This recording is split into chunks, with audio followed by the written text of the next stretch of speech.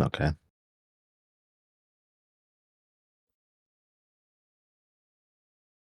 Okay, it started.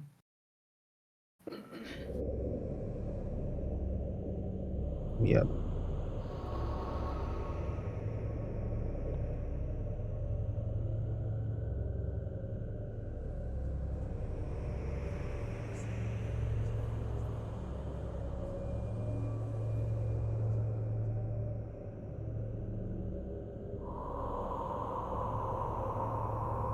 Okay, I just want to see the. So we got Trev.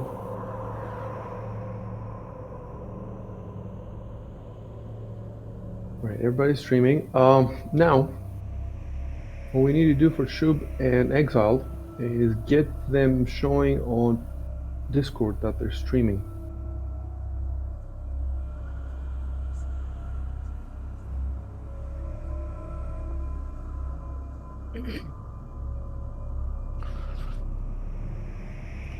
Oh yeah, it's not showing. Why?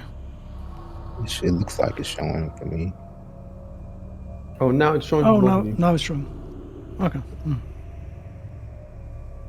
It does take some time, I guess.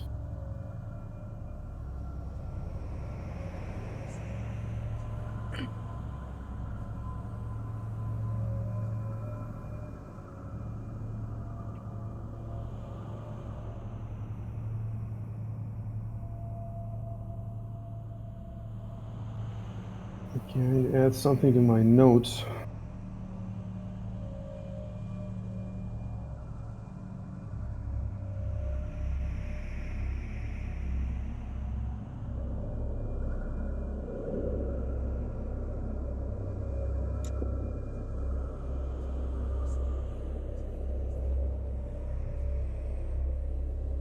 Okay, real quick, let me check the streams.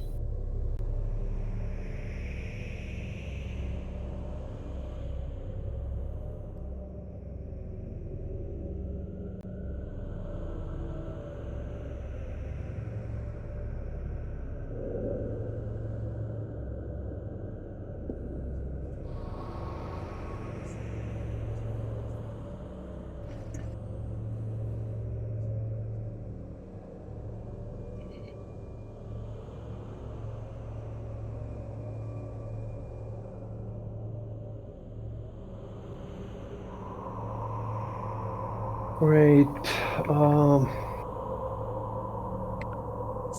So I suppose you have the last chat logged up.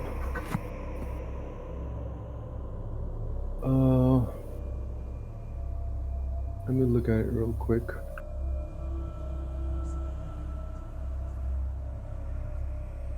So they had agreed on a marching order, and they were about to start moving.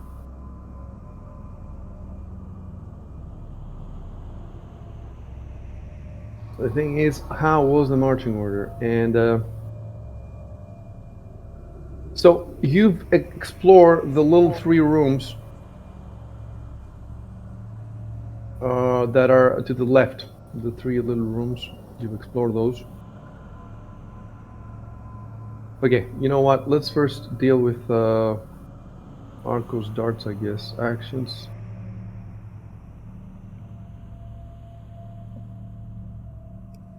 So I'm looking here. It says Masterwork Dart.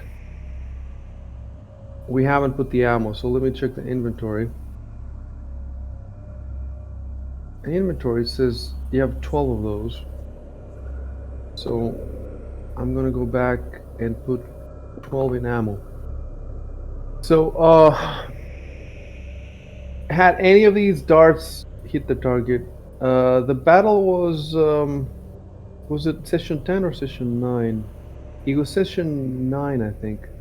Yes. So I also have session 9 open here. And let me scroll back to the so it looks like you did, some of them did hit. In fact, one of them looks like you did a critical hit. Yeah, it did. So I think that everyone that hits, let's find it in the book. So Where would it be in the book? Equipment, maybe. Weapons. On the other hand, they're masterwork, so who knows?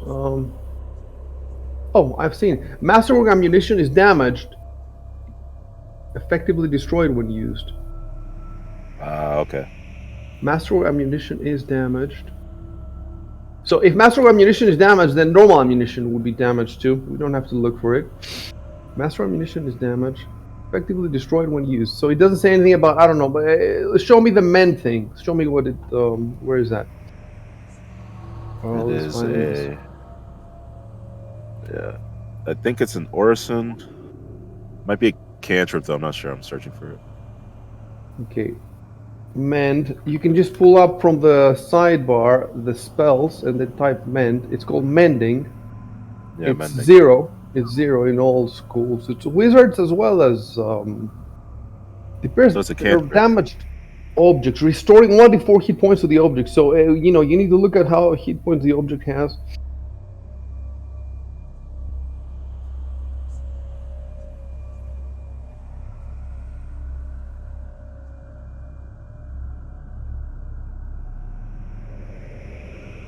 All right. So the question is, I'm just gonna Google it. Google mending repairs ammunition Pathfinder. So using mending on destroyed ammunition. There's a thread in the Paizo forums.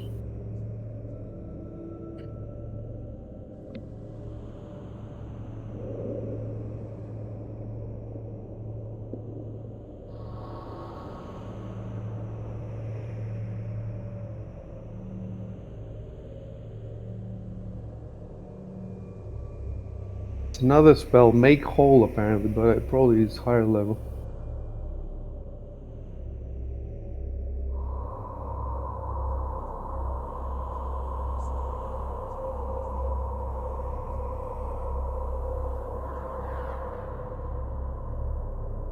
One guy says mending is considered doable. Start with a destroyed arrow, cast mending, voila, you now have a whole arrow.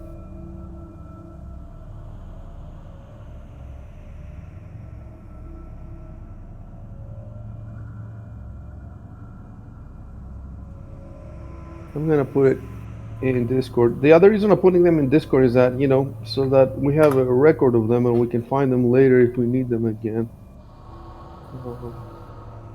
So generally speaking, if you find anything useful while we're playing, put it on Discord. Okay. What I don't understand is that it says repairs damaged objects, giving 1d4 hit points back. So are we supposed to track the hit points of everything? It does say if the object has the broken condition, this condition is removed. Oh, by the way, the rule is ammunition that hits the target is destroyed or rendered useless. But ammunition that misses has a 50% chance of being destroyed or lost. So even ammunition that didn't hit, we still have to roll 50% to see if you can get it back or not. When an object... Oh wait, I'm gonna put this on Discord just so we have it. Yeah. I remember this from another campaign, but I want to double check because it's been a long time.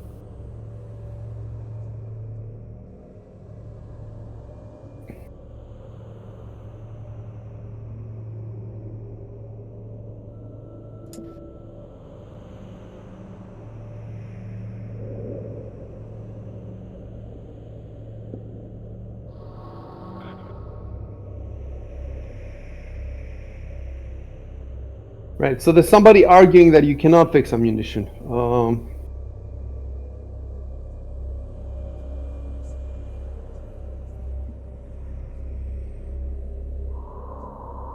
So I'll post what some other guy is saying. He's saying you can only do this with magic ammunition, but not with.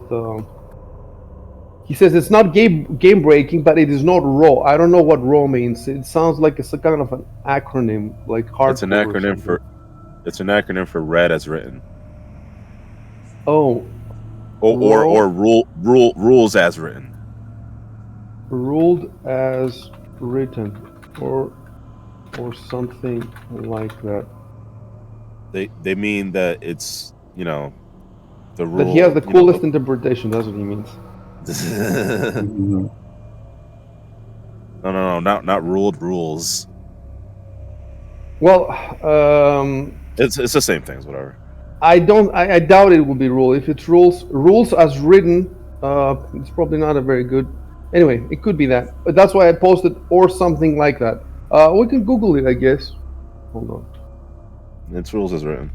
Raw acronym RPG. Rules as written. Okay, Mm-hmm. that's in slag.net. I'm gonna post that as well. So we learned this now. We can use it just so we can be like the cool kids. Every time you're fighting about something, it's not raw. Okay. Literal interpretation of the rules.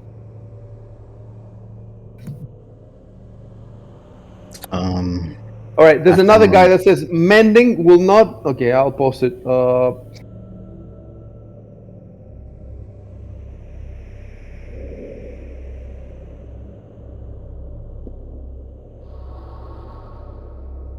That guy sounds to me.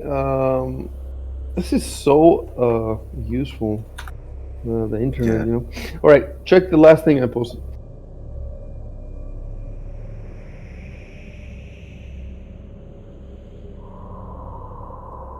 So you need one make hole for each broken dart. Now, I like does this guy. does I like this guy.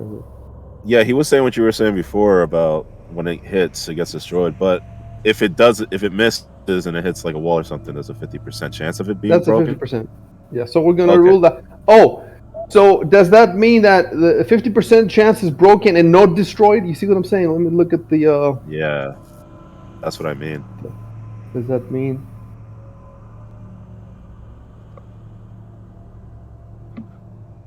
No, no. 50% chance of being destroyed or lost.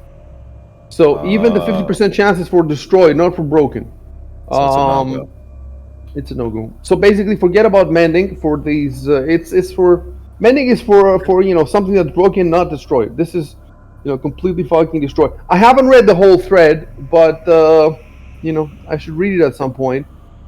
It was just an idea I had. It's okay. Yeah. Doesn't work. So, what we need to do now is go back to the chat log. I think I found. You talking about the formation? I think I found that section. Section for what? The way the party was going to move out, Yeah. Right. the order. Leave that for a second. Let's first finish with the darts. Keep in mind, hold on. These are masterwork darts. So another guy is saying,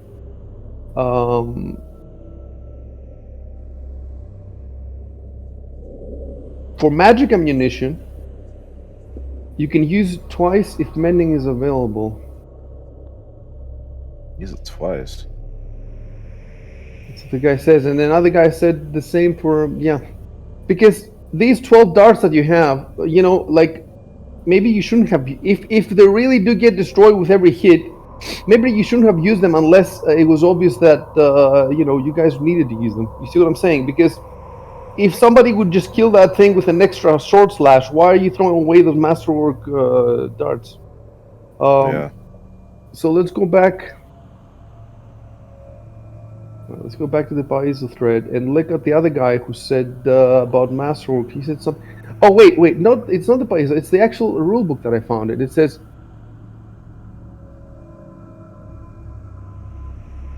No, it does say masterwork ammunition is damaged, effectively destroyed when used. So you did destroy at least one of them. So it doesn't matter what the guy says in the forum. He's stupid. The book here says very clearly in page 149.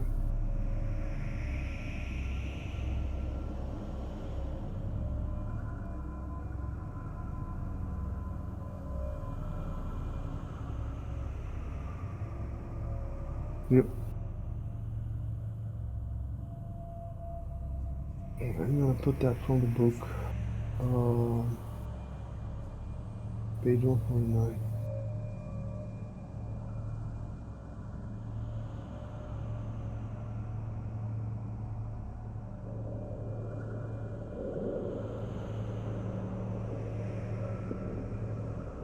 So let's look at the chat log.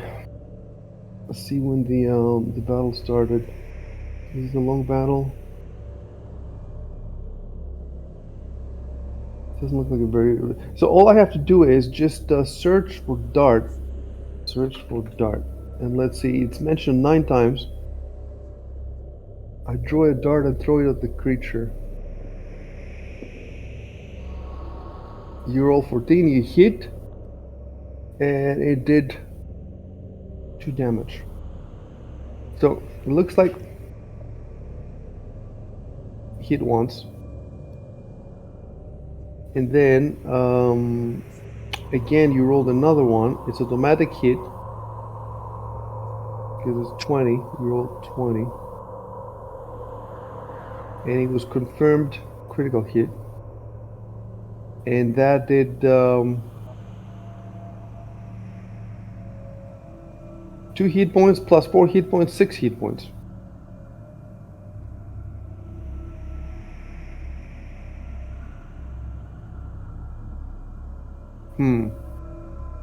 Yeah. I added some perhaps ill-conceived text there. I said that as the creatures meld into the wall and vanishes, Arco's darts drop to the ground and bounce with a clang. And he says, I pick up the darts as they fall from the wall.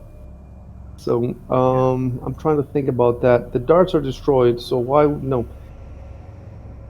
Yeah, you know what I need to do? I need to look at the description of these monsters because I'm not sure if these monsters were destroyed or if they were just driven back. It's been a long time. I used to know this, but I forgot about it. So these monsters that you faced are specifically in this adventure. It's a brand new monster in the introduced. There's every adventure introduces a few of them.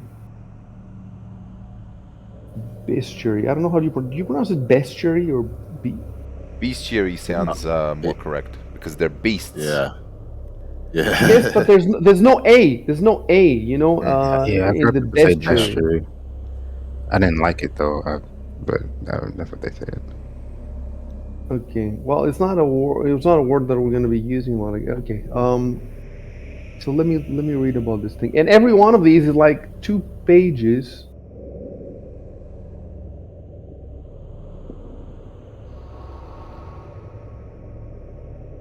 While I do this, because we're almost finished with this, with the issue. So the question is, he's definitely. By the way, yeah. Let me just fix his thing immediately. So if you look in your actions tab, Arconus, at the top where it says Masterwork Dart, I put ammo 12, and now I'm gonna put. Actually, do you see those 2 ticks that I put there?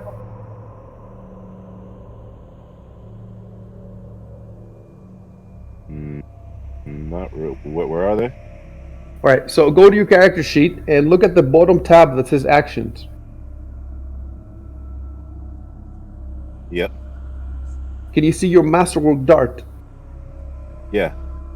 All right. Can you see ammo 12? If you cannot see Yes. ammo 12, you need to click on the little magnifying glass to the. No, actually, you don't need to click on the magnifying glass. So you can see ammo 12 and the little ticks. Can you see the little ticks? Yeah. All right. Those 2 ticks, you're supposed. Okay, take them off again. So, Yeah. sorry about that. Yeah.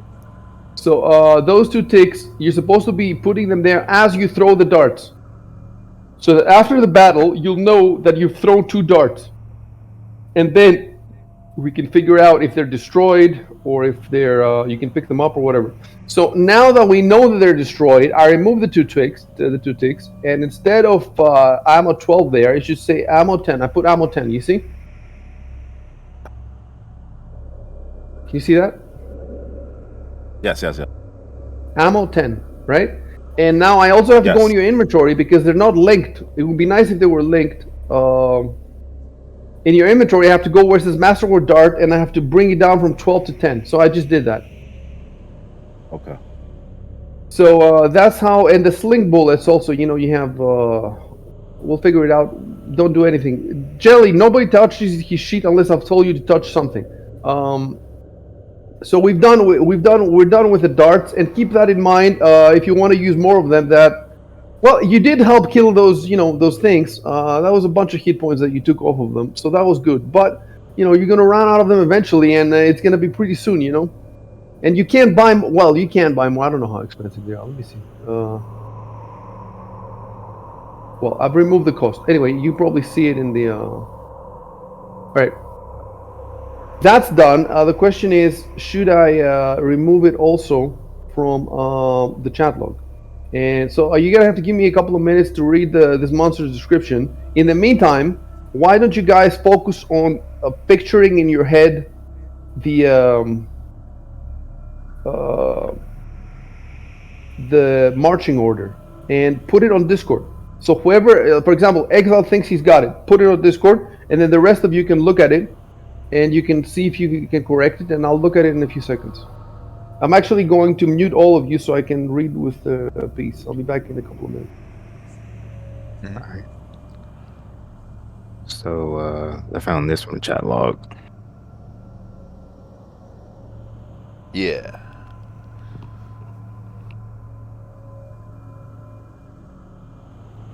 So that would mean Sarek and Malphine Trant are in the back. Mistos and the nobles in the middle. I haven't said. Look, my thing was I haven't said we'll move in the front. But who is we? Is he mean all of us? I'm pretty sure he's talking about the party. No, our party. Yeah. But he should be in front of us, right? You would think so.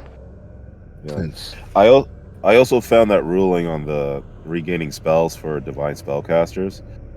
They don't need to rest, but they need like to meditate for like an hour. It's on page 221 of the core rulebook.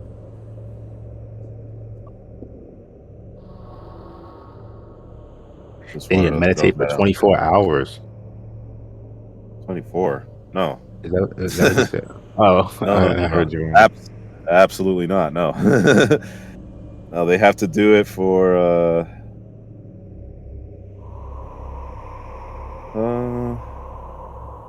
to pray and receive spells. The time is usually associated with some daily event, the some event. It doesn't even say how long I have to do it for. It just says I have to pick a certain time of day to do it. For me, a sorcerer, I need to have an 8 hours rest, and then after that, I need to do the 15 minutes of concentrating. But if I cast any spells within 8 hours of doing that concentration, that counts against the spell slots that I've used.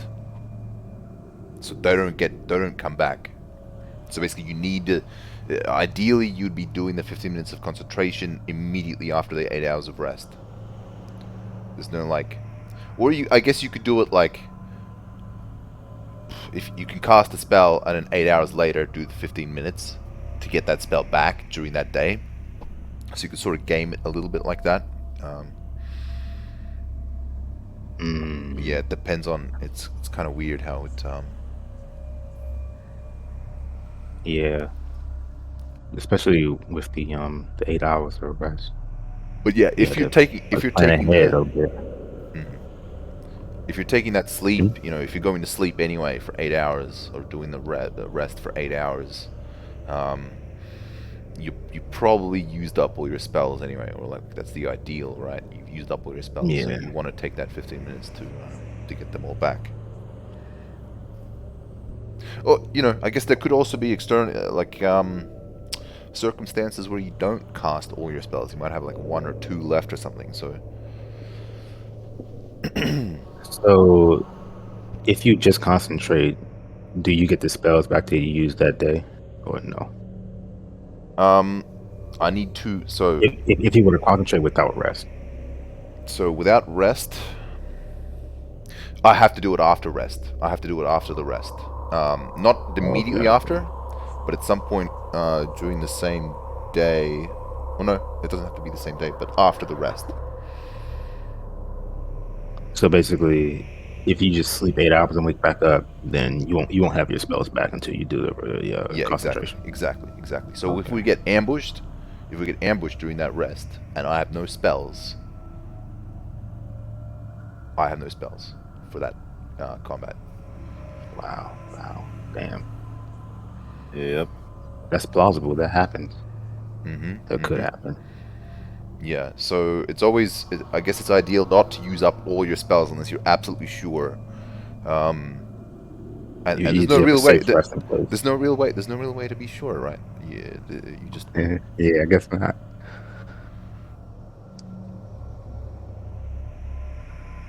Especially when shit's coming out the wall, right? Yeah. But I think we had a conversation where these guys said they actually managed to like stay inside one of these rooms, and they were able to elude these creatures while they were in there. Of course, it was pitch black for them, and they couldn't see anything. But Yeah, the I way they saw just that. Well, I have a light Huh? spell. yep. The way they described it. Yeah, the way they described it, it seems like it's safe. You know, obviously we have not. There's no way for us to. Verify that claim. Yeah. Well, let's Source. investigate. Yeah, source. We've got to investigate.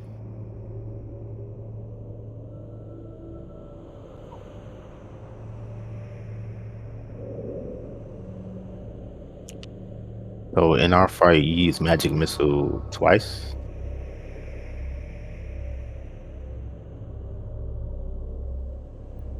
I must have used I don't magic missile remember. once, and I used color spray once, I think. And then I just used another spell instead. I think it was just like acid splash or something, which is just a cantrip. All right. It says under the druid class in page 49, they have to spend an hour meditating. So yeah, Okay. Is this after 8 hours of rest, or does that they don't need to rest. They don't need Okay, to I rest. see. The divine spellcasters don't need to rest. So Right. what's fueling you guys? Jesus juice or what? What is happening? The divine power, bro. They need to. I'm sure they need a rest. It's just their magic is not from. They don't need resting. to rest to regain their spells. Yep. Whereas my character does. You do. It seems. Yes. Color spray knocks unconscious, blinds, and or stuns weak creatures. It is fucking Okay. awesome. That's why I chose. Yeah, I actually color didn't spray's use it. dope. I actually haven't used it. I just used 2 magic missiles, I think. Color spray is one of the best early game spells like ever. Hey, what if you rest for 4 hours? Do you get half your spells? There I don't is short rest in the later editions of D&D, but not in Pathfinder. No. Oh really? Ah. Pathfinder has no short rest. No, there's no short rest in Pathfinder. Right. Okay. So you can't be a warlock and reload your fucking Eldritch Blast metamagic bullshit all fucking day. Yeah, They're but fucking broken, man. Warlocks are so broken. in 5e, you still don't get your spells back for the short rest. As a sorcerer. So the way that a warlock can cheese it is by they can get back their warlock shit. I'm not sure what it's called, but they do get that back on a short rest, and they can use that to fuel a regain of a spell. Right. Yes. Something like that. I recall reading that. Are I you see sure it. you used magic missile twice? Yeah, I once only see was it once Yeah, was I'm pretty sure once was during the actual fight in the gala. You know when all the shit went to haywire. I used one there. You used it then. Yeah. I actually Oh, hit one of shit. them. Yeah, I actually hit one of them. Like, because they were very tough. Those guys. No, we would those guys would have fucking we killed would have all get of us. we would have been slaughtered. Absolutely. Just We like the won- people they killing. None What of it. spell did you use on them? Magic missile. I'm the only Oh one who man. did damage to them. I think I'm the only one who hurt them, as in out of all Yeah, of Yeah. us. I think you're the only one that even attacked because I didn't get a chance to attack. I didn't Oh, right. obviously. Okay. It probably just tickled them too. Damn, that sucks. That It's sucks. like Damn. ooh, that kind of tickled. That kind of smarts. You're like, not bad, not bad. I'm gonna cut you down now. One more turn, and he would have just thrown his battle axe Split you in half. or I whatever have he the had. audacity to attack him. It was an agent you attacked. Yeah. Yeah, I think they have like swords. Can magic missile miss? No. Oh, it Unless they can't miss have at all. like mage armor, I think. It's either mage armor or something. Some kind of shield. Even in that case, I don't think it misses. I think it just Yeah, doesn't do damage. it just dissipates basically on the Yeah. shield or the yeah. Pretty OP, isn't it? It does not do a lot of Kidding. damage. It's like Yeah, I wouldn't call it OP. It's reliable, is what it is. yeah, rely, and sometimes that is what you need. We need that. We need that sometimes. Yeah, it's just, you just We need that right now. for example, a really Yeah. crafty creature that is near death. They'd be able to finish it off for sure. If you absolutely need to finish off a little, I don't know, something You that's just need like confirmed damage. yeah. You know, in the other campaign, once we were fighting one goblin, and I was missing all the time, and I forget who else it was also missing all the time, and the only one who didn't damage at first, at least, was with the magic missile. Oh damn. Yeah, the magic missile Top tier spell. is up there. It was the closet goblin. Closet goblin. Closet goblin. Yeah, I don't know if you watched the stream, but there was the closet goblin. Dude, I plan to like watch them all like eventually at some point. Yeah, Like, I did too. I only watched like one though. I don't know about watching them. Like I'll probably skip through to see the dialogue in the chat box. Yeah, I was about to say, Sometimes, yeah. I was about to say I show up for a little bit of it, and when it's Yeah, done streaming, I look at the recording, like skim through to the fights and shit. Or anything That's funny how I happen. knew that that's the first. Oh, what you about to say? I actually watched this campaign a bit at the beginning when you were in the, the big, forget how it's called. Haldor? The- Senate builder. Oh, the Senate building. yeah. Mhm. And also, the puzzle room. Oh yeah, the puzzle. Oh room. yeah. Infamous. What'd But you yeah, well, think? the other day we spent 1 hour fighting one stupid goblin. Jesus, you held down the fort. It's like 300.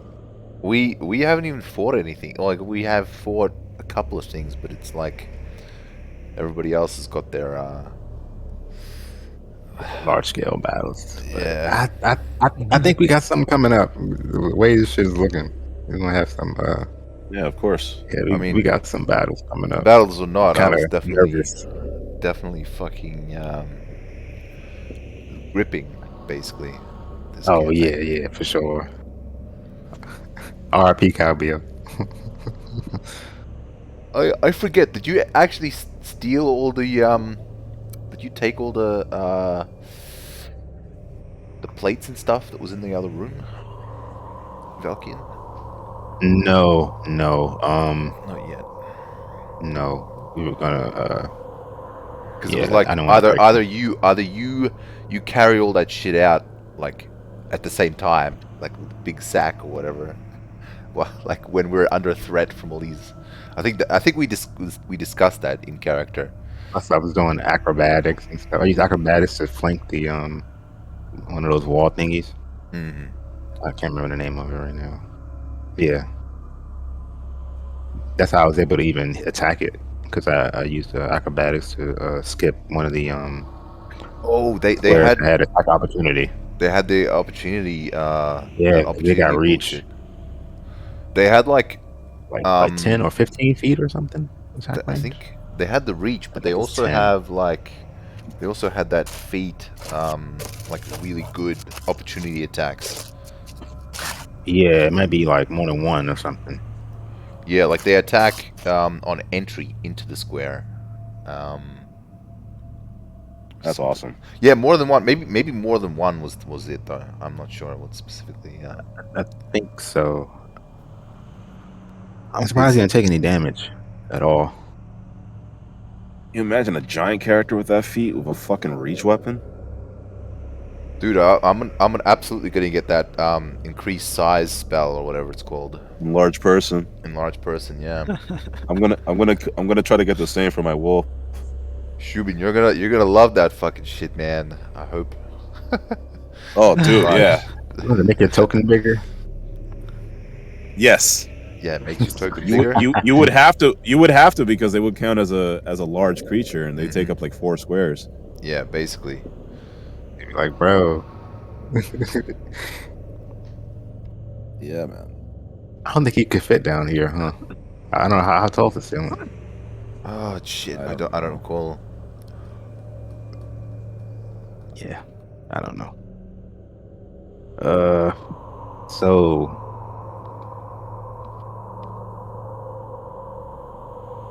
so our party's going to be in front, but then what should our party's order be? I mean, I know Ivan's in front, but then who's after him? Um, Because who's got the most health after him? it's like a steep drop after him. It might even be Arco because he's good at like all the like nature shit. I think. Wait, what's up? No, I'm trying to Edward figure out. has 16, Arco has 15, and Valkian 14. Arco, Oh, what's I'm not your that far armor behind. class? My armor class is 15. Oh, I see. Yeah, you've definitely like I have more health, but my AC is 11. Yeah. I got dexterity, so I mean I'm taking chances, but it I mean it worked out last time. My AC Actually, is no. 16. My AC is 14, Oh yeah. Well, and either way, it's still my larger. HP is 15. Hmm. Just want to be accurate. So we really only have one tanky character, which Yep. would be Ivan, right? Yeah. So Ivan would be in front, and then because typically they say spellcasters and like rogues and such kind of trail behind, right? A I little bit. mean, you have like the same hit die as me. Like you and I are kind of like as tough as each other, and we can kind of just help tank monsters for the fighter if we're gonna engage in melee combat. I mean, I don't have a choice I don't right want to now. I didn't at want to all, either, but but We don't. if I have I to, don't think we need. I don't think we need to help Ivan tank stuff, man. Like, yeah, yeah, no, it's I not is to got help that. him Yeah. tank. It's oh it's to right, f- it's to help him fight. flank. It's to Yeah, flank yeah, the yeah. I enemy and see. make them easier to hit. Yeah, I see. I see. I see. That's the rogue's job. Ivan is a fucking tank, though, dude. Like, wasn't his AC like 19? Uh, AC 18. Oh yeah, 18. I mean, that's still pretty. That's still pretty damn Yeah, good. it's pretty fucking close. there you go. That's Better than. Jesus. And he's tougher than my barbarian. Yeah, I guess he got some good eventually I'm gonna rolls. turn into a fucking bear. My AC will be up. I guess. Yeah. Well. Because the thing is, that means we got to draw the Oh, attacks to him, what the reason and that he's then also tougher than your barbarian is possibly because we're level 2 as well, so there's that to Yeah. consider. So sorry, Exile. What were we saying? no, you're fine. Um, what was I saying? Oh, yeah. So Ivan tanks, and then we basically follow up on his attacks. Only thing is, what happens if he is like immobilized or anything of that sort? I mean, because it depends on the nature of the immobilization, right? Like, man, I don't know what the fuck's gonna happen to us. We really should be doing this in character, I think. Like, Yeah. but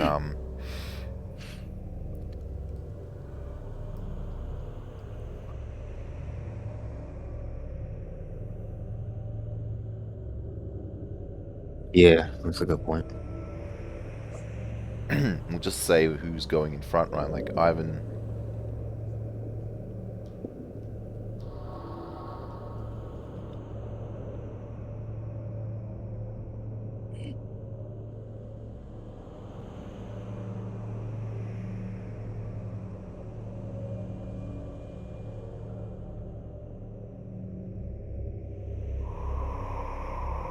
Yeah, you're right. Ivan goes in front. Um,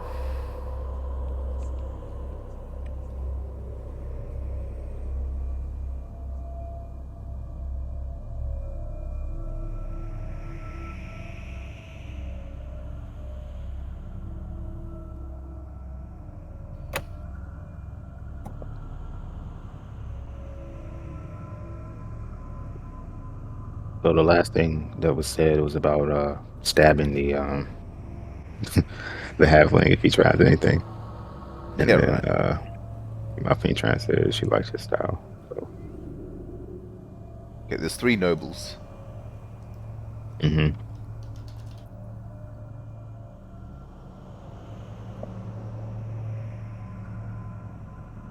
What was the halfling's name? Emisos, Emisos. Emistos. Emistos.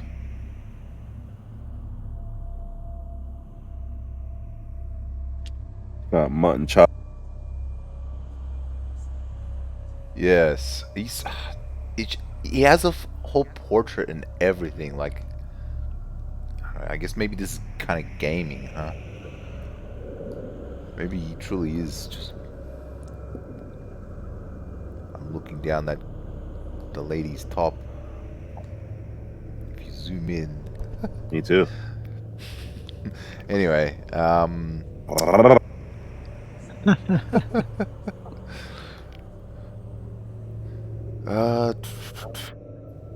yeah. Arco's been the gala. Arco's been what? He said he's been staring since the gala. Am I breaking up? Can you guys hear me already? Yeah. Occasionally, Okay. but yeah. Alright. Okay.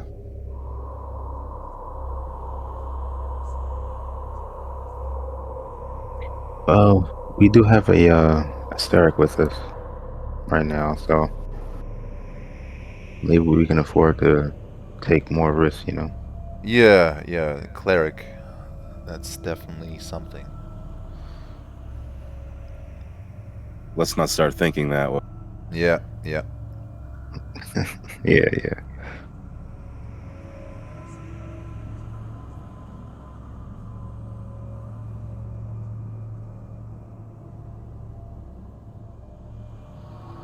Oh, the internet cafe is open today.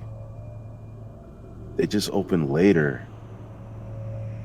All right, guys. Interesting. I had a lot of stuff to do. There was a lot of stuff that I needed fixing, and I fixed all of it. So what you should do is, if you have the session 9 chat log on your screen, just hit refresh, and you'll get the newer version. Mhm. And I'll tell you what the changes I made. So what happened was that battle is those 2 creatures came out of the wall and attacked you, and you killed one of them. So there was an identified creature 1 and an identified creature 2. By the way, remind me when we're done with this. If you haven't rolled already for knowledge, we'll roll. But I think you roll.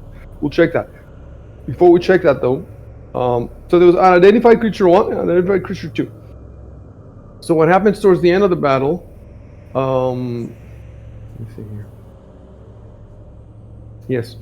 Ivan Robo dealt 11 hit points to an identified creature 2, and his status went heavy, so he was heavily hit, and it fled. At that point, both of them turned to flee, right? And you can see Arconus in the chat saying it flees. It flees, whatever it was. And he says it flees because they both fled, but he first sees the first one flee. And the moment that I moved that first one, Arco said that. And then the second one tried to flee, but it was in front of Ivan, right? And Robo. And so that means Robo gets an attack of opportunity. And in that attack of opportunity, he killed it. So the first one managed to get away, but the second one died. And in my the way that I wrote the description, it seemed as if both of them were dead. So I fixed that. So now it says that one of them turns to flee and Ivan destroys it. And as it's destroyed, its body is reabsorbed in the wall and vanishes. But and then I added a line that says his fellow though managed to get away by melding with the wall. So it's clear now that one of them got away, the other one you guys destroyed. Also, I removed the description about the darts clattering to the ground and Arconus picking them up. All that stuff's gone. Did I do anything else? Any other changes? No, I think that's it. Just make it clear that both of them, the one that ran away and the one that died, they both got reabsorbed in the wall. This is in the mechanics. It's 2 pages. I just read the whole 2 pages again. It's in the mechanics of this monster. It appears from the wall, and then whether you destroy it or whether it runs away, it just goes back in the wall. You got the XP. It's a lot of XP. You know, it's a second level, so you got 1200 XP between you. And now let's check real quick. Let's scroll up and check. Did you roll knowledge when you first encountered them? So you first rolled perception. I just wanted to see because they move with stealth, I think. Yes, they move with stealth. So, oh yes, Valkian rolled knowledge religion, and he rolled 10. He rolled 10, because this is an undead, right? So he rolled knowledge religion 10, and with 10, you get. Maybe I should have given him something. Maybe I should have given him something because I think with 10 you get basic knowledge. So he could have gotten, for example, their name. Let me see.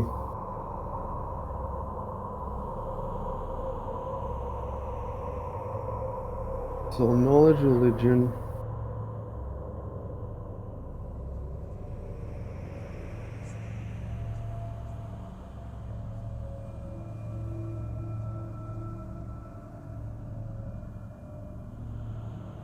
So 10 is for really easy questions. So I should have given him something. I was not being back then. I was not playing the knowledge checks as exactly as I was doing now. Back then, I was looking at the number, and then based on the number, I didn't have in my mind. There's an exact structure. So 10, lower than 9, you get nothing. 10 to 14, you get easy questions. 15 to 19, you get basic. And 20 to 30, you get really tough ones. So with 10, you get something. How do we add that now to the... Okay, so fair enough. The basic information he gets is that this monster is called Wolkofinde. I don't know how to pronounce it. You'll see the Wolkofinde or something. And it's an undead.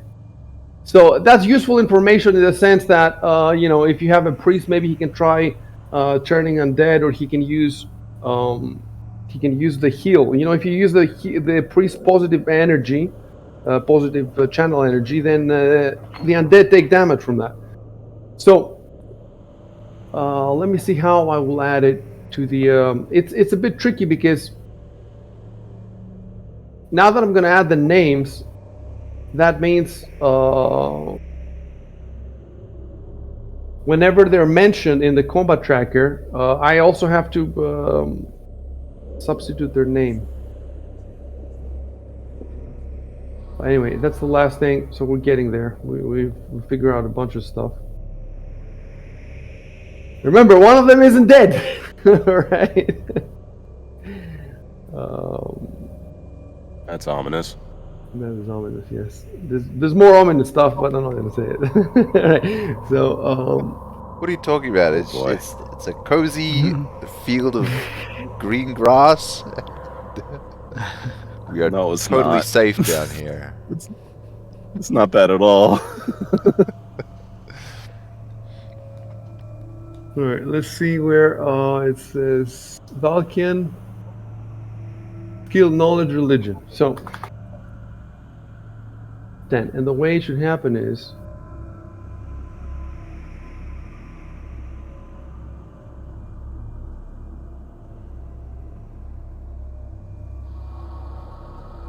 okay.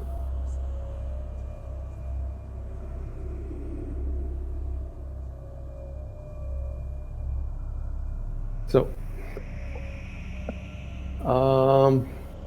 yeah, I'm supposed to give it to him in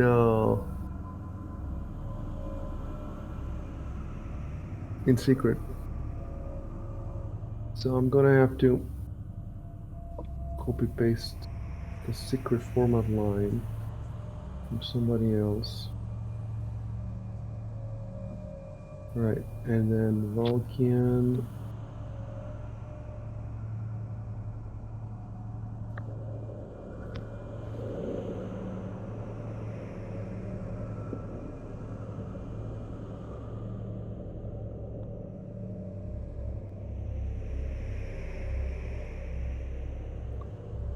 It makes sense that the rogue, you know, with the many skills, etc., would have heard of the this kind of creature, and he would know its general nature, but nothing beyond that. So you don't know anything about its tactics or anything, but you know it's an undead, and you know what it's called. Yeah, knowing it's undead helps me as well, I think, because mind affecting spells don't work on them or something. Shit. So one of them isn't dead. Right. Exactly. I thought I killed one, but I guess I didn't. So now, if you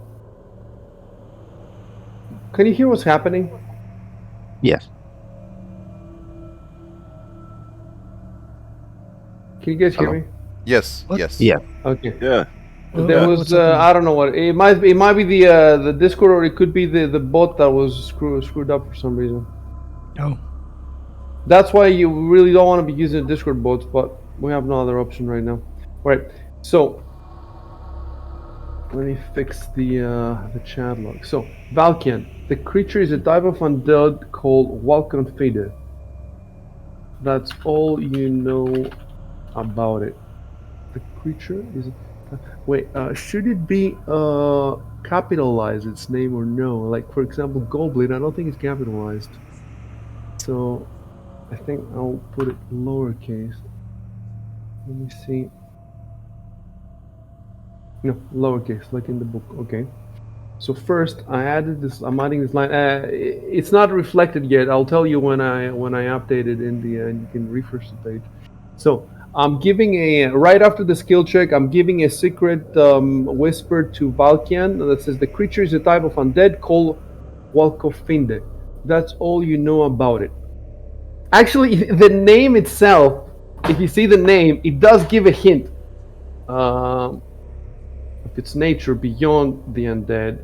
It's such a well designed. Like, I really want to show you the full 2 pages. First of all, it's beautiful the way they've drawn it, but it's such a well designed creature, and they've put it.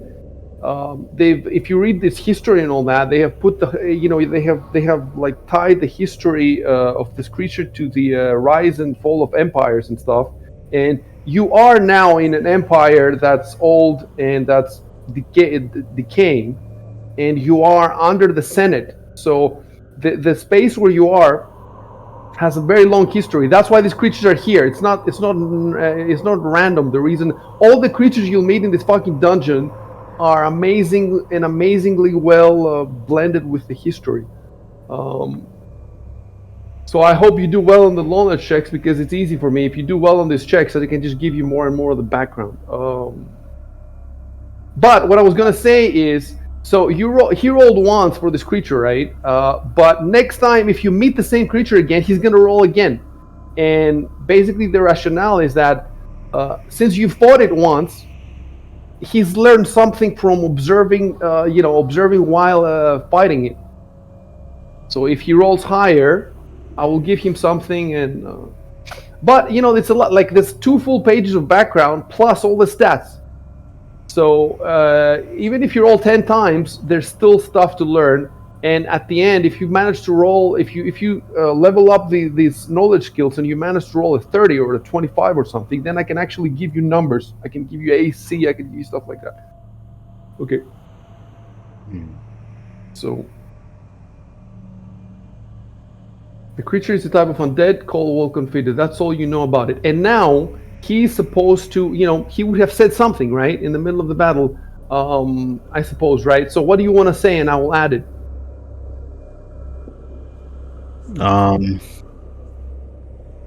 You can actually say, exactly what I gave you. I'm just gonna, unless you want to, I don't know, make it more dramatic somehow.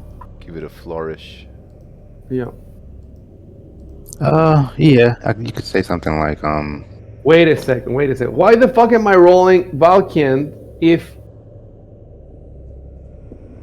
Arco said, everyone watch out, it's coming from the wall. And then Valkian says, huh? What are you talking about, Arco? So does that mean that Valkian didn't see it? If he didn't see it, then let me see.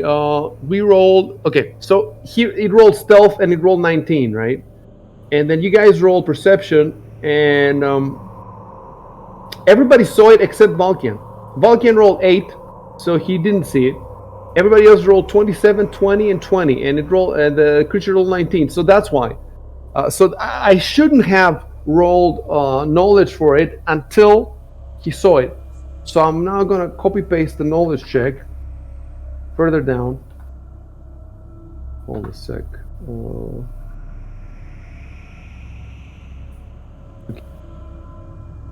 What are you talking about, Arco? That's the last thing Valkian said. And then when would Valkian actually see it?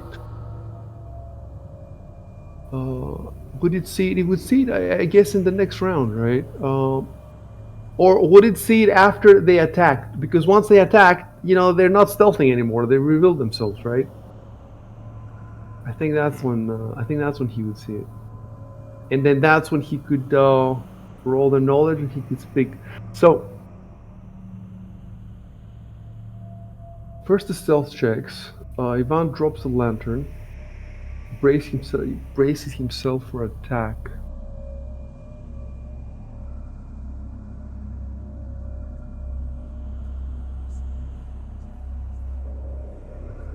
Then Arco says, everyone watch out, it comes from the wall. Right across the hole from Ivan, and then it attacks from a distance and misses. So after this attack, that's when I'm going to put the knowledge check. Okay, so then Valkian sees it, rolls for knowledge.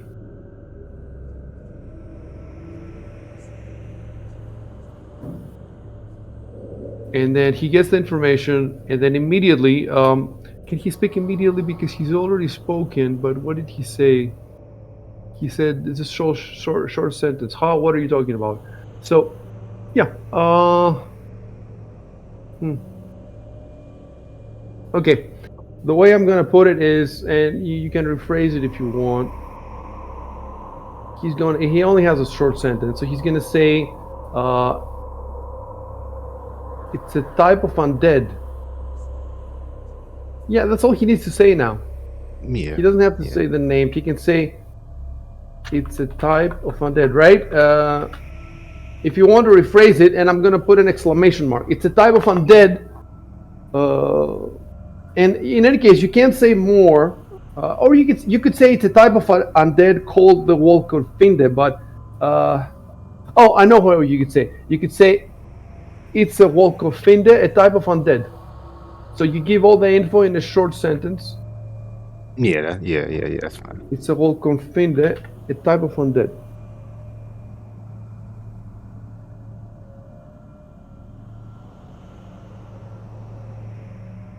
Right. And now the only thing that I have to do, and it's big, that I have to, from that point on, I have to change all the unidentified creature references to Wolkenfinde. That's what I have to do. And it doesn't seem that hard. Not that many of them.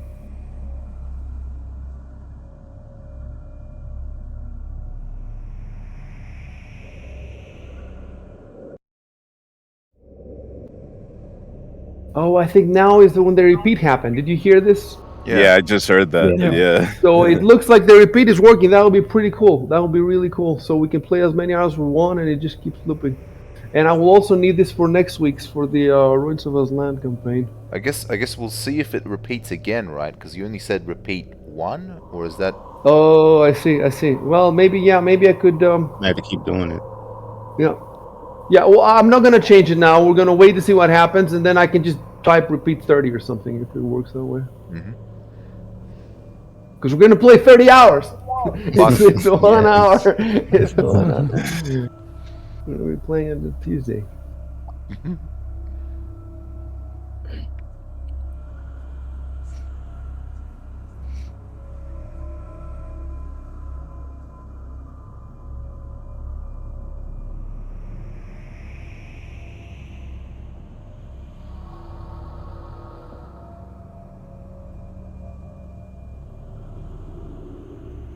Right.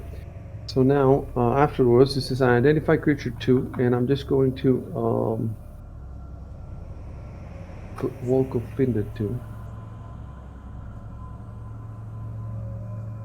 I'm also gonna, triple check those later, but for now, okay. So Walk of Finder 2, then Edward.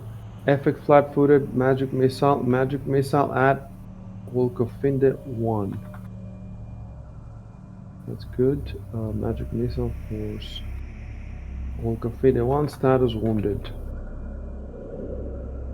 Then Valkian Arco. Arco draws a dart. Arco attacks.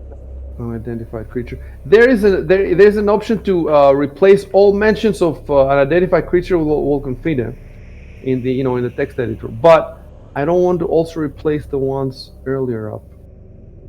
So that's why I'm gonna do them manually. So damage to Volcafide 1.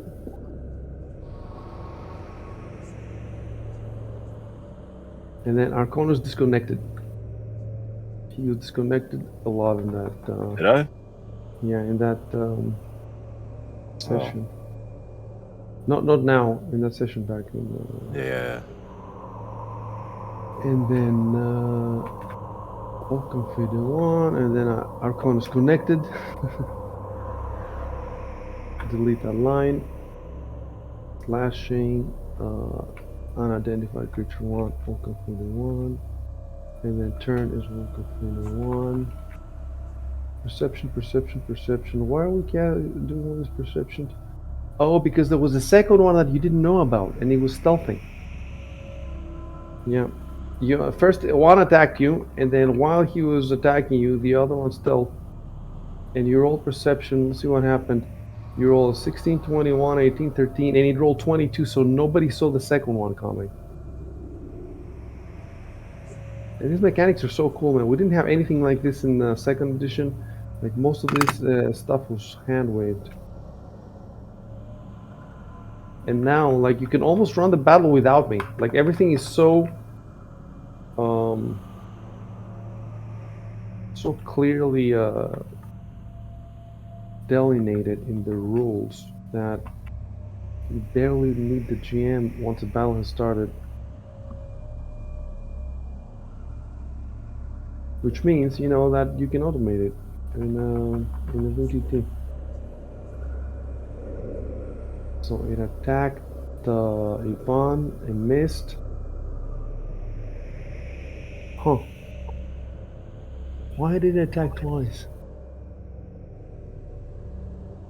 It looks like he has 2 attacks. Yeah, I think Close so. I full. think so. Yeah, it's a full attack, full round attack. Let me check just to be 100% sure. Let me check the page. Melee 2 close plus 4.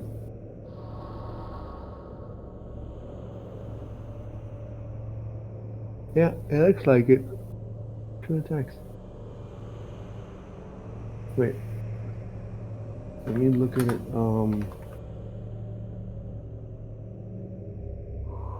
On the on the rules website.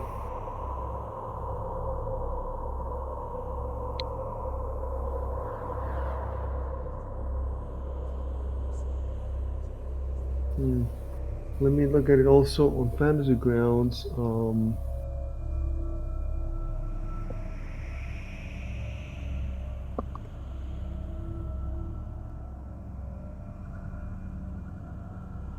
Yes, yes. You can see that the attack says close +4. Full attack is too close. So, I guess when they're not moving, that's why it's not all the rounds. You can only do the full attack when they're not moving.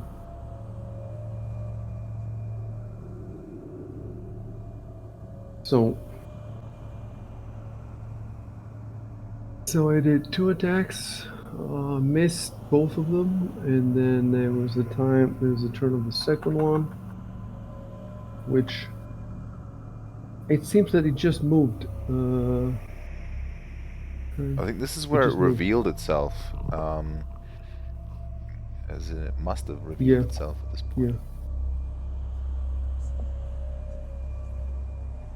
No, it just kept moving, and then Edward cast Daze at the second one. But how did he cast Daze at the second one if he hadn't seen it? Let me see again. So he managed to stealth. It didn't. Nobody saw it. It kept moving, and then the first one attacked, and then the second one moved again, and then it was Edward's turns. How? Why did Edward cast it Daze at the second one? If the second one was stealthing. Wait, it rolled 22 in the stealth, and Edward rolled 18, so he wouldn't have seen it. No. Nobody saw it. You rolled 16, 21, 18, and 13, and it rolled 22, so nobody saw the second one. The first one did its 2 attacks, then it was the second one's turn, and it moved again. It didn't attack for some reason. I think it didn't attack because it was too far from anybody. You know, they can only attack near the wall, and I don't think any of you guys were near the wall, so maybe that's why. It just appeared on the wall, and then it was Edward's turn. He cast Daze. Anyway, this is probably how it worked out. But I'm gonna check the stream at some later time just to be 100% sure. Anyway, it saved Will and did manage to save Will. It failed. It failed, but the problem is the spell did not work on it anyway. Because it's immune, I think. Yeah. Cast Daze at the second creature, but though Edward was sure he pulled it off successfully, it appears the creature is unaffected. Another thing I want to tell you about, guys, is about the names of the spells, like Daze, Magic, Missile, etc. Those names in the books are written in lowercase. So Daze is with lowercase d, not uppercase. It's just that in the books they italicize the spells and the magic items. So when you see Magic, Missile, or Daze in the book, you know Daze means the spell and not like Daze, you know. Because it's italicized, but I don't think in Fantasy Grounds you can italicize. So, after we make the chat log, I can italicize them, and I did do that. But maybe we should continue capitalizing them in Fantasy Grounds because I'm not sure. Should we?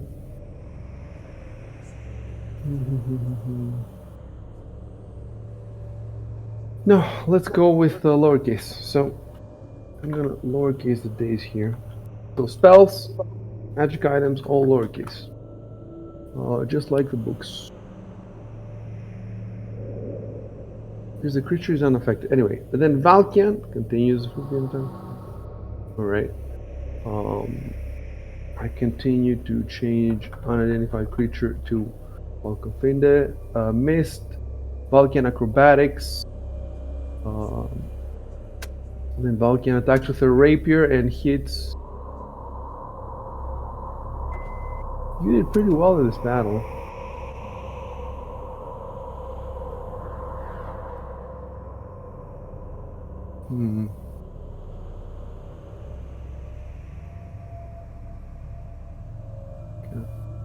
Oh.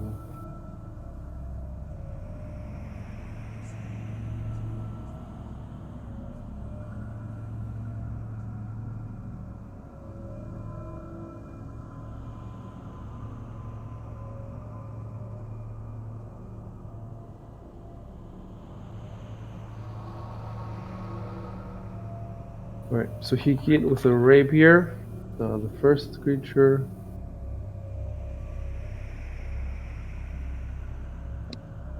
And then, did he kill it?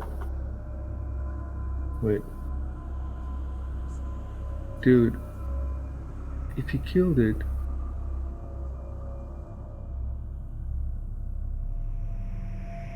What? How does it keep attacking? Did we really screw up the battle that badly?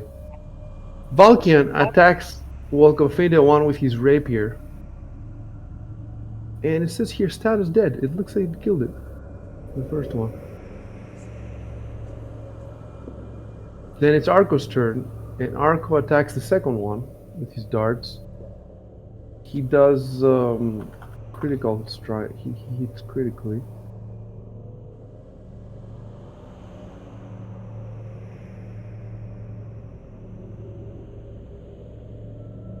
And now the first is dead, the second is wounded. Then round 3, Ivan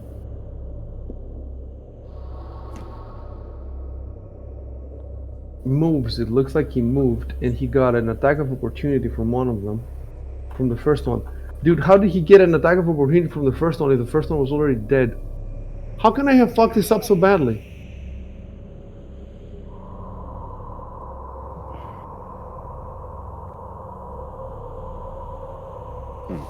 You know, we have the video. You could actually look at the video. Anyway, I'm gonna finish changing their names first of all. Let's just finish this one at a time. I cannot believe that I fucked this so bad. Like what? The creature died and I didn't...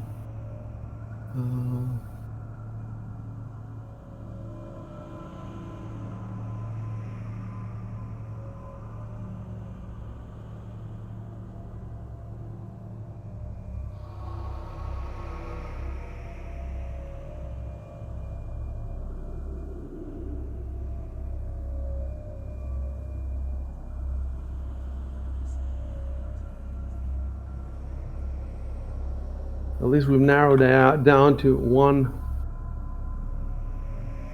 2. Okay, so at least I've changed. Hold on, I'll tell you when to refresh. Right, so you can refresh now, and you have the latest version where everything is fixed except the actual fucking battle. Which might be borked. I don't know. It might be that you, when making an opportunity attack, you had the wrong creature selected. Possibly.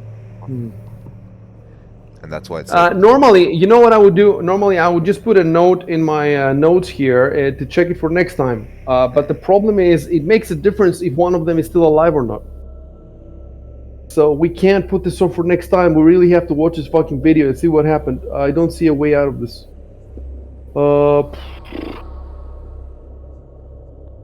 No, I do not see a way out of this. In my head, I remember both of them dying. Me too. I remember both of them dying. But the, Arco says one of them flees. So I must have made one of them flee.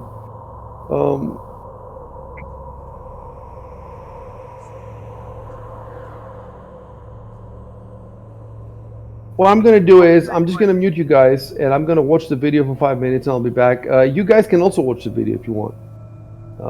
Find on YouTube the, and then whatever you find, post in text on Discord so that we can, Shubin, he will be lost. Forget about him. But the rest of you guys, maybe you should try helping me out so we can resolve this. So whatever you find, post it in text on Discord. I'll be back. All right.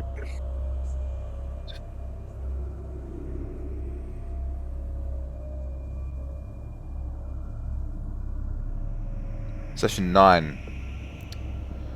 2, that's the thing. Okay. Yeah.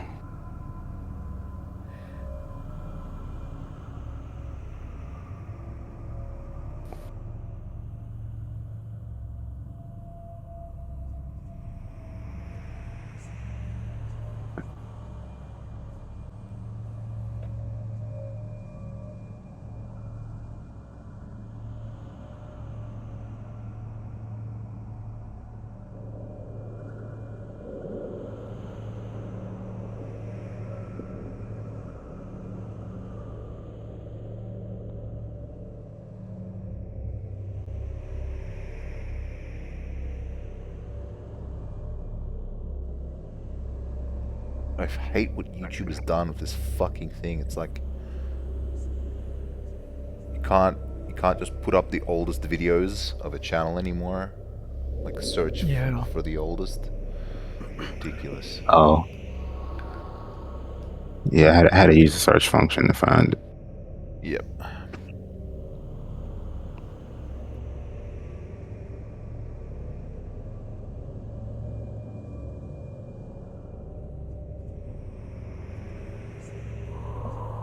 They'll get rid of the search function next. I'm sure they will at this point.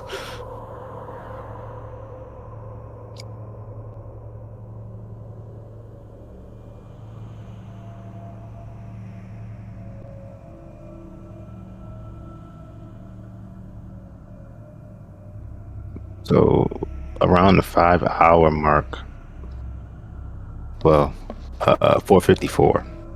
The two creatures are already both up here, shown.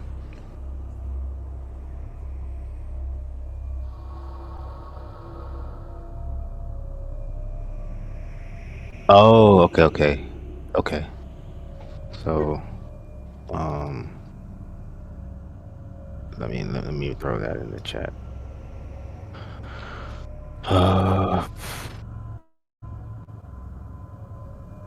Um,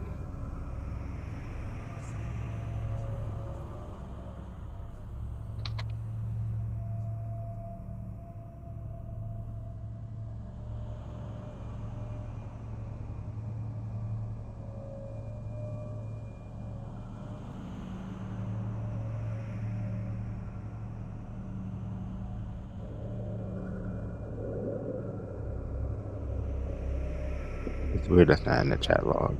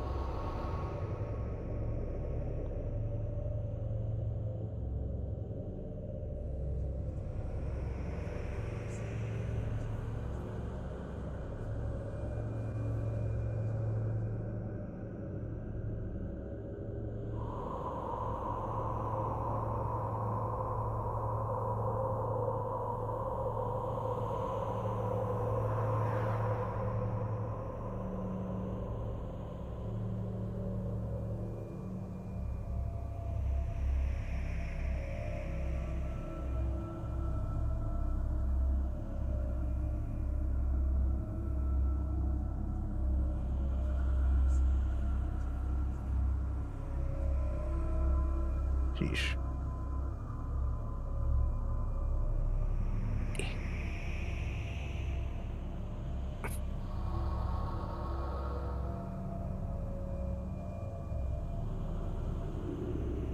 Yes, that makes sense.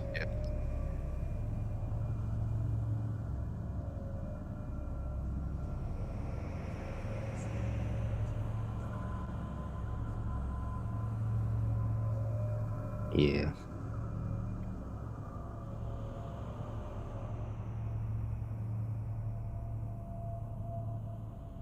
But yeah, now we need to figure out why Arco said it flees. Hmm? What Yeah. was that? No, In the last, what was it? in the 9th session, you had said that the monster fleed, and we're trying to see did Right. it die or not. Yeah, I'm trying to find that in the video.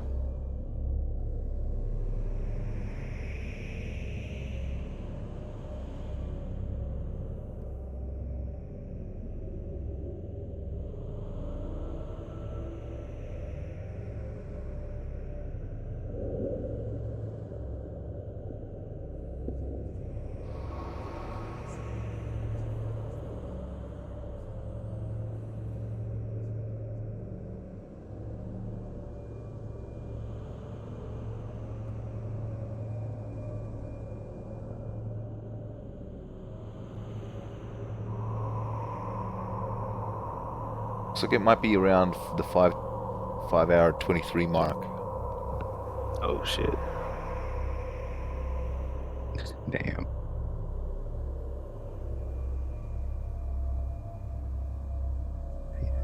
These battles take a long time, don't they?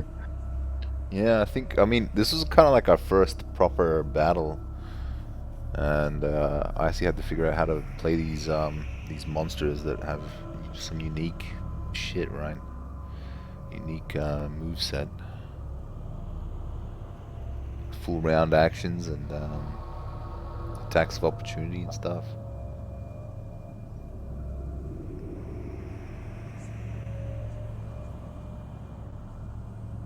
I remember being nervous. Mm.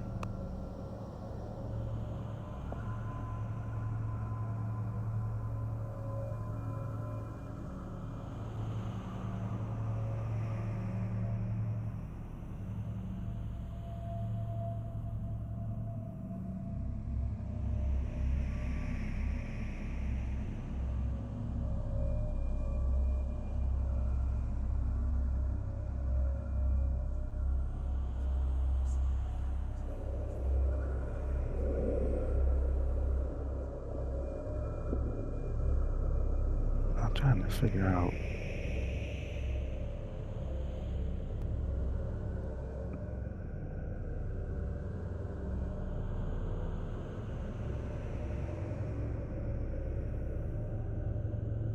So the one that was fighting Ivan fled. The one that did the whole full round action thing. That one tried to run away.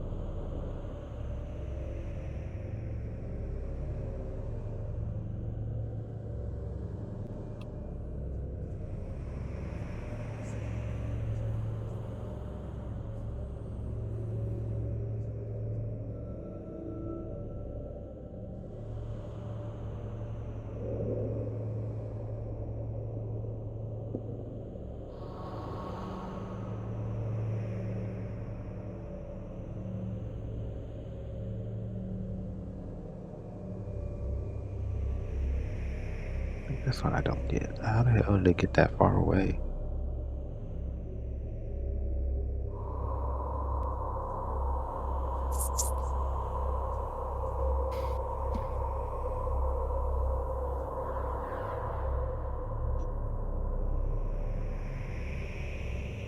Sorry, what were you? Did somebody say something? Yeah, I'm trying to figure out how the second creature like died, I guess. I understand I haven't killed it, but it It's not really near him when it dies. It's like it got slashed and ran and then died. Almost. Maybe it was trying to move someplace, and during its movement, he got an attack of opportunity and killed it, and like it finished its movement over there. Yeah, it's That's definitely cool. the attack of That opportunity. makes sense. Yeah. That does make sense. Yeah, you're right. They didn't even notice it was dead until it stopped moving. It's like, oh shit.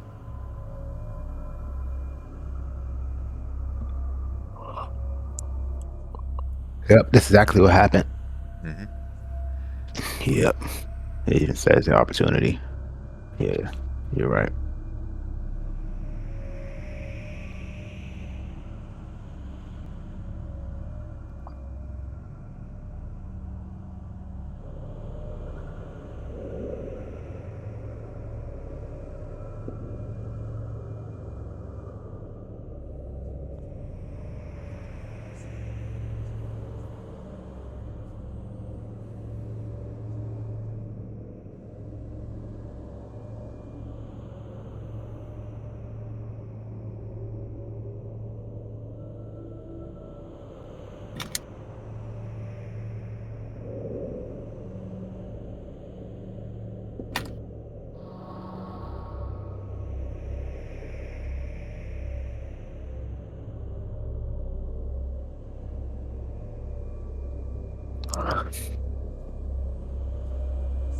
Can't really find anything else of relevance in the video.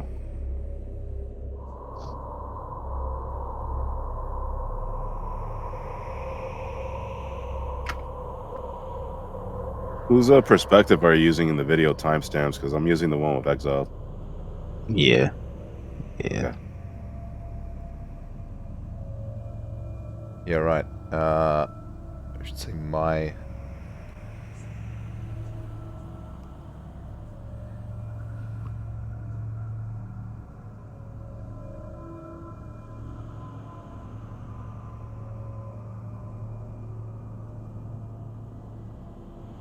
Some of the other campaigns have like line of sight, right? Yeah.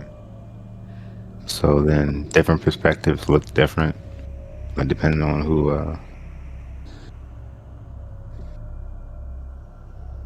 Like I think even the party, one of them split up or something. I know one group. I think it was Y Signal. He had jumped in a hole or something, or fell down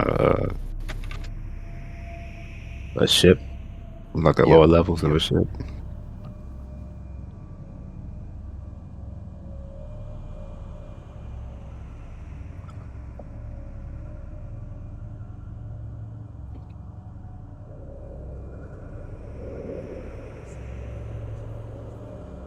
You should say like I don't know the best way of saying which video it was. Maybe like Exiled's video, or I just put down like Edward's perspective.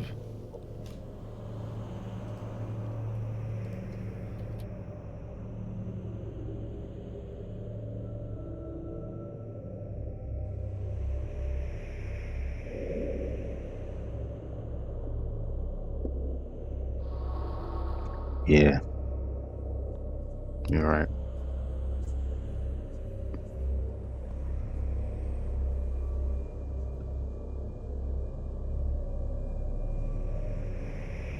Put Valkyne's perspective. Hmm.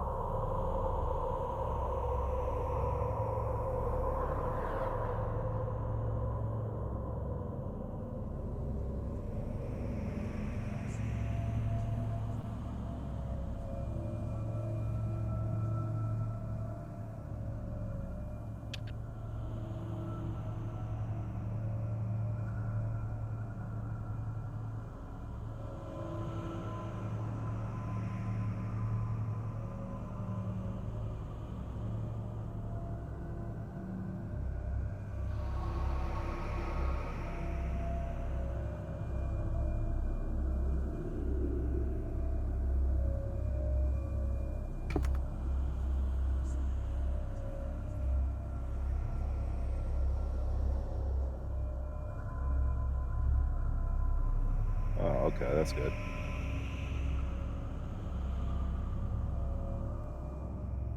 I mean, we probably still have to be wary of if there's more than one of these goddamn creatures. Well, Or he more said than he said two. Or yeah, more than two. uh More than two. yeah. I mean, I'm assuming there's lots of them. There's all over the place. Or creatures we have no idea about. Two. Yes. I'm just making assumptions, that's all. Mhm. Nothing to go off of.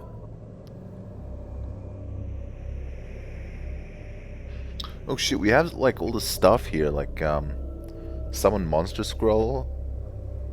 Oh, and there's a bunch of magic Oh yeah, scrolls that's I what we haven't got from. You tried to read them. I think yeah, I you think I couldn't only figure them out. could figure out a little bit. I only found out one, it seems. Summon monster 2.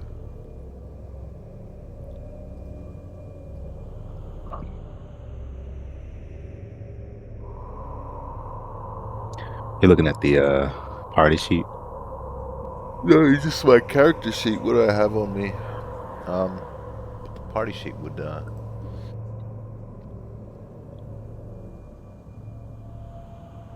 You got this dust of illusion.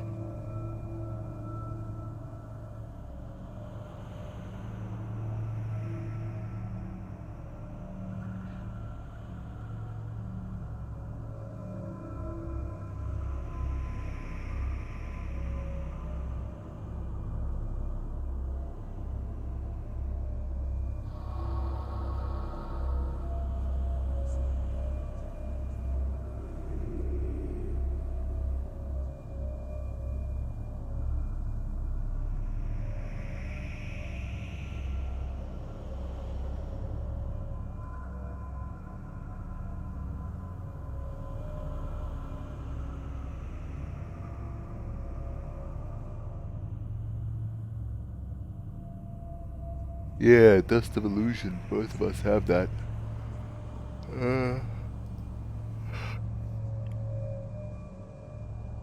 We all got smoke pellets too. I was gonna try to throw one when we were fighting those guys. Holy fuck, the Dust of Illusion is expensive as fuck. It's 1,200 gold pieces. Damn.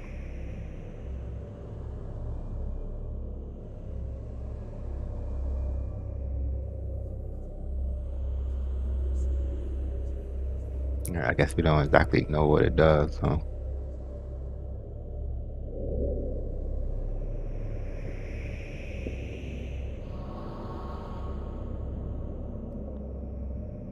No, we do. If you look at your inventory, the little um, the ribbon, Ribbon. the so-called ribbon, the actual golem, it's got It's a golem. Oh. yeah. Yeah, you're right. The Paizo golem. It describes it. I thought you clicked the ribbon. I mean the golem. Oh yeah. Wondrous magic wondrous item. Yeah, I think that's the highest tier item that you can craft. Unless you're like a god or something. Caster You make, level like, unique. 6. God tier. No, it's a disguise thing. Yeah, like a godly weapon. That shit could just you could just fly around on that thing like a surfboard. Like a Chinese what are those things called? That genre of film where they're like floating around all over the place, fighting each other in martial arts. Wuxia. Like a Wuxia hero flying around on his fucking sword and you can talk to him and shit.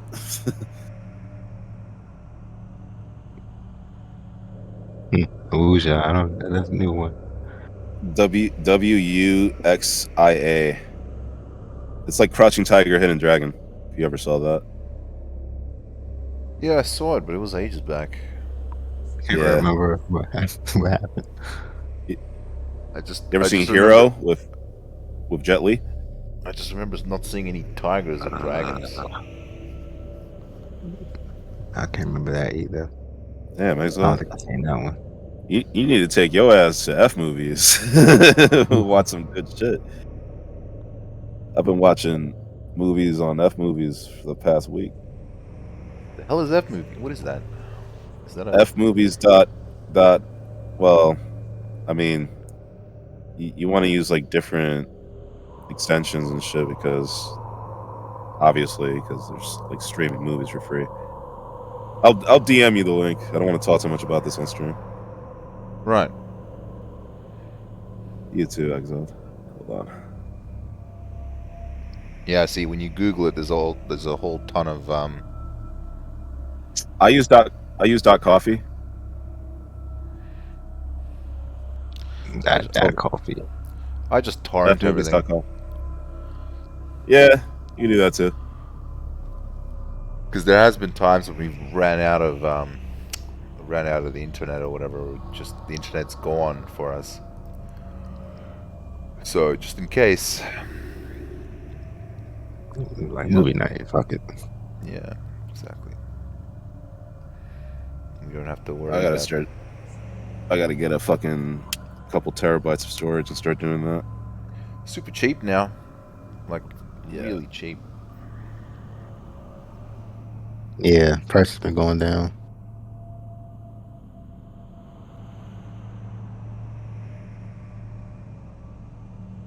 Yeah, that's the link that I use, and it's pretty okay. I mean, the quality is going to depend on who uploads it, of course.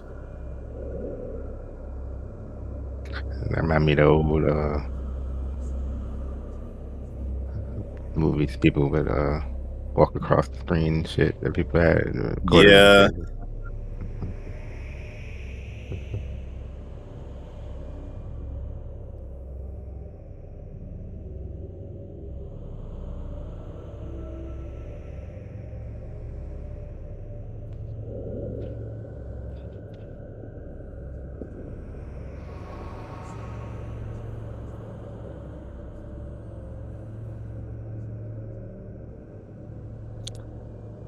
So, as far as like influencing characters, Malphine Trant counts, right? And that as like a influenceable person. I I don't know. think Icy the way what Icy was saying last time we played is that she was not influenceable during the actual gala, but she is now, or something like that. Now that she's Yeah. That's the impression I got. I remember him saying that something changes now with her because I guess Ivan is the one that has the most influence with her at this point because he just used like diplomacy or something. 'Cause I tried to talk to her and it didn't work. She said, I'm not going anywhere with you, F elf. I think he tried to intimidate her earlier by just Yes. stopping her. Yeah, basically this chick like was bullying some other guest with her entourage of simps, and and Ivan strode in and like stood between her and the other party, and About to slap the shit out of her. yeah, basically threatened her or something. It's And enough, wench. she was she just kind of left Period. in a huff or something, if I remember right. From what we were told, it could have went completely south. Yeah. Because I think she was even like they were bullying, but I think she had already attacked the person, right? Oh, right, yeah. Whatever it And was that's when he like stepped in. shit you just don't do.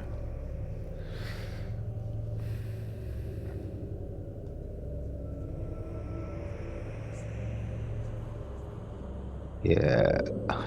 Didn't Ivan have a plan at one point to try to like I think he wanted to kidnap somebody in the fucking ascended place or something. Didn't he say that when we talking about that or something? Yeah. I was Oh like, my God. "Open up the ship." Yeah. Robo wanted to Like, okay, kidnap man. one of the guys because he wanted information out of him, The Duke. He's a and I kidnapper. had Take him where? Where you gonna take him? yeah. I had to help with that because that was not He gonna would have been go. assassinated at the fucking door Yeah. on the way out. Just stabbed.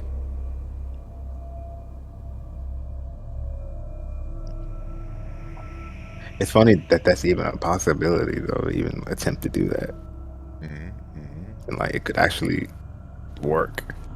Well, yeah, or it could just Crazy. like catastrophic failure. I mean, yeah. In that case, Everybody just yeah. gets slaughtered. People ask you about it, you gotta act like you don't even know who Ivan is. His house is up for sale, which is get crazy.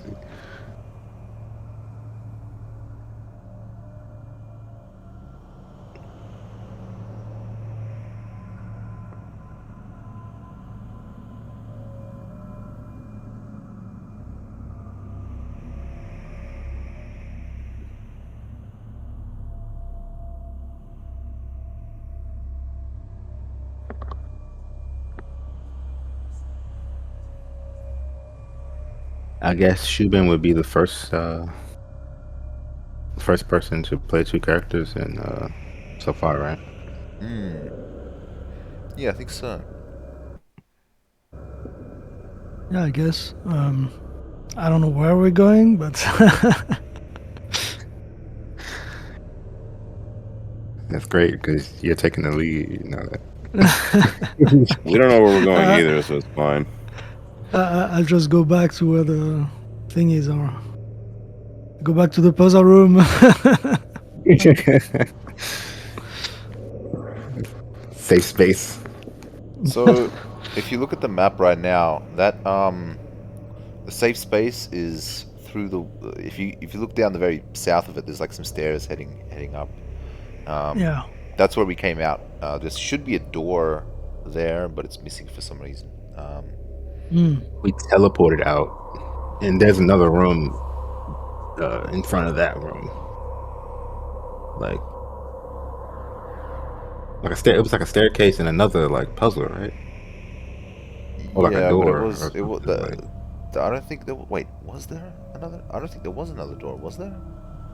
I think I there was a think there dead end. was. I think it was a completely dead end. That's what I remember anyway.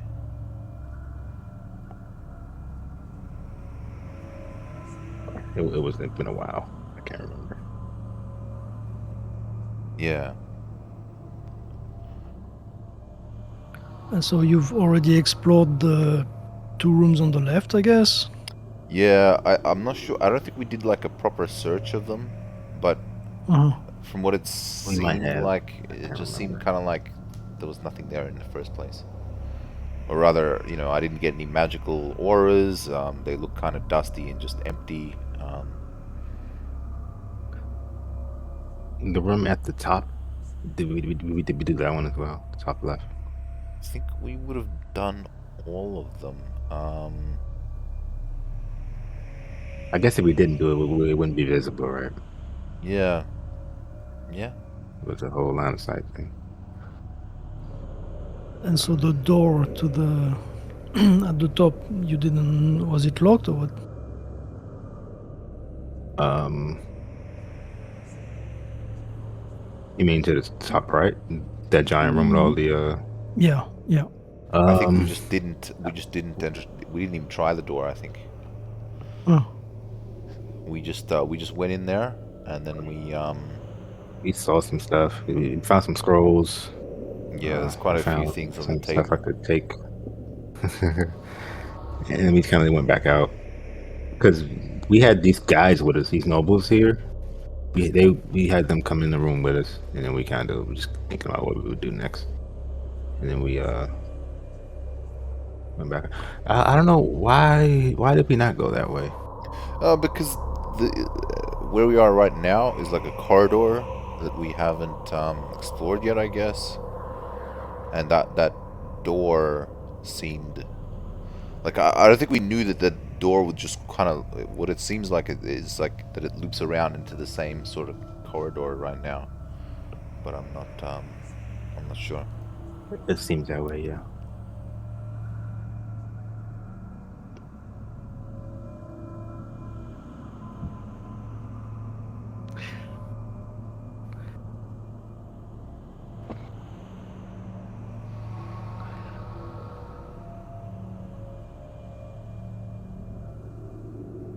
Do undead bleed out?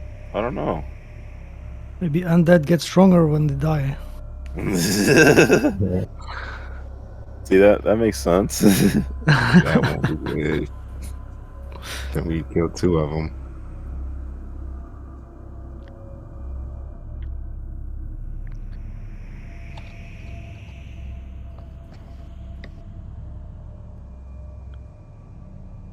Or maybe they have a second form. You kill it and it transforms Yeah, into a dragon. Damn. into a dragon. That zombie body was the only thing sealing it away from the world.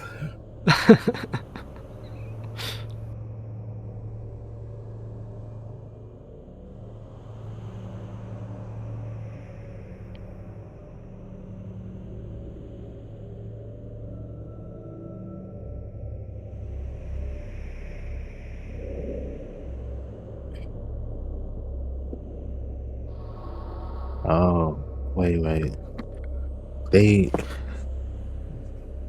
So when we fought them, they didn't get more than one attack opportunity, huh? I remember we were talking about that. Damn.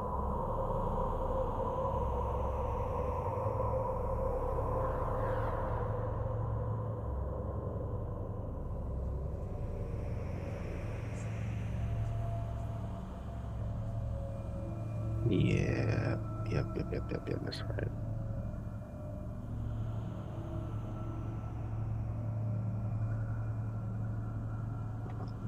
I do not know.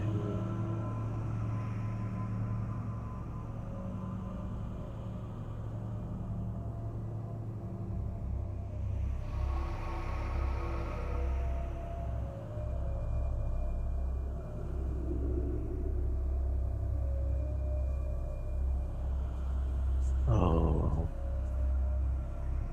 shit.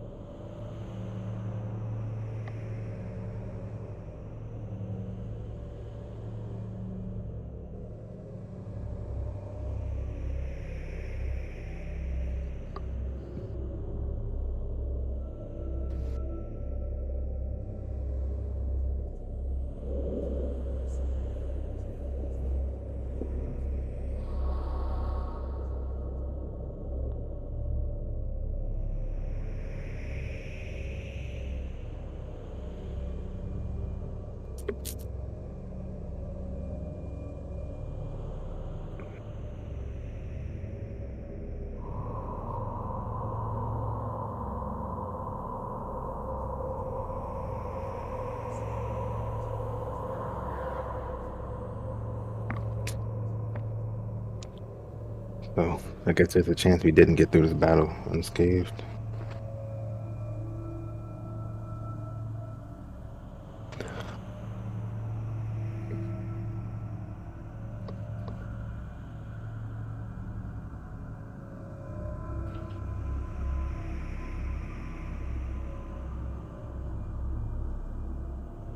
Gotta find out if the Undead take bleed damage. Death saving throws. It's not. It's death saving throws specifically that you're looking for.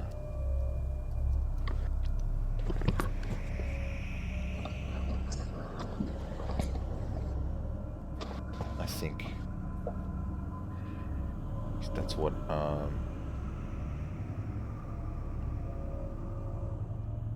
Or maybe yeah, like what Icy said, stabilization rolls. Yeah, but would Yeah, undead be I able think to you lose like stabilize? I have no idea.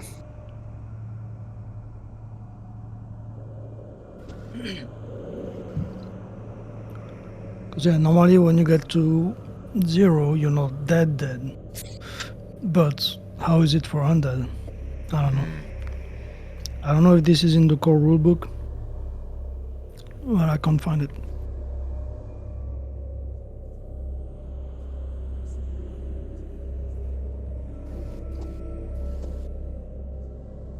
Oh, the guy that I hit, I think I made him bleed, right? I don't know. I mean, they made a wall, right? What the hell? Like, what the fuck? I guess they could We bleed can something attack else. them. They have bleed effects. I mean, start bleeding concrete, They start bleeding asbestos.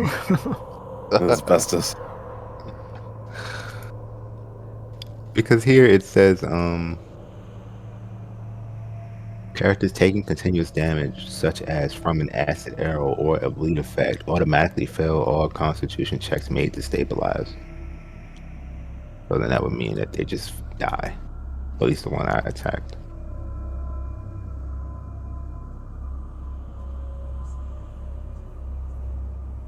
You don't have constitution scores? What?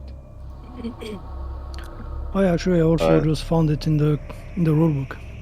Yeah, they use their charisma for Constitution Well, because it's they're being held together by their force of oh, personality right. Okay, essentially, I see. Makes sense now. or the force of personality of the necromancer that raised them, I suppose. What's Or that mean? it means that they're so goddamn awesome that they get to live even though they shouldn't, and they're unnatural abominations. It's like What? why is it moving around when it's fucking dead? I don't fucking know, dude. It just wants to.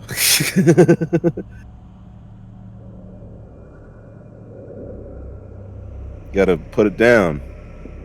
Turn it to fucking fertilizer.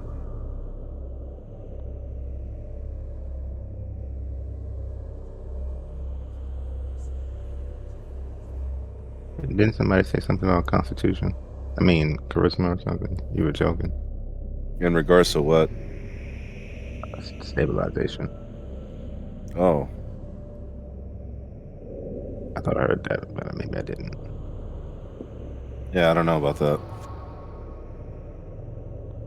That would be weird. So probably not.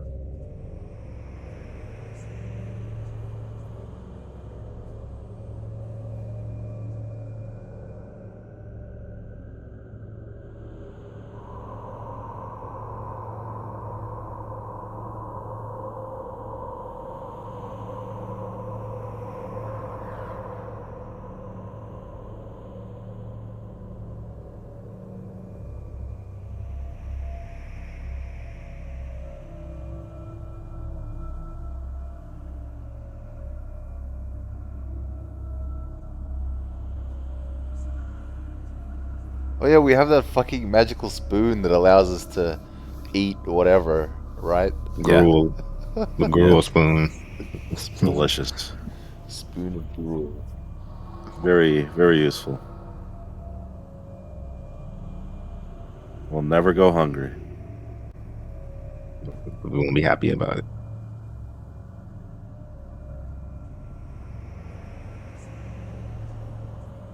I still want to fuck around with good berries at later levels, but we'll get to that bridge when we cross it.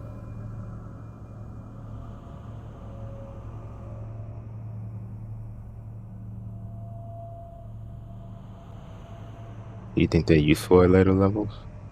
Yes, because they are a guaranteed source of 8 HP of healing for anyone who eats them. That's like insanely useful. Guaranteed 8 HP. Cure Light Wounds doesn't do that. You have a chance of healing out of 8 HP. It's always useful. Have a little bottle of berries on your side. Just chug that shit down. You're good.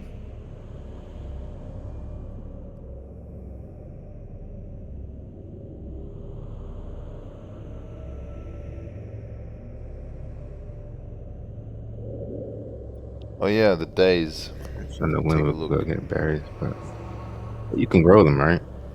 I think you said that. Of course I can. I'm a druid. Can't Yeah, fucking grow a berry. You might as well just stop being a druid, bro. Like, you need to go do something else with your life.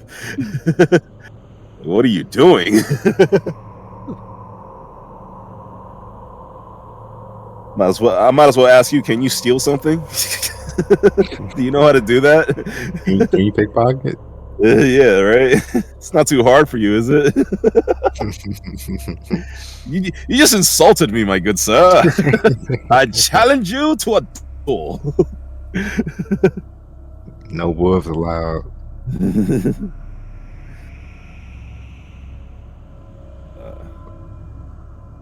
That would be a hard fight for you. Terry Cloth is fucking strong. Yeah, I would get fucked up. I wouldn't even have to. I wouldn't even have to help him. I wouldn't even have to help him, honestly. I I just might cheer him dodge all on. the attack. You might, but he might trip you, and if he trips you, you're kind of fucked. I'm pretty dead, yeah.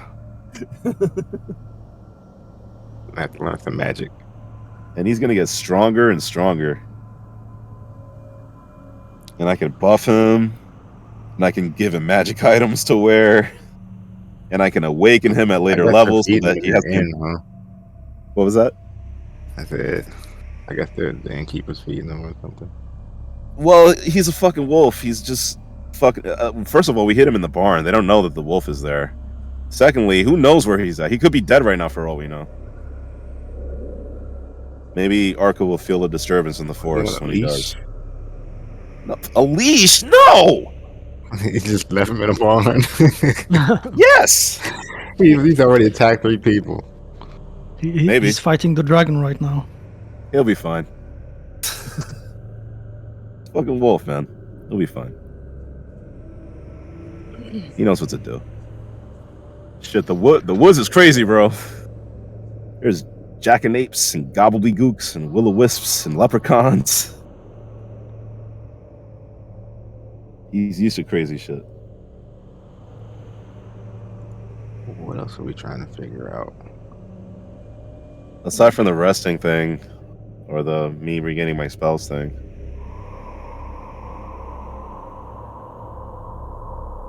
You mean from the video though? As me in general. You know, typing stuff in the chat and Discord here.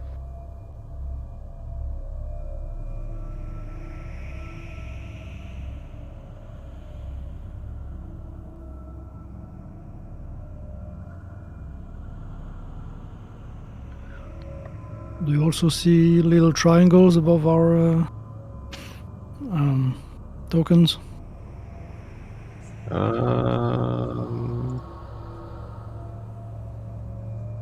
Yeah, I do. What's up with that? I get maybe that's the direction we're facing. But I don't know. that wasn't maybe, there.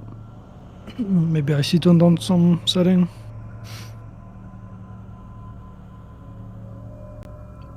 Maybe.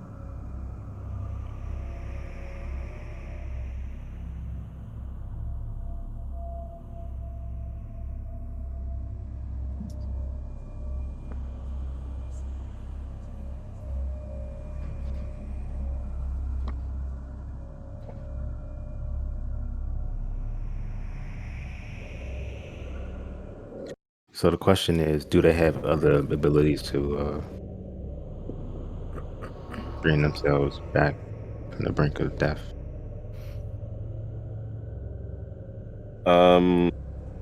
I don't believe so. I believe when an undead is destroyed, it's just dead. It's only dead when it hits -1, right? I don't know. Let's see if I can find anything in the core rule book. In the chat, he said -1 is dead on the Fantasy Grounds combat tracker, so I don't know, that might not be dead. Even though they can't naturally, well, heal themselves. But they're unnatural creatures, you know. So maybe they could unnaturally heal themselves.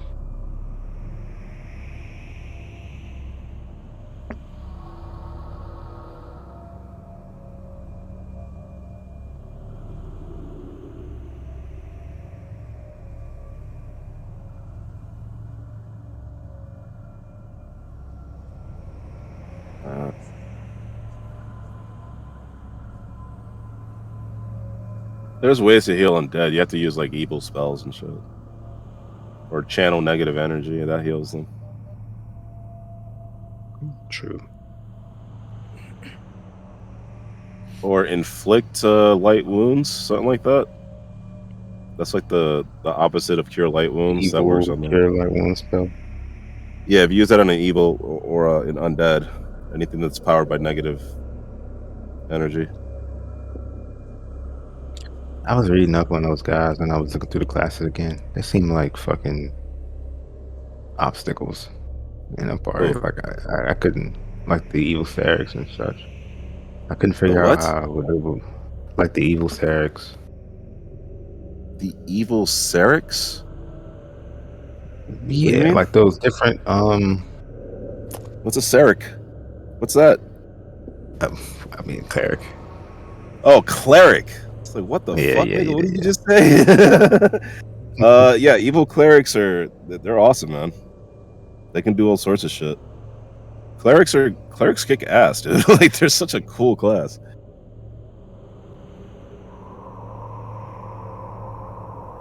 It's all about the god that they worship. And yet their you didn't domains want and to shit. play one. Nah, I want to be a druid. Druids kick ass too in different ways. Mm-hmm. Shit, they get 1,000 faces at level 13, I believe. Do you know what that does? I think you said it before. I just completely forgot.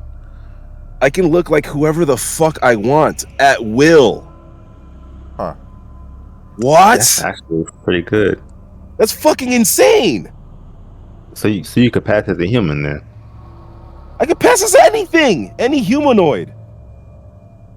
Literally any humanoid, as long as they're small or medium. That's at level 13 though. Level 13, yeah. Well, it's a fucking incredible ability. As long it's a fucking insane ability. As long as they're manlets, huh?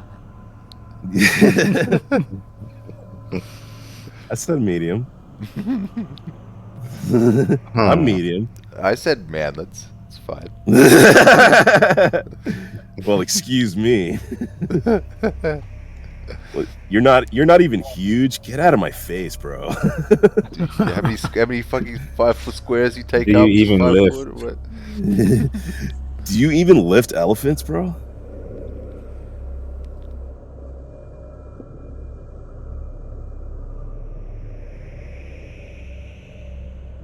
So yeah, if I make it to level 13, I'm a super spy. Pretty nuts. Like, that's a long ways to go. I know, but it's a fucking incredible ability. Like, insane. Like, holy crap. It's cool. It's just with all the social combat and all that stuff. Yeah. It's like it'll kick in too late. Seems like undead are immediately destroyed when reduced to 0 health. Okay. Yeah, I figured. Oh, that is good. They don't use Constitution for anything, so the rules will be different for them. It's so hard to find these rules in the core rulebook. Like, I'm like looking for undead, and there's like a bunch of uses for it. Well, the core rulebook is supposed to be for the players, so they're not really strictly supposed to know what enemies are supposed to do or whatever, right? All It's their like abilities. Yeah, the their qualities of an abilities, undead creature. Yeah. qualities of an Not undead supposed to creature. know their names. We'd be barely finding the name of this thing.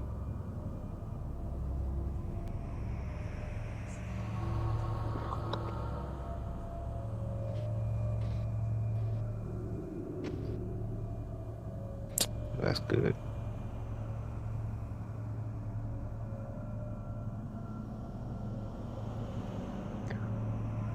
So then we gotta what? Roll the attack opportunities, the extras.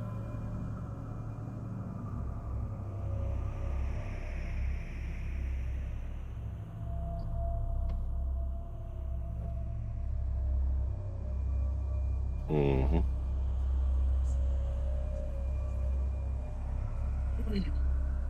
Oh, that's crazy. I didn't even see this part. For Alter Self, which is what 1,000 Faces is based on, if the form you assume has any of the following abilities, you gain the listed ability: Dark Vision to 60 feet, Low Light Vision, Scent, and Swim of 30 feet.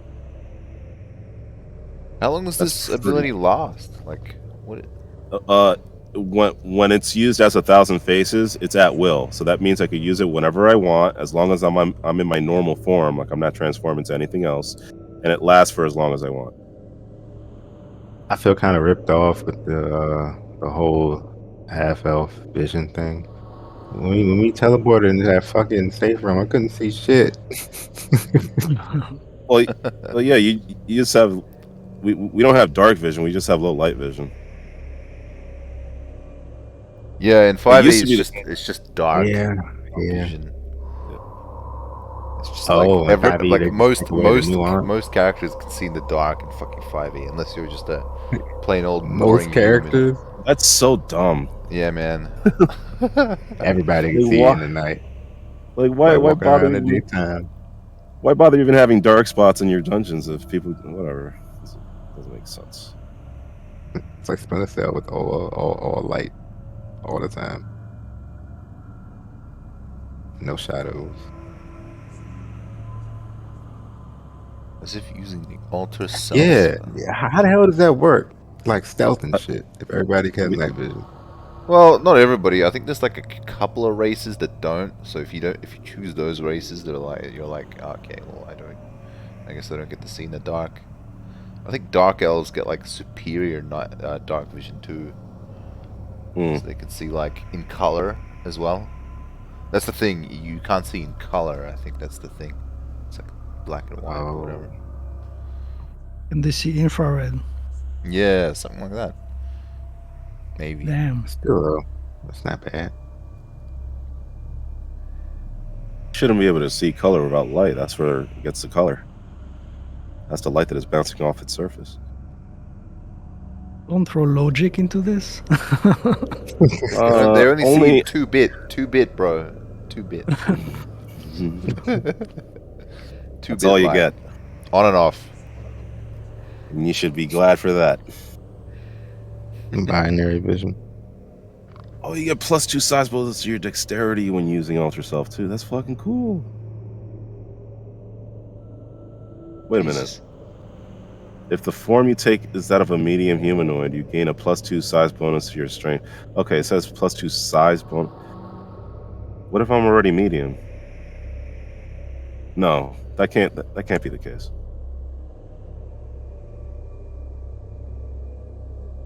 I think. I think it's already like, is that not already part of our characters? What? What? No, no, you know what? You're right. That doesn't make any sense.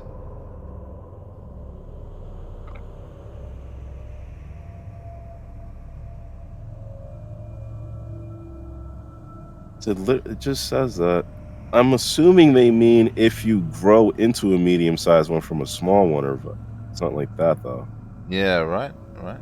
Because you should only get a size bonus if you change size. And if I'm a medium creature, I alter my appearance into another medium creature. I shouldn't get a size bonus.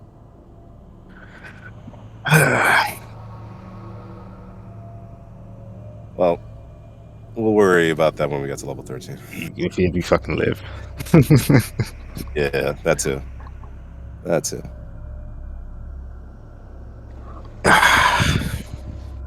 Bastards trying to kill us, man. With shit like that.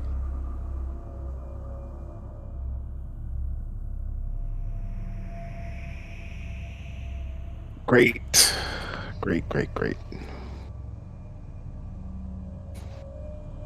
Oh, some guys saying here, the stat bonuses help to offset the often poor stats many spellcasters drop into their physical scores, and that helps them look and act the part of the race they're emulating.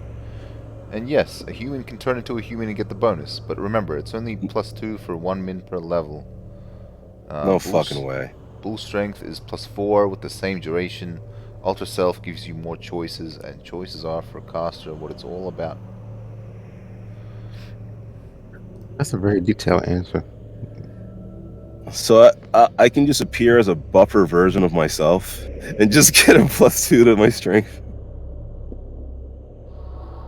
Is that what it's saying? Damn. So they're gonna attack Ivan 4 times.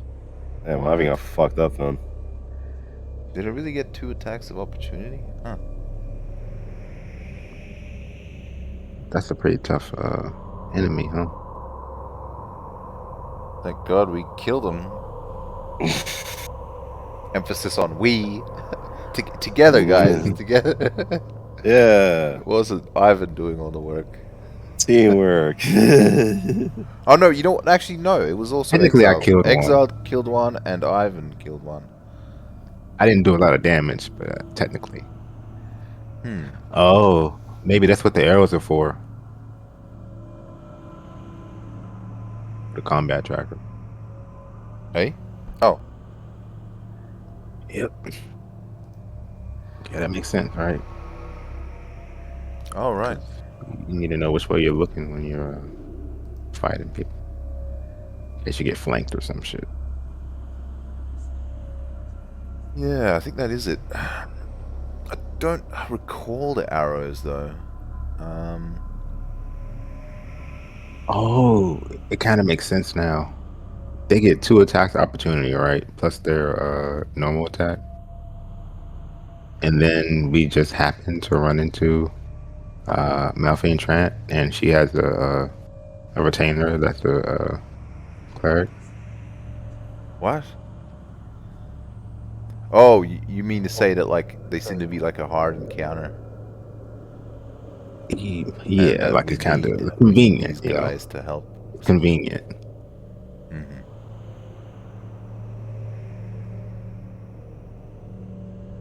Fuck.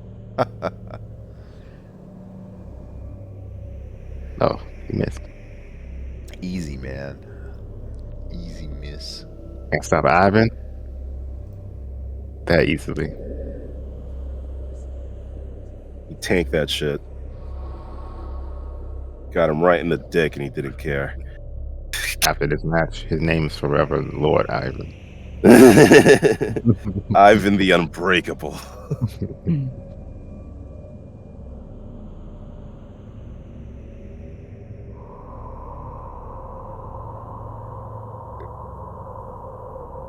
We should get the halfling into shiny shoes.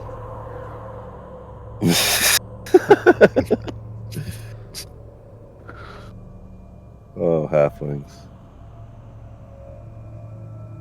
Have some pride, little halfling.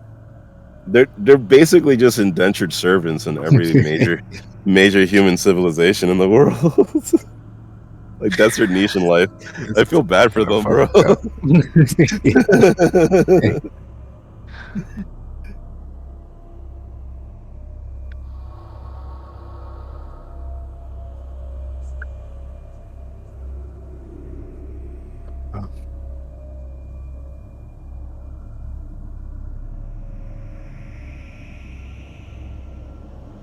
This is intense, man. The suspense is killing me. I think Icy's writing it in.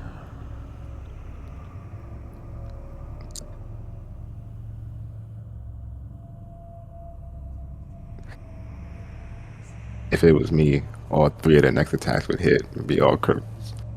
I'd be like, oh my god. Well, that if that thing was attacking me, Dead. that's already a hit. Just cut you into bloody chunks on the first swipe. I Well, think I'm relying on pure dexterity to avoid damage. we haven't been hit yet, so we don't even know how much damage we take from these things. That was Yeah. that Let's was the keep it that part that way. was worrying me. Is like, yeah, Jesus. let's keep it that way too, as much as we can. I mean, look at some of the damage you guys did. Probably close. Somebody did like 6, didn't they, at one point? If I took 6 damage, you gotta heal me, man. I'm Yeah, tapping out. 6 damage, I'm like, yo, if you're close to death, yeah, calling absolutely. reinforcement, calling my mom. I mean, even if you get knocked out, you're below hit points, you're not dead yet. Like you have to reach That's true. negative whatever your 8. constitution modifier is. Yeah, That's good.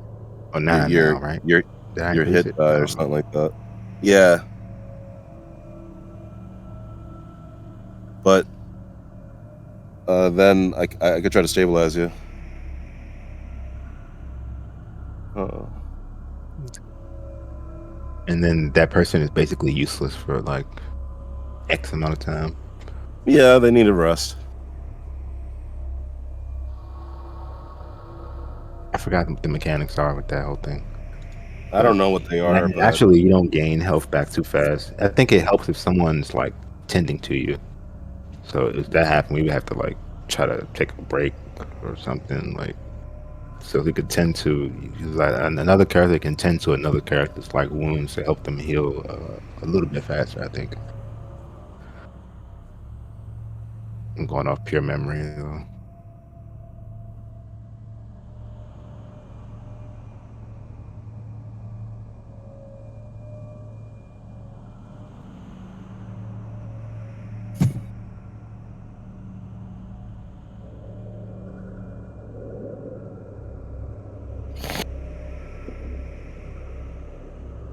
Oh shit. Damn, it hit. Well, I guess we'll find out how much pain it does. Oh, that's shit.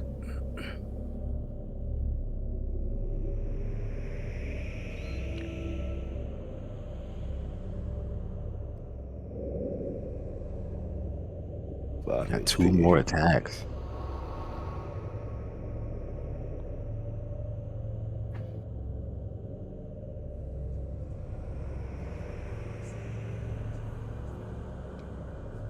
Fuck.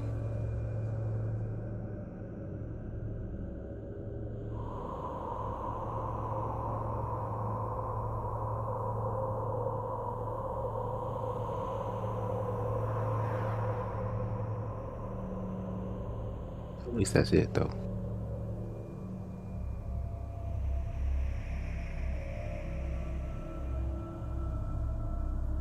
And you have no heal spell right now. Nope.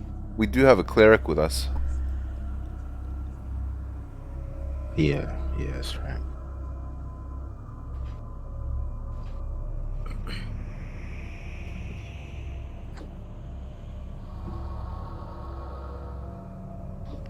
Oh, that's great.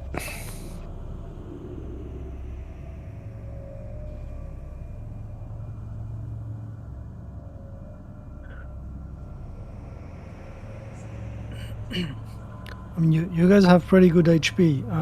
In the other campaign, I have, how much is that? 17, and I have the highest amount of HP. 17 for a And level 1. 17 for a level 1 is pretty Oh yeah, for impressive. level 1. Insane. How, Yeah, how, that's how that's much? really high. How much HP do you get per level? I think you add let me take a Hey, look. Hold on a Constitution second. bonus. Your constitution bonus on top of your hit die, Yes. which is And if you want, where. you can choose between a skill point and an And an HP. extra hit point. My Where is character the. gets a whole bunch of skill points, so I just went for the HP. Where do you think find your hit die in this game? I think about 10 or 11 or something, just naturally. I think your hit die is 8. No. Me? Yeah, but where do I see that? Uh, that's a good question. I guess you're just supposed to know, like in your class description in the book. I know mine's D8. Balkans is D8 for sure. Pretty sure sorcerers get a D8. Fighters get a D10. And barbarians get D12. They're fucking massive boys. Yeah. Big boys. So wait, Thick. that means. Thick. So what you mean your hit dice is not something you roll. You just get this number plus Constitution. In I think 5e, you do roll it. I don't remember rolling it here. Yeah. you don't roll it on your first level. Like the first time you make a character, you just choose. You just use the amount, the entire amount, and you add your Constitution modifier, and I think you choose between a skill point and HP. Oh, right. Yeah, but then like second level, you actually roll it, right? I think you actually roll it. Yeah. Yeah, in order to increase your health. In 5e, it's the Did we same. roll it? We must have. I don't remember. Yeah. Yeah. I got the 1 HP from the thing, but that was it.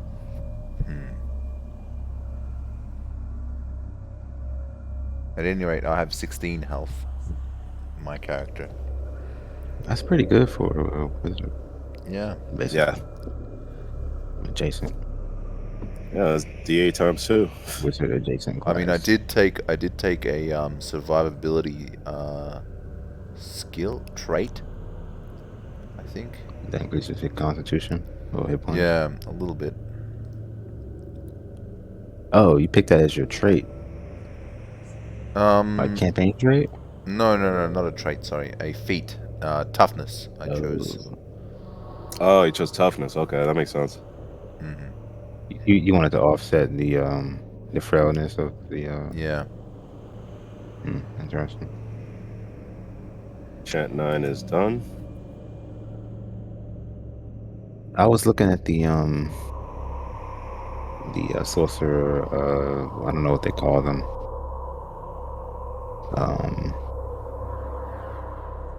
I guess like Spells? schools. Oh, schools. Yeah. It's not schools, so they call them something It's else. they're called. It's the bloodline. Bloodlines. Yeah, bloodlines. Yeah, bloodlines. Yeah. Some of those are pretty wicked. Black Soul, Celestial. You can fucking turn into an archangel at the end. Yeah. Basically, literally wings flying around. Yeah. It's pretty awesome. Or like a fucking like dragon-ish, like a demi-dragon or something. All kind of shit.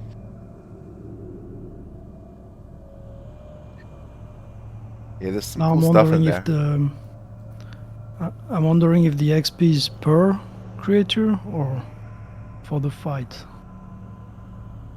Because if we killed both, I mean, if you kill both, maybe that's more XP. I don't know. It's a good question. I imagine if it runs away, you can't get the XP for it, right? Yeah, but now we kill both.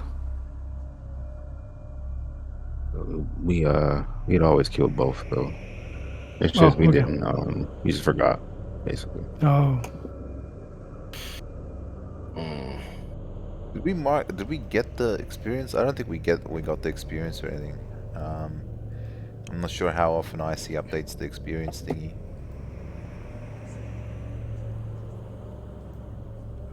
When we actually get it in the Hey, party I'm back. sheet. I'm back. I fixed everything, guys. I Hey. think I'm gonna be an expert at this. Nice. I'm gonna be very, Nice. very expert. Level up. I'm learning on the job. It's on the job training.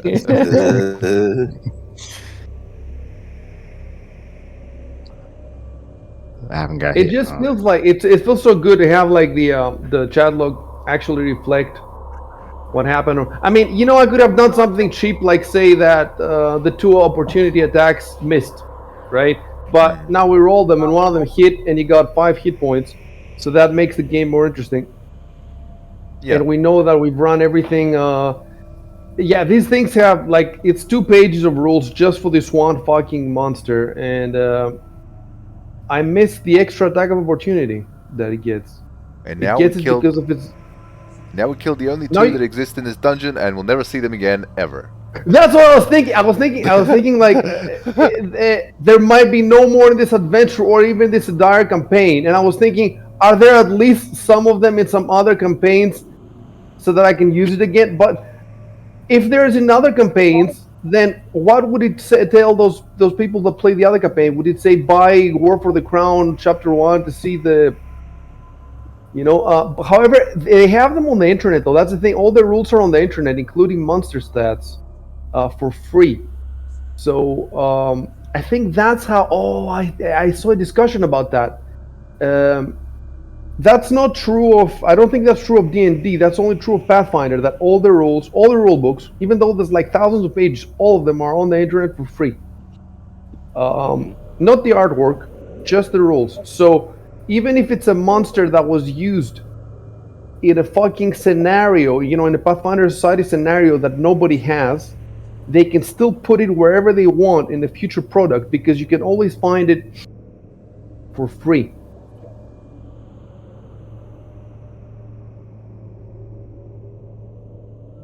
That's one of the best things about Pathfinder. They just make so many monsters for this game and so much treasure, so many magical items, way more than in traditional D&D for sure. And so far, everything I've seen is top quality. So I don't know if in later years the quality dropped, but well, this adventure came out in 2018, I think it was. So it's not old. It's fairly. It's just before second edition, pretty much, almost just before second edition. And the quality is just incredible. I mean, think about it. Like, at first you start in the city, right? And then you go in a Senate party, and you have like 40 hours of being in a party, talking to people, rolling all these diplomacy checks and all this and that. Then you're playing a puzzle in a safe room where you have to get out, put all the pieces together, get out. Now you're in a dungeon, traditional dungeon, but made with new school. So it's definitely far more variation than in any of the other campaigns at the start, at least.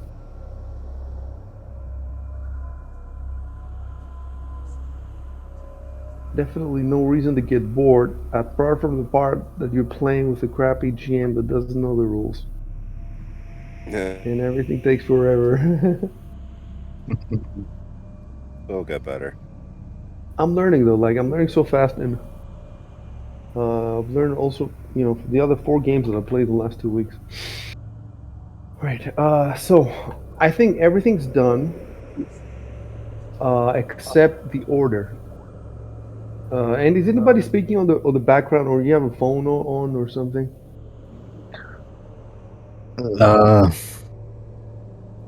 It's somebody upstairs, probably. Let me fix because it says round 3. Initiative. Clear all initiatives. That's it. Round 1. So everything is good in the combat tracker. It's just that Ivan has lost 5 hit points, so he has 25 now. Sorry, he has 5. He has 20. He's 20. So that's something to consider. So if you do want to heal them somehow, you could say, whoever has a heal could say, Ivan is hurt, let me do something about that, etc. So I've wiped the the chat log. Let me see.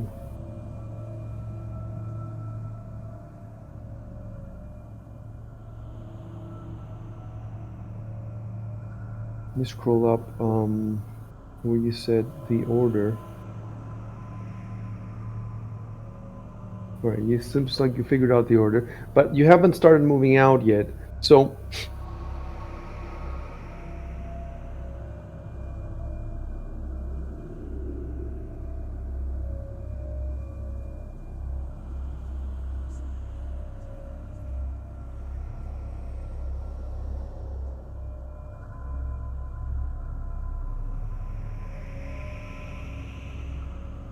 one thing that's gonna ground the game to a halt if it happens is that Malfin took Valkian's dagger and Emistos' rapier. So if Malfin has to fight, we're not gonna fix this now. But if the moment comes that she has to fight, we're gonna take a 10-minute break so I can see how to change the inventory of NPCs. This is gonna be very useful later anyway, so I have to do it. But who knows? Maybe it won't have to happen. So we'll see. Another thing that I need to figure out is Malfin has a kind of mini game. I'm telling it to you now, but it's I told it to Robo last time, and it's the tutorial sessions or whatever. So she has a kind of mini game where the book tells me that after every battle, you roll some kind of skill checks like diplomacy or whatever, because because of what happened before, she's negatively inclined towards your group. So it's possible to turn her in your favor with a bunch of correct. Oh, by the way, I added in the options. Can you see the little arrow on top of your icons on top of your Yeah, we were Yeah. actually wondering about that is the facing, the direction you're facing, and you can turn that on through the options for the fantasy grounds. So what I need to do is, because I have 4 campaigns and each one has different options, so I get confused. Like I go to another. So for example, the other campaign, Curse of the Crimson Throne, I had turned on automatic rolling of stabilizations for enemies, whereas for your campaign, I only had it on for you.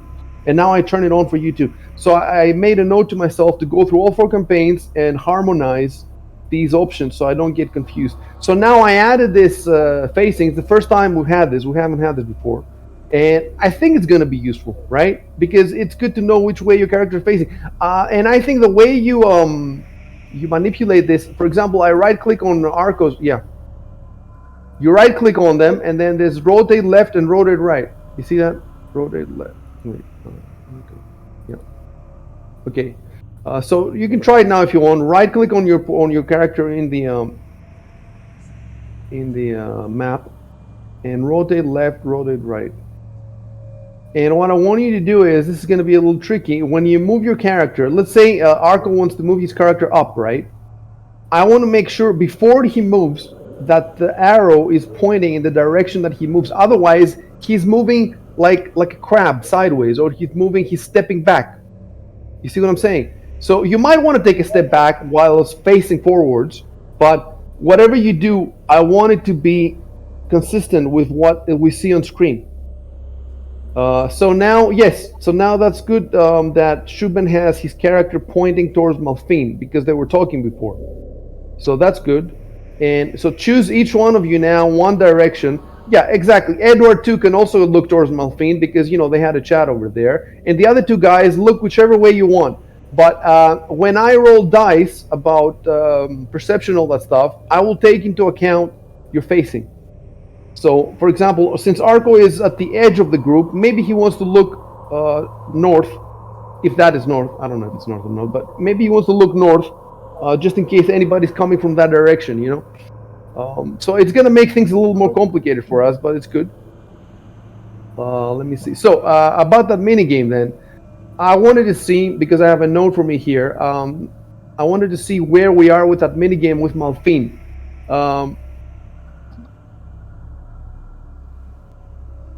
Let me see.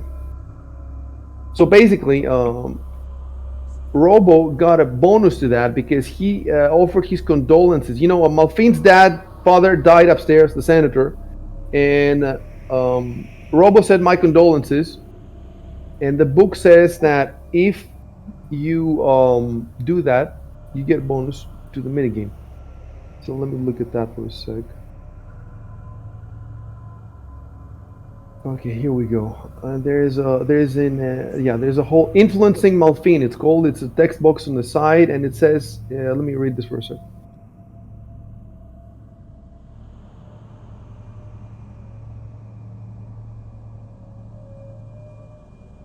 Yeah. So anyway, I'm going to tell you now the rules because we're playing the tutorial stage, etc. So to influence her successfully, to turn her over to your side, you need a total of 5 DC 22 skill checks using any combination of bluff, diplomacy, knowledge, history, or knowledge nobility. So 5 successful DC 22 skill checks.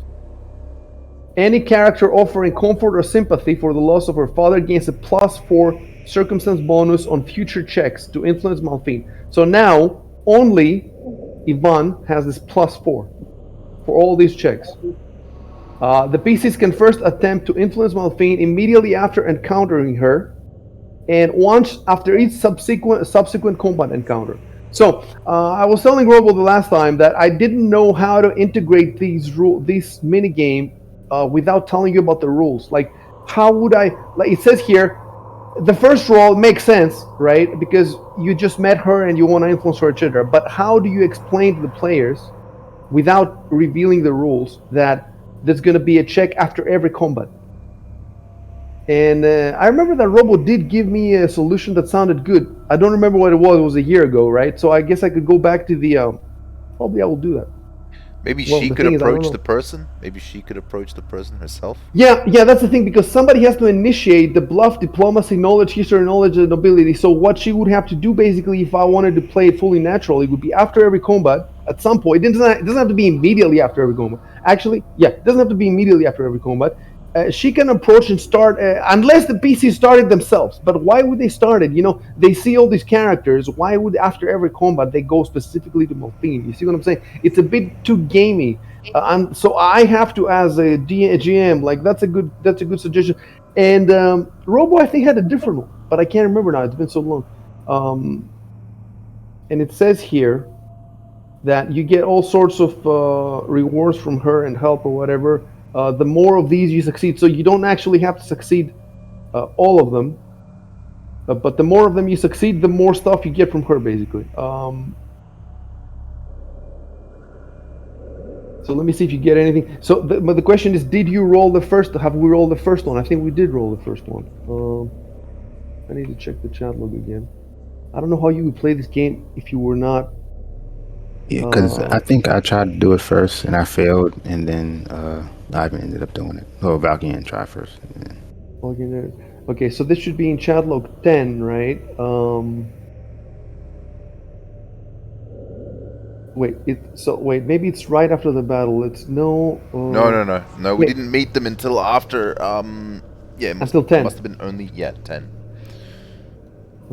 So let's check in 10. Let's see who can find this first. Shouldn't be that hard. Yeah, it's about 2/3 of the way through. Ivan, diplomacy. Balkan, I can see here, diplomacy, and further down. So what happened was, all right. Balkan got diplomacy, and he rolled 18. But the DC is 22, so he failed. Ivan rolled a little bit further down, and he got 23. Ivan rolled he got a +2 dialogue bonus. Let me explain quickly for Shuben's sake and for the rest to remember what this dialogue bonus is. So basically, there's a lot in this campaign, Shuben. There are a lot of roles that are about dialogue. You know, diplomacy. The most important ones, I can't remember exactly. But the most important number one is diplomacy, but also knowledge, nobility, and knowledge, history help, because all these people are nobles, and the whole campaign is about the history and the future of this nation. So there's a lot of these checks, and the thing with these checks is that the question is, how do you handle it? Do you have the whole conversation happening with checks, so that we don't do any role playing, we just roll dice? Or do you do the whole conversation with role playing, or do you mix? And that's my choice. You know, I want to mix, because that's Pathfinder. You mix the role playing with the roll checks. So you have to have So if you say something stupid as Shuben, right, and your character rolls amazingly well, then that doesn't make any sense. You said something to the lady that's stupid, then you roll diplomacy, and you roll high. So basically your stupidity worked. That doesn't make sense, right? So the way I do it is, you don't just roll the check. You have to say something to initiate the check. And if what you say is good, if I judge that it's good, I give you a bonus. If what you say is bad, I judge that it's stupid, I give you a negative, and give you a negative to the roll. And these negatives, +1, -1, or +2, -2, is if it's a little smart or a little stupid, and then +3, -3, or +4, -4, and it could go higher if you do something, if you say something extremely smart or extremely stupid. So in this case, Ivan said something pretty good. He said, "I appreciate we had our differences," because they had a fight almost at the party earlier. So I appreciate we had our differences, but this is a life or death situation. I recommend you stick with us. So I gave him a +2. So he rolled diplomacy +2. The thing is, he should have gotten a +4 as well, right? I don't know why I didn't give him the +4. Is it? Yeah. When did he say the condolences? Did he say earlier or before? Because if he said just it before, just before, like 10 lines above. 10 lines above. Let me see. My condolences. Yes. So that's the thing. So see, another thing I missed, and the thing is, I miss it even though I have it on my notes to not miss it, but the notes are so big that and we get stuck in some stuff, and then when we move to the other stuff, I have completely forgotten. You got to work on it. It's so fucking difficult. It's ridiculous. All right, so hold on a sec.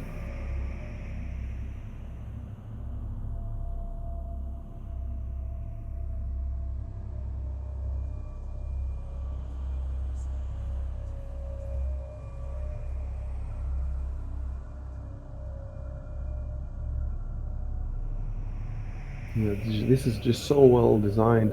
Like how this little mini game is added to the everything mechanics of the entire dungeon is so well designed. All right. So any character offering comfort or sympathy for the loss of her father gains a future. Okay. So what I'm gonna do now is I need to basically the ideal would be like a video game.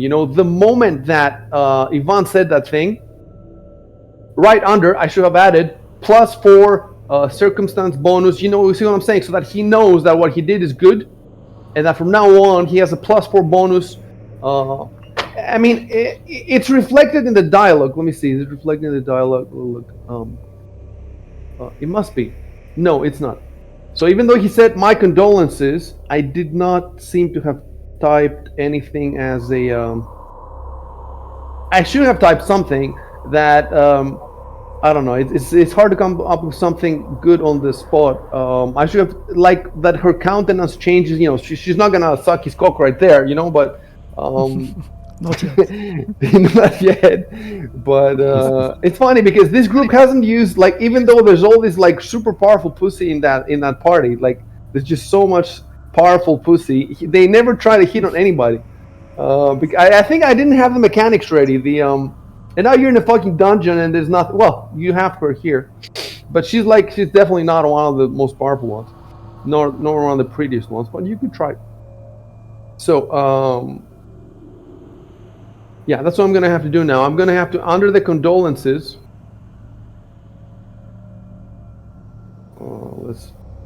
So now I have to have by the FTP program on all the time, so I can edit the chat log in real time.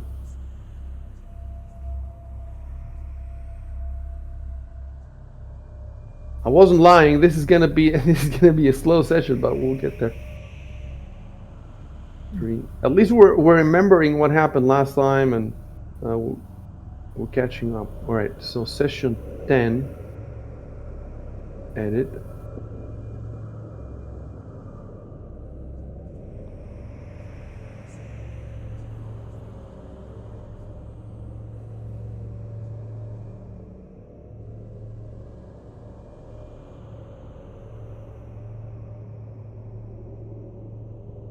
Okay, so after he says my condolences, I should type underneath +4 circumstance bonus on future checks to influence my theme.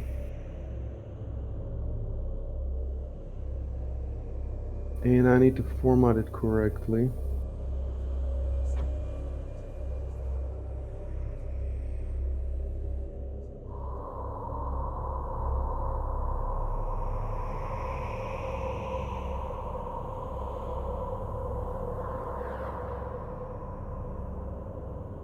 Question is, do I use a period with rules like this in brackets, or do I not use a period? I think before I did not use a period. +4 circumstance bonus on future checks to influence Malphine. So that goes right there under my condolences. And then, yeah, and then the rolls stack. So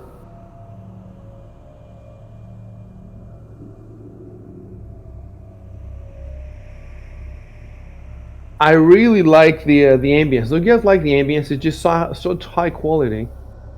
Oh yeah, it's good. It's good. I never get bored of hearing it. You know, it sounds like you can hear it for an hour, and it sounds like But it just keeps changing. by the way, I think it looped again earlier Yeah, when That's you were good. yeah, it That's muted. did. cool. I heard it. Lou.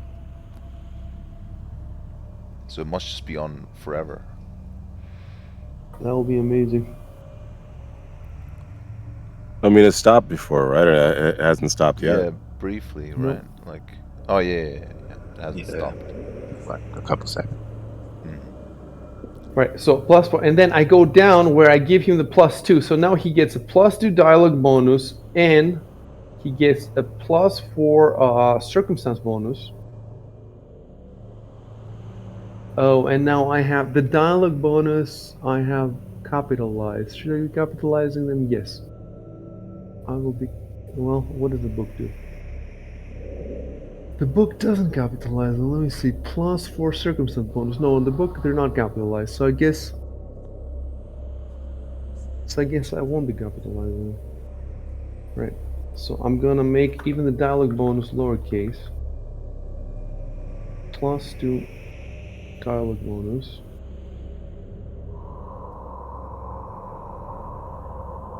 Alright. And then +4 circumstance bonus. And that's how you stack them. And you can really turn the game in your favor if your role playing is good. So then he rolls kill diplomacy instead of +2 is +6. So instead of rolling 23, wait.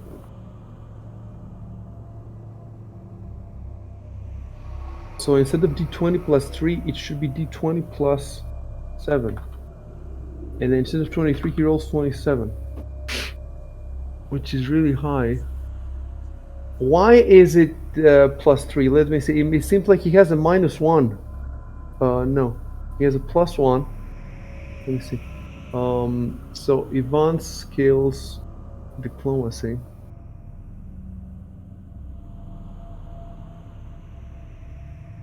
So his diplomacy is +1.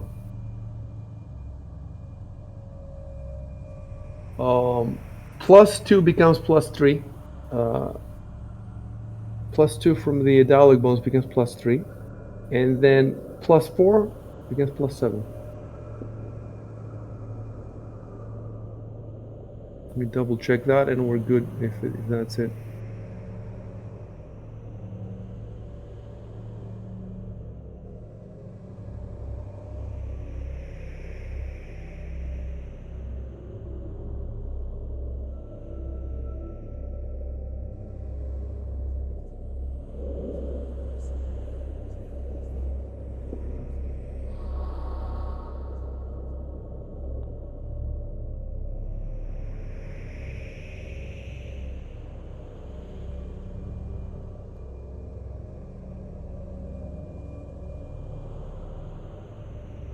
So you know now that at least from now on, it has to be.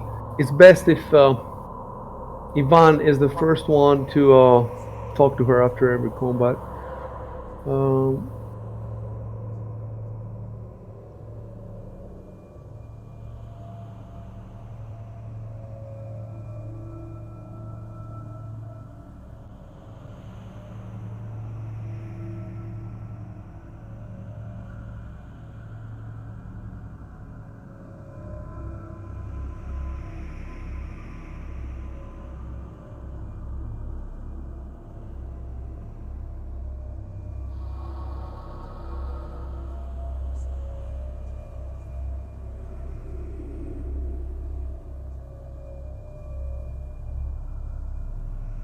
So if you refresh now the chat log, you should see all the new stuff in.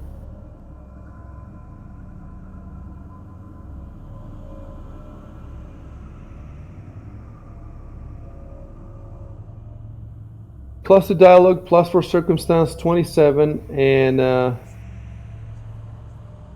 yeah. So that the first one succeeded. That's good to know. And I have to make a note of that for myself.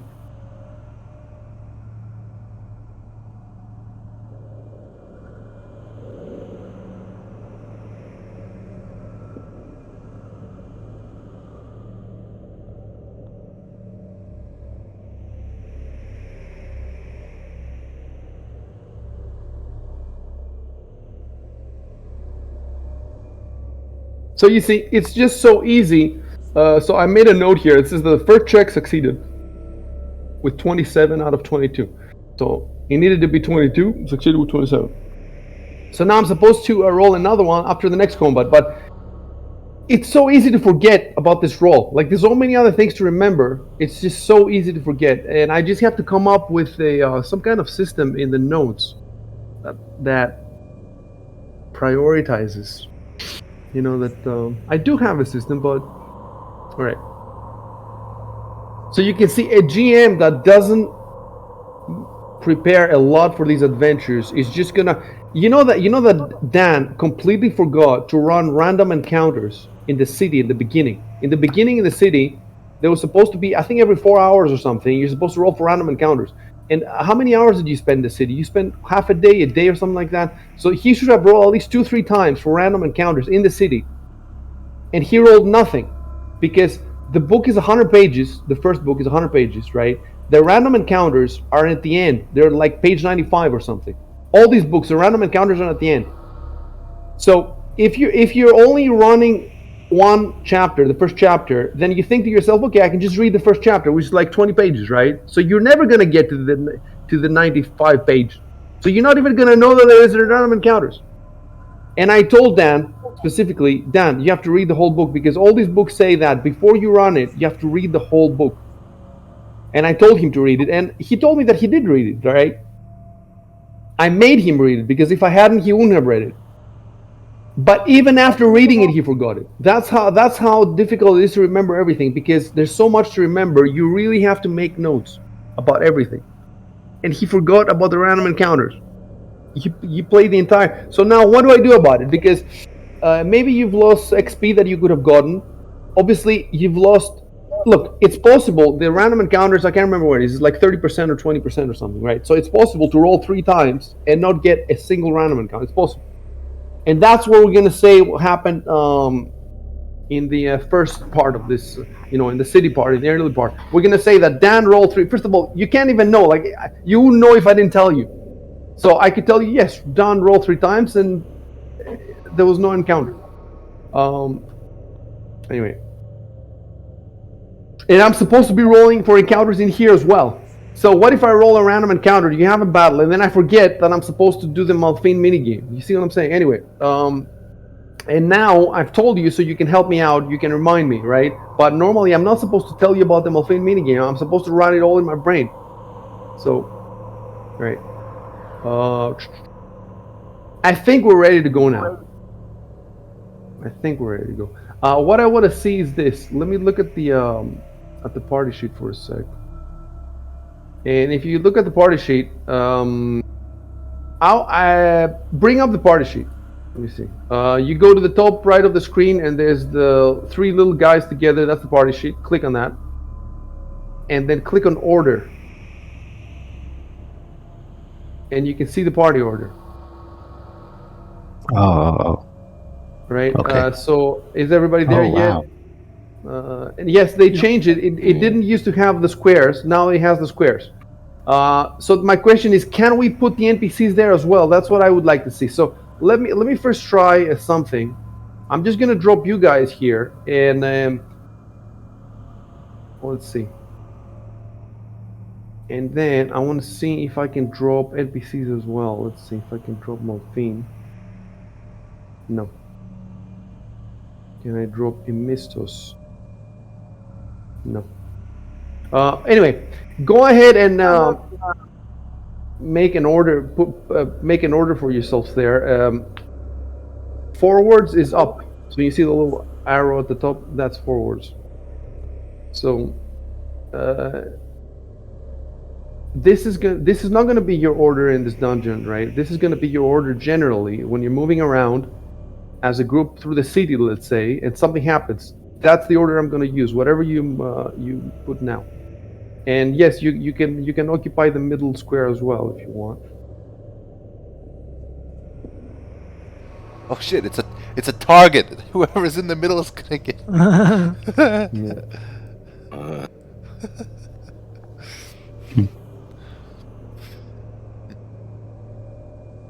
Hmm. I'll be right back, guys. I'm gonna go to the bathroom. Yep. Yep. Okay. The target for the orbital cannon. Exactly. Exactly. That's all I'm gonna say. Yeah, so is it okay how I did it? Or should we go like forward? No. You can be in the center of the. You can go lower. You want to have a space between you and the other guys, or you're gonna be right there? No. Okay, that sounds good enough. Let's wait for. Is it Chev left? Let's wait for him to come back. I mean, I guess it would matter if, let's say, we have many NPCs, then we have to go all the way forward, and the NPCs are back or something. Yeah, exactly. If you have to leave them, but now that we're moving, now that we're moving in the tactical view, whatever is in the tactical view is your formation, but this formation is the standard one for when we go from fast travel or stuff like that. I like this. I think. Yeah, that's a good one. And the bigger the party, the more fun this is, because in a normal D&D party, it's usually 4, 5, or 6 characters, so that you have a lot more possibilities. But in a Pathfinder adventure path, they're written for 4 characters. So, but you could get more later. And also, you're gonna have Arconus' wolf at some point, so that's gonna go on there. We could also have the animals like. Chev now has it on his shoulder, but we could also have it not on his shoulder. But it makes sense for it to be on his shoulder because it's very weak. It's not like the. You know what I'm worrying about? There's traps in here, and I'm wondering what's going to happen to that bird when the traps start falling. Because they have all these different descriptions, and it sounds like they're going to destroy the little bird. So I've read somewhere though that. Familiars are not destroyed that easily. Like maybe that they need to be specifically targeted, so that an area of effect. You see what I'm saying? I think of the familiar as like on his person. Like the rules are different. Let me see if I can find out about that. It could. You can look at it now if you have the time, but eventually we're gonna have to look at it. But for now, I'm just, it's not an immediate concern. So Chev, we're waiting for Chev, right? Yes. All right.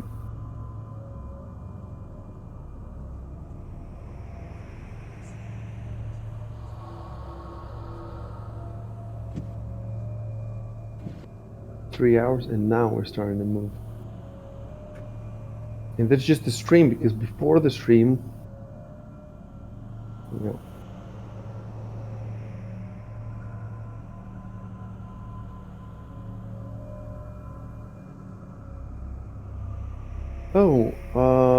I don't see this little icon in my screen.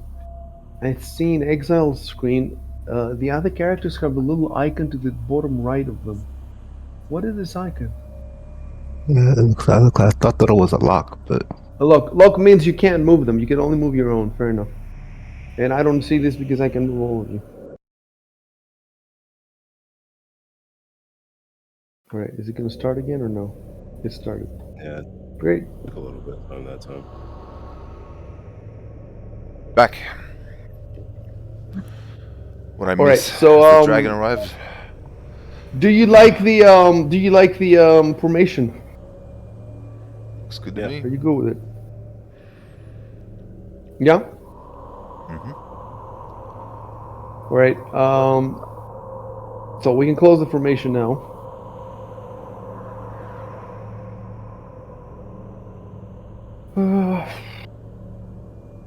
Okay. You know what I can do? To start us off, I can give you. I don't know if I've given this to you before. Just in case you think this is not a dungeon, like it's technical role. Rules name is a dungeon indeed, but in the game it's not a dungeon. It's a section of the Senate under the Senate, and I'm gonna give you now a description. Oops. Okay. All right. That was a mistake. Did you Oh, see something? Did you see the name? You probably saw it. It doesn't matter. It doesn't matter. Okay, it was a a little mistake, but I'll bit. fix it. Okay. I saw the dragon arriving. The wolves. Don't speak of the thing you're not supposed to speak about.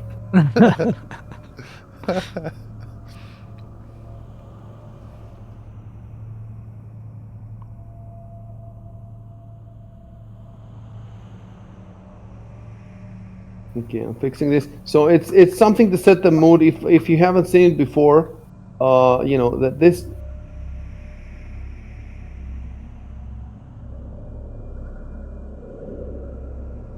There we go.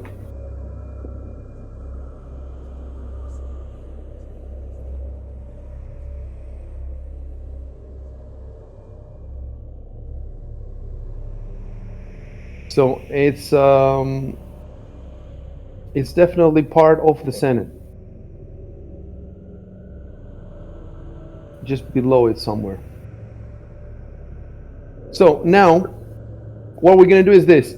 You guys are gonna start moving your characters in the direction that you want to go, in the formation that you want to have, and then after you started moving, then I will move the NPCs according to your to what you told me on Discord. And I'm not checking this.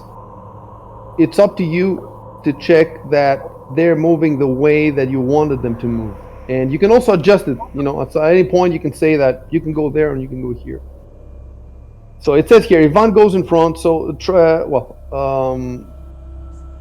actually, I'm going to put this in the chat to help us.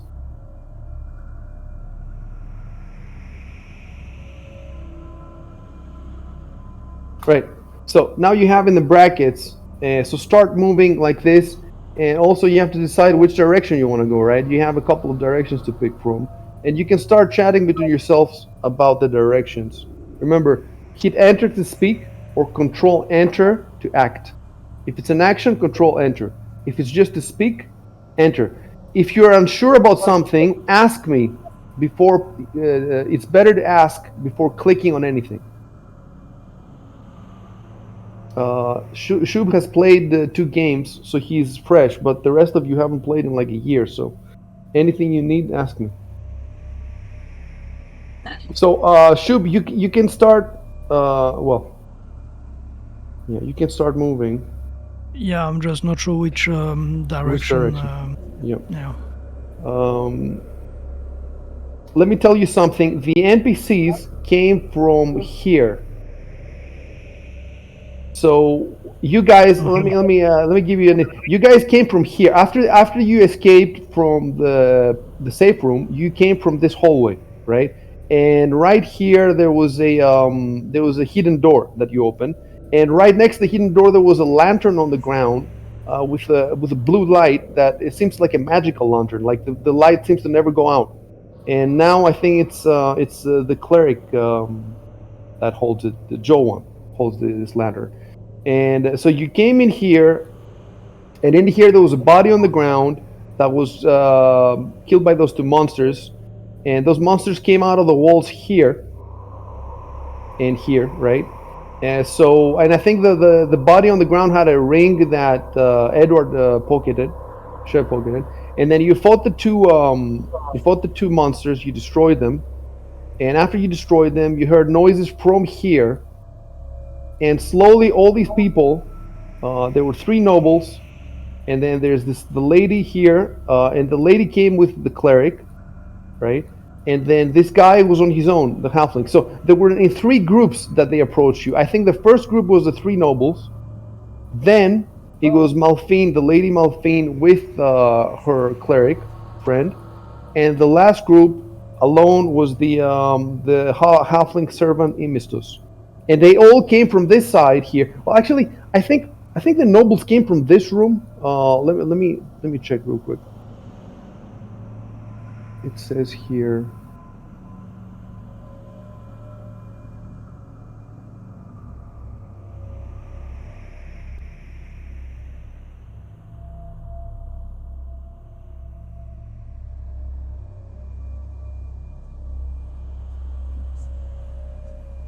I need to look at a map.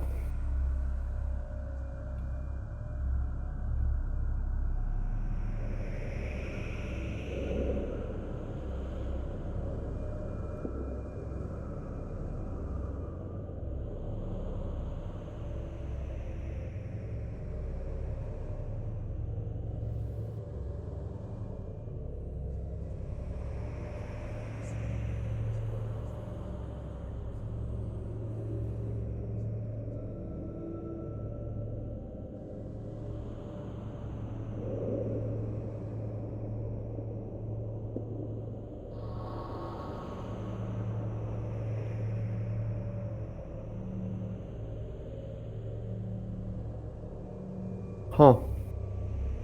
The Malphine mechanics are even more complicated.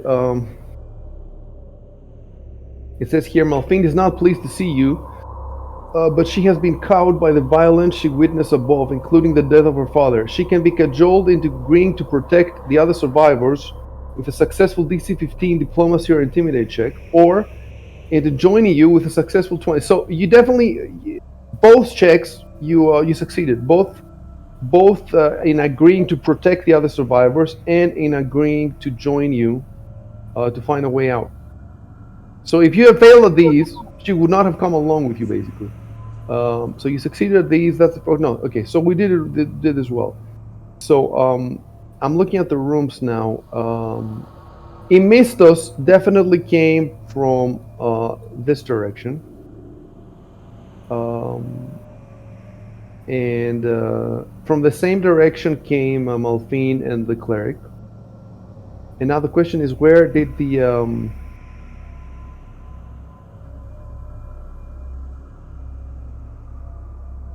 three nobles come from? And it doesn't tell me here. So I think I chose to put them here, but I don't remember. Like, we would have to look at the.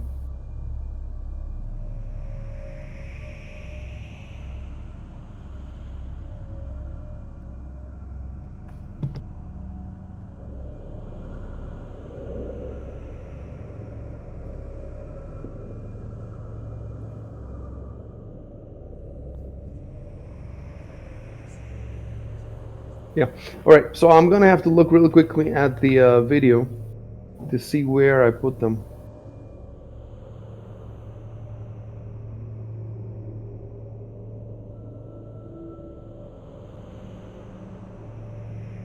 Oh, I need the 10. From the crown.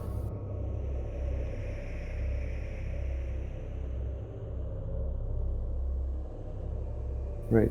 Oh, by the way, yes, I forgot about this. Wait. No, by session 10, the nobles are already out. So the nobles arrive at somewhere at the end of session 9. It looks like.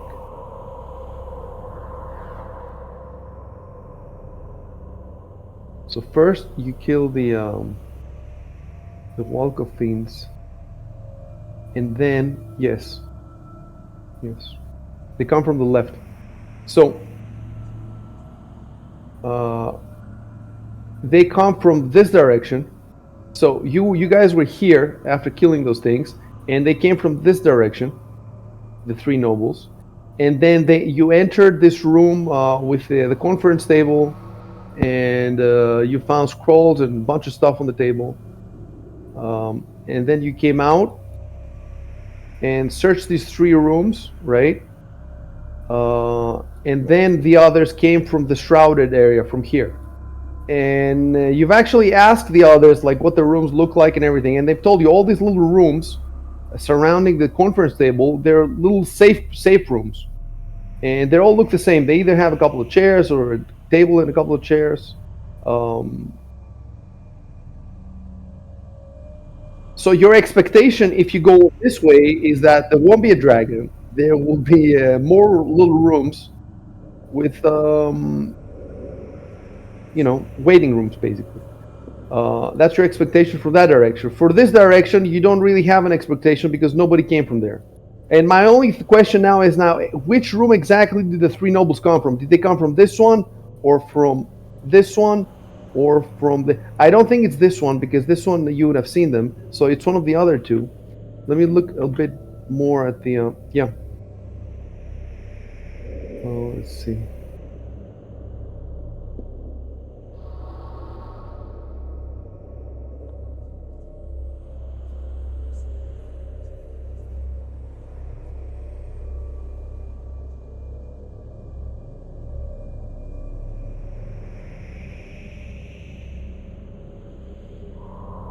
If I remember right, I think we saw one noble, and then the other two showed up.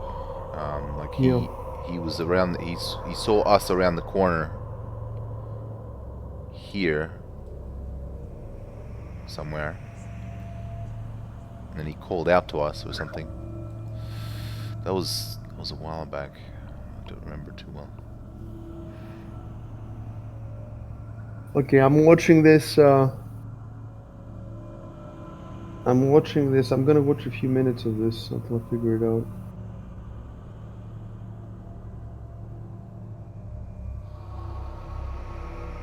Yeah.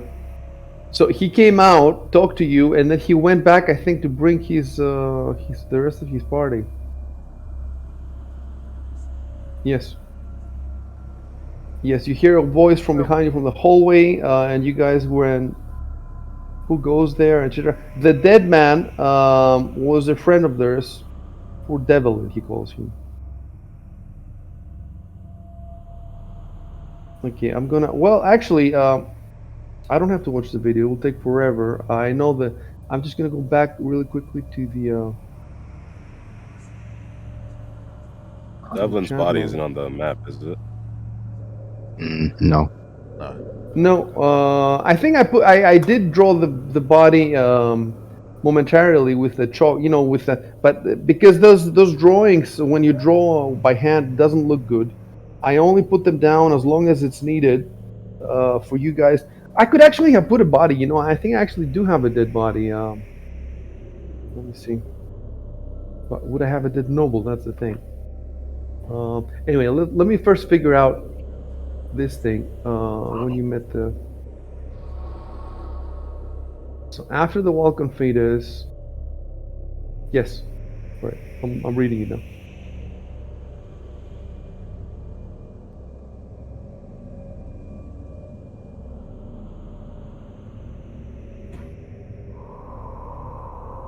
Oh, and by the way, the dead man, Edward recognized him. He is Lord Devlin Mansion.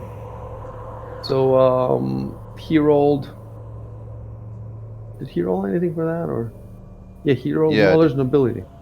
Rolled knowledge nobility. He rolled 20. So actually, 20 is very good. Even with a 10, I think I might have given not his name, but that he's a noble. And then with 15, you give him his name, and with 20, you actually give him more info. But I'm not sure if I do have more info. Let me check.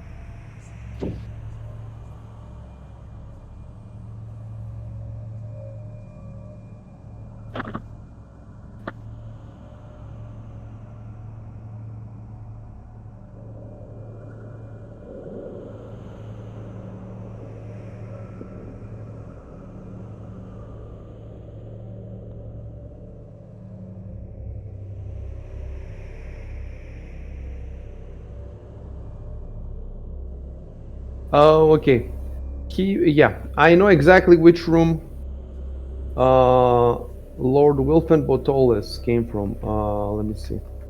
It's in the book. Yeah, he came from this room. So he was in that room with the other nobles. That's why there's 5 chairs in there.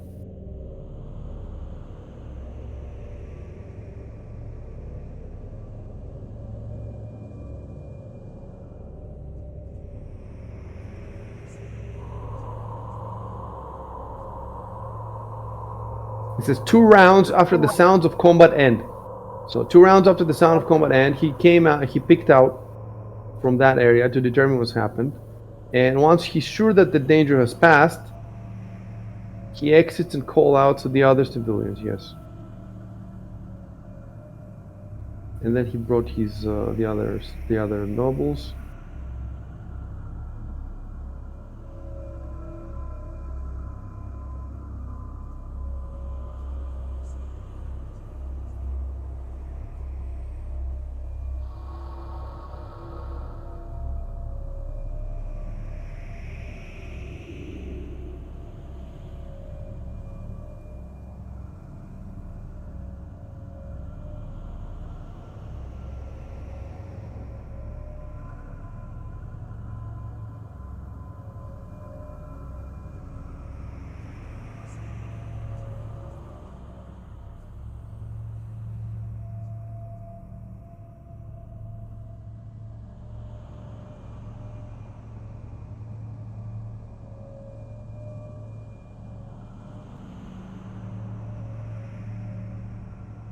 Oh, now we can have something. Yeah, we can do something that I wanted to do. So it will also set us. We'll get us started with some role playing because we're kind of get us rolling. So the cleric Jubari. You'll see. But first, I have to because every time we start a new session, I have to add all the NPCs because the game wipes them. I have to all to the dialogue to my so I can speak as them. Well, actually, no. I think I can't speak as him because I have him. Let me see. NPCs. I wonder if I should put all of them in the combat tracker. Probably, though. Let's see. Okay. I can speak as him.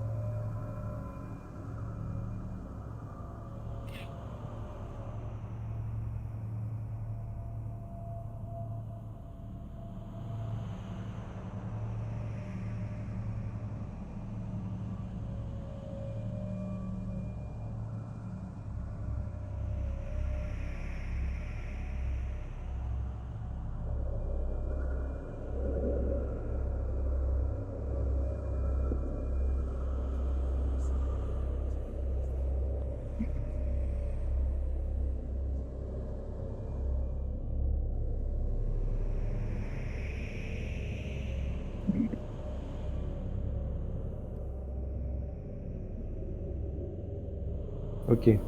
So first, he appeared as a white-haired man, the cleric, and then he said, "My name is Joe One." So you only have his first name, you don't have his last name, which means that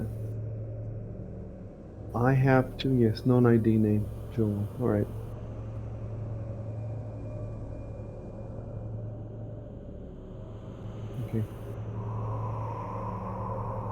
So the cleric is sitting right next to Ivan, so that's good.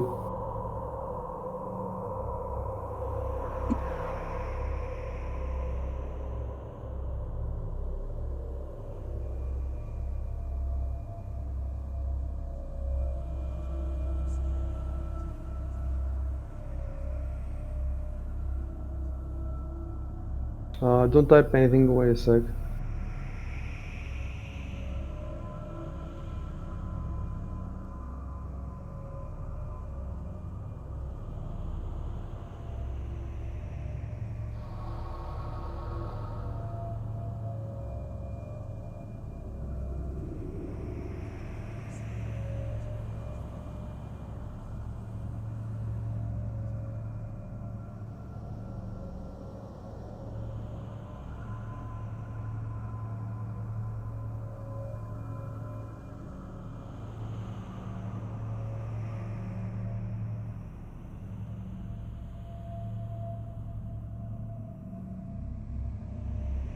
Ah, typo. I can aid you with your injuries for the normal fee.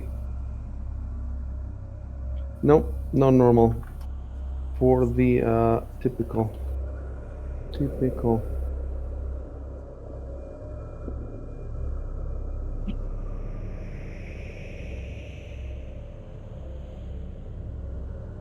Right.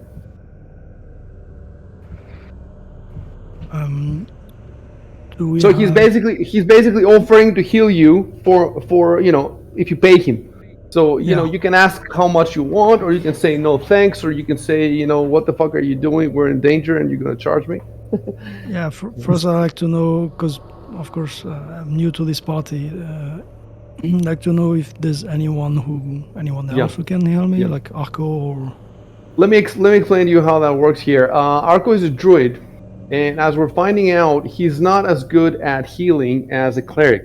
But on the upside, he's better at attacks. I guess he has more. He has more. He has his wolf, which isn't here now. His wolf because he couldn't take the wolf to the Senate gala. The wolf is back at the hotel, or I think is it at the hotel or is it? I think it's at the hotel, right? Like outside the hotel. It's outside of it in the stables where the people are keeping their animals. Okay. So, he would be much more effective, but he cannot bring a fucking wolf to the. They could bring animals, but small ones like the owl. So, he has 3 cure light wounds per day, and he has used. Wait, prepare 2 out of 3. I'm looking at your sheet here. It looks like you have used 1 cure light wound out of 2. And you have prepared 2 out of 3. I don't get this. Well, we leveled up, Yeah. but we haven't prepared any spells yet. Oh, I see. Okay, so he has the one from here. So he only has 1 cure light wounds left. Your druid, and apart from that, I don't think there. Do you have any potions of cure light wounds or anything like that? Let me look at the We can look at the party sheet, and I'm going to rebuild it just in case. Inventory. Let me rebuild it first, then you can look at it. Okay. Now go to the party sheet, and you can scroll down, and you can see if there's. It's a long thing to scroll. From what I remember, no, though. We never had any Yeah, I don't think we have any potions. You have a healer's kit, whatever that is. I do have a healer's kit. I think that helps with the heal check, right? Yeah. We have some scrolls, but I couldn't identify a couple of them. I think you haven't identified almost any of them. Like you've only identified like 1 of them, I think. Yeah, I think so. Yeah. Yeah. So the healing situation is not good in this party at all. The other parties have like 4, 5, 6 maybe cure light wounds or something like that. Backpack. And you know what's interesting on the in the other campaign, in the party sheet, I can see some stats about the other characters. But here you can't see. Tabs. Yeah, no. Let me see how that works. So, what, the skills tab you mean, or the main tab? I'm not sure how it's called. but I can see You cannot see them here. some All stats. right. All right. Let me see. Let me see if I can fix this. Again, that has to be that has to do with Oh, I think I typed that thing that says skill record. I think I clicked on the golem where it says heal. I'm not sure if that was me. you click now on something. Where it says unable to find skill record with the correct name in the chat log. Oh yeah, you know what you need to do? Go on at the top right in modules, then click activation, and here you have Pathfinder core rules, and you click load, and then you will have access to this stuff. Okay, that's why. You basically have to load the book. We do not see the thing that you see. We don't see it. That's why we don't. Oh, you don't It's see it? just That's for good. you. That's good. No. It's just for you. Gotcha. So I have to find now.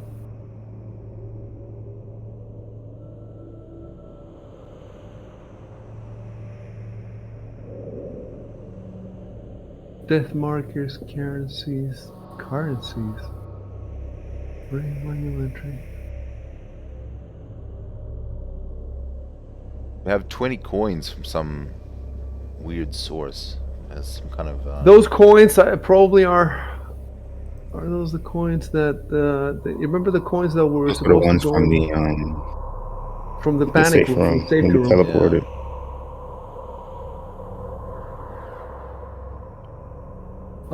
It's not super important that we fix this with the party sheet right now. If I can do it really quickly, I will. If I can't, Yeah, it's just useful when you want to check yeah. the other players.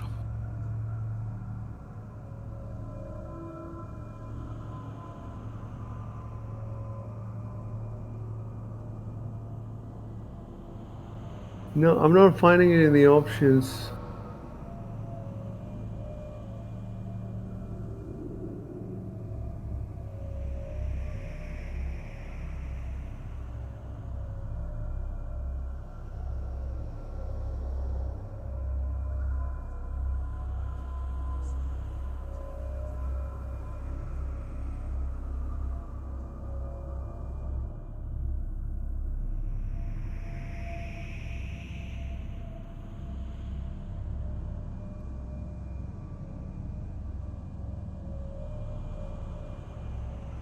Right. Normally I would tell you in GP, but I want to see if Taldor has Taldor currency.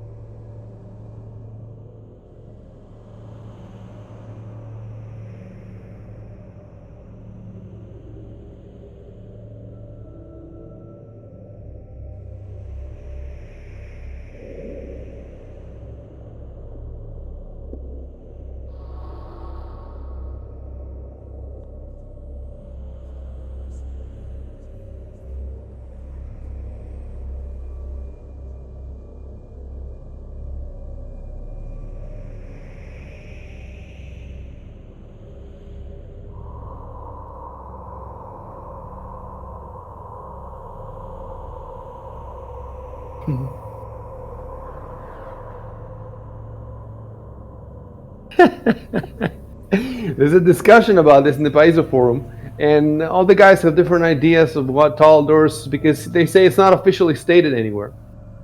And one guy says, they all have. One guy says you should use liras. Another one you should use crowns because in the Pathfinder Tales books, blah blah blah, whatever. And then one guy says the idea is as bad as coming up with calendars that aren't 7 days a week and 30 a month and 12, 36. He says people who, after a few games, people will get bored, will get tired, and will ditch the fancy names and revert to the most natural, which is copper piece, silver, gold, whatever. And then he says, don't get me started on electrum pieces. Electrum pieces, was an early D&D. If I remember correctly, one electrum piece was like 5 GP, something like that, something. And then another guy says, Were Electrum pieces the original Bitcoin?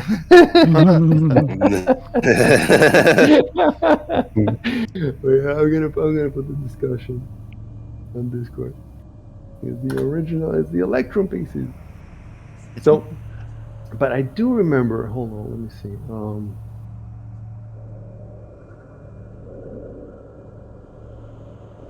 Okay, I'll do something else.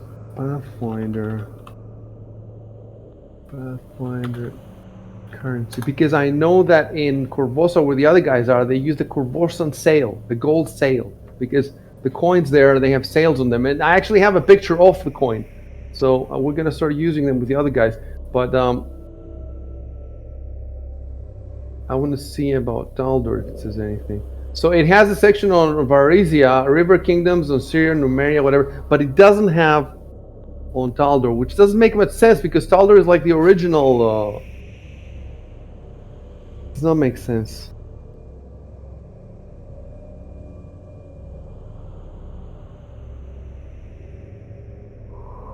All right. So what I'm going to do instead is I'm just going to take those guys' recommendation. I'm going to take the best recommendation out of all of them. Let's see what And the use best one Bitcoin. is. Yeah. Tal'Dorn. He thinks that the majority of the coins should be minted in Taldor because it's an empire.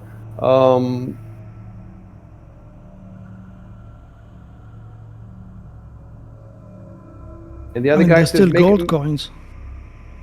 Make up something pompous. Yes, they're gold. They're gold, but they're called something else. And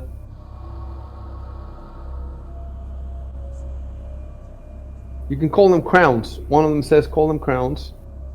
Or just directly copy medieval European currency names from England and France. Oops.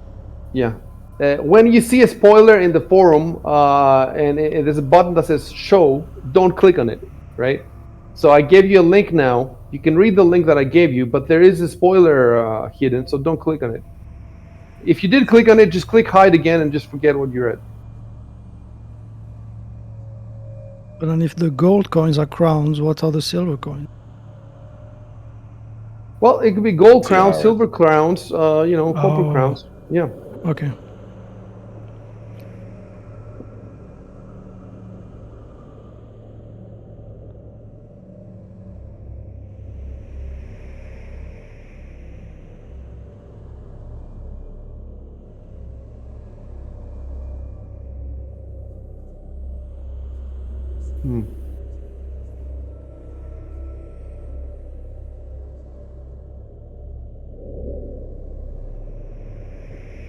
Yeah, it's an interesting thread because you have all the different possibilities represented, including the guy telling him to just shut up and use gold piece, and then the guy who makes a Bitcoin joke. So you have all the options in front of you.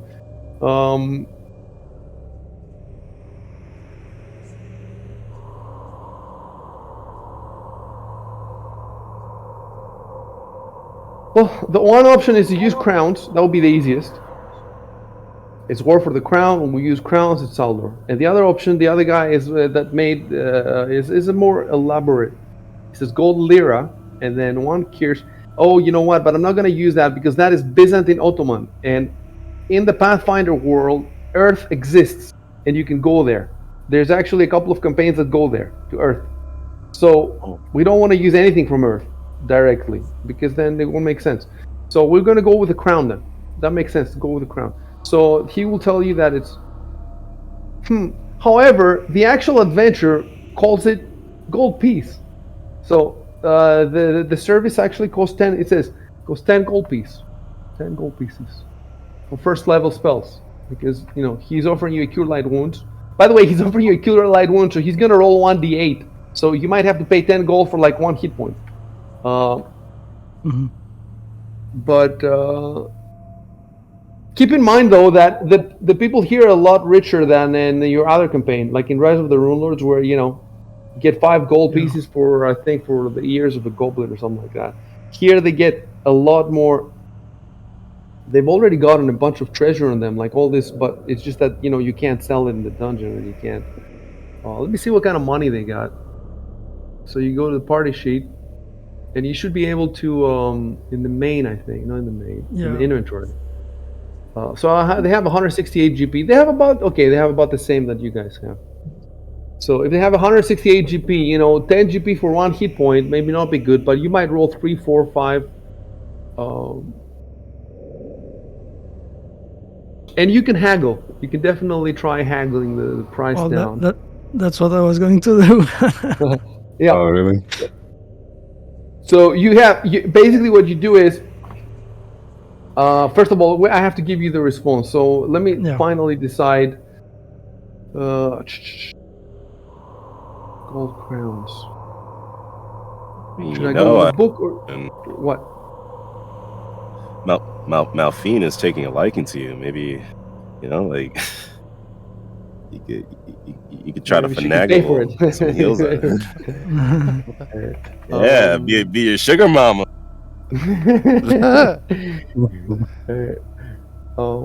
Right, let me give you the response first.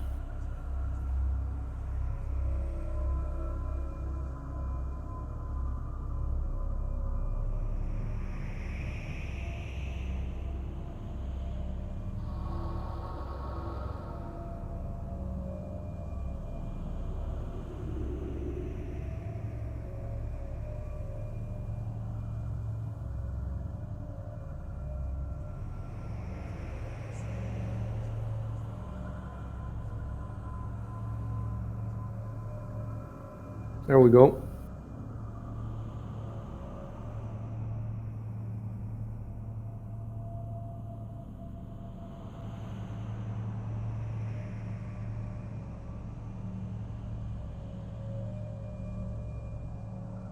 So you can tell me what you want to type first, and I'll tell you how to do it, and what you want to do. I tell you what I'm typing. Now, tell me first what do you plan to do? Yeah, I'm planning to haggle. So you're just gonna say, "Hit me." What do you want to say? I was writing, we might need all of us at full strength to get out of here alive. Would you do it for 3? All right, go ahead, and then hit enter.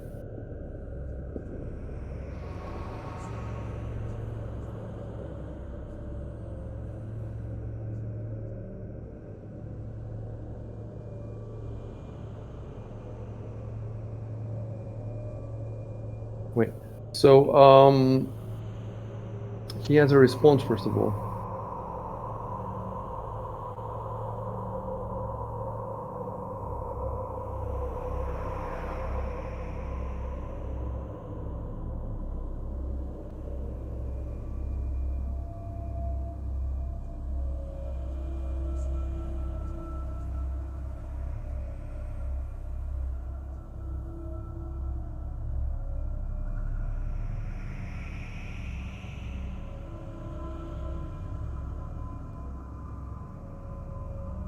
Oh, I thought you said free, as in. Oh, no. Nah. He'll just tell me to go fuck myself. And now we're gonna do a opposed diplomacy check. So roll diplomacy.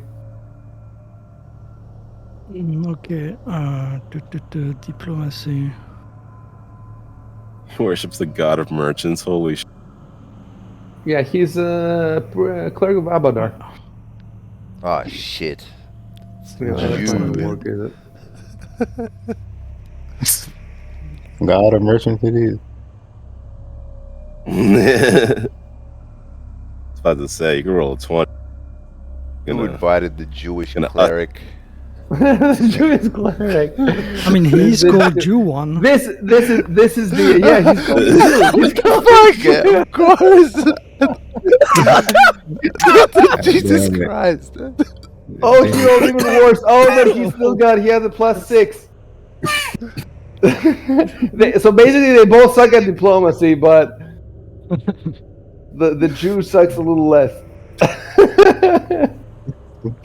Oh my god, I didn't even notice. Jesus Christ. I didn't even notice. Oh, man. Jewing. Oh, he's Jewing you, alright. What the fuck? That's hilarious. And people are saying they're That's going woke.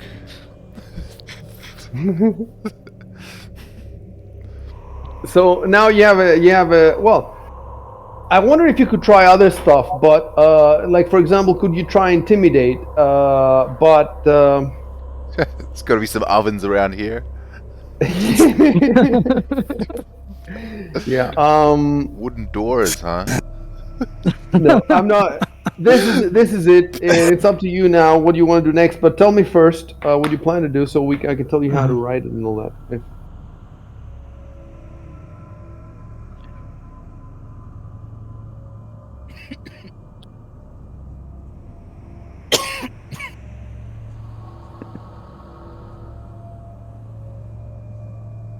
Yeah, I'll just accept. Is it okay if I move? Yeah, you can move I while see. they're Is it okay speaking. if I move? You, Just you can move. Just don't move like inside a room or through a door or anything like that. All right. So yeah. let me take 10 GP out from your inventory. And now that's another question. Like, okay, I'm going to take 10 GP out from you. So 158, and you're going to have 148. And the question is, how do I add it to his, let me see, his gear here. You have gear. Oh, I can add it. Yes, that's adding the gear is easy. Actually, maybe the items is easy too. Oh my God, it might be easy. You click on the blue ribbon and so first of all, so I added the money to him. So if he dies, you can just you can just take your money back. It's like Grand Theft Auto, you know. Like when he gets attacked, just don't go to his aid. Wait until he's dead, and then you can take your money back, and then you clean the blood out of your gold pieces and. Bloody crowns.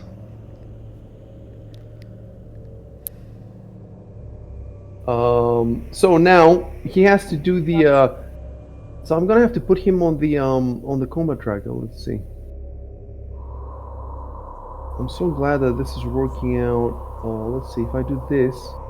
Yes, it's added. Well, not for you guys yet. Hold on. Now you should be able to see him right on the. Can you see him on the combat tracker? Pull up the Yep. combat tracker. Right. And now he should target. Let's see. Oh wow, that con and everything. By the way, I have to delete his token and add his token from the combat tracker. Yes, so that he's linked. And now, He's an enemy. yeah, Oh my that's God. my Kill mistake. him. That's my mistake. Faction Oh, none. okay. Friend. He's a friend now. He's your good Nice. friend. What are you talking about? Sorta. Oh, and now he has okay, I'll explain to you guys. He has the other icons. I just added them as images, right? But this one, because I added it first to the combat tracker, now he's integrated in the combat engine, whereas the other ones are not integrated. Like if you try to attack the others, you can't because they're just images. Like if I added a desk or a chair.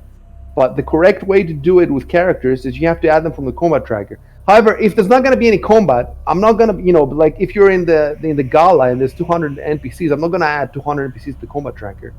Actually, we sort of did that last time. We added a lot of them because it was basically there was a war. There were like 50 soldiers and it was terrible. But now that I added Joe one to the combat tracker, he has facing, so I also have to manage his facing, so it makes it more difficult for me. Anyway, now that I've chosen him, I select as target Ivan, and then I should be able to roll the cure light wounds. Let's see. Yes. So first you click here. Oops. Okay, you didn't see this, right? Because the reason you didn't see this is it because he's not identified, or is it because I have show GM rolls is on? So why would you not be able to? Anyway, it will show though in the it will show in the chat log. I think. Okay, let me pull out the chat log. Let's see if it shows. Anyway, I'm glad that we are actually playing now. So we are crawling towards something. So chat log. Yes. Oh, it has a. Does it have a different color? Yes, it has a slightly different shade. That is interesting. The color has a slightly different shade.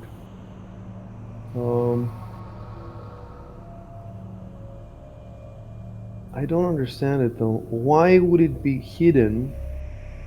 Is it just because he's unidentified? I don't think so. See, he's only told you his first name, Joe1, not his last name. So if I... Okay, I'm gonna try something again. Oh, wait. Now that I clicked on Cure Light Wounds, it's disappeared. Expandle.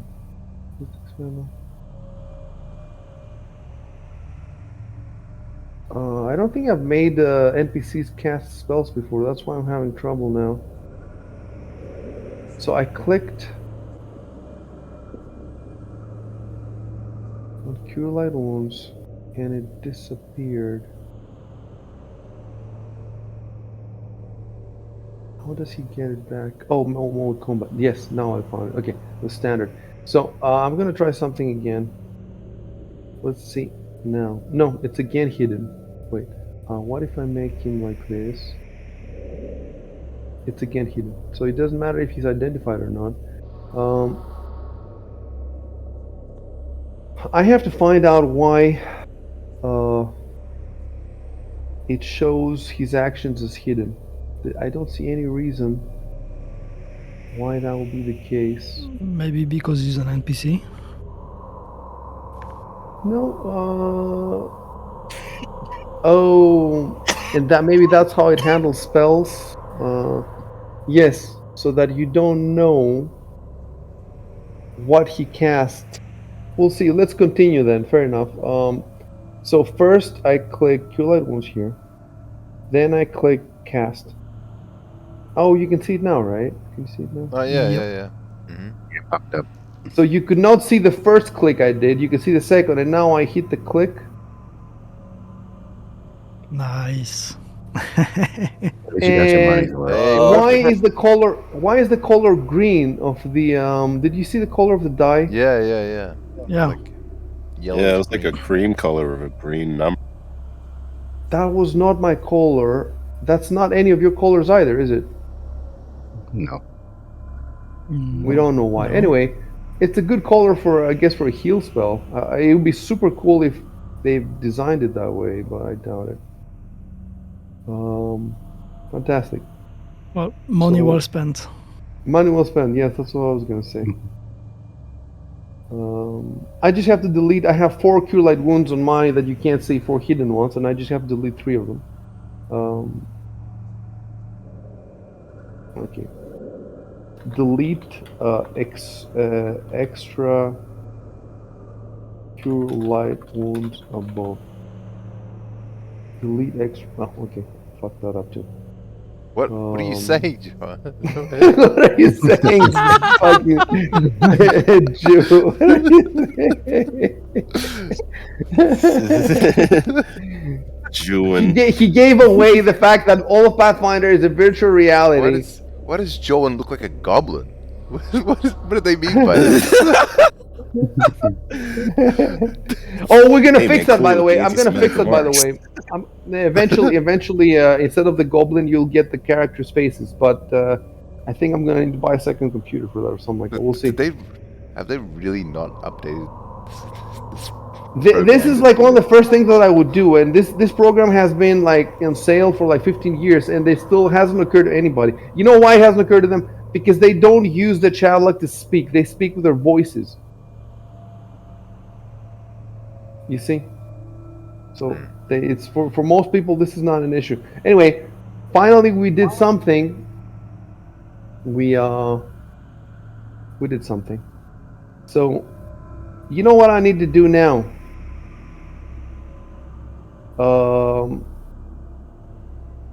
I may as well just add the rest of them to the combat tracker. We're gonna have trouble though with the 3 nobles, because the 3 nobles, we might have a little trouble. We'll see. Hold on a second. Let me do a Mistos. next.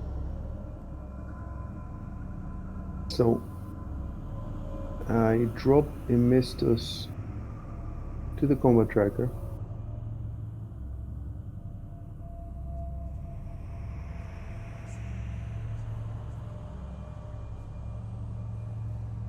And I have to delete this token, and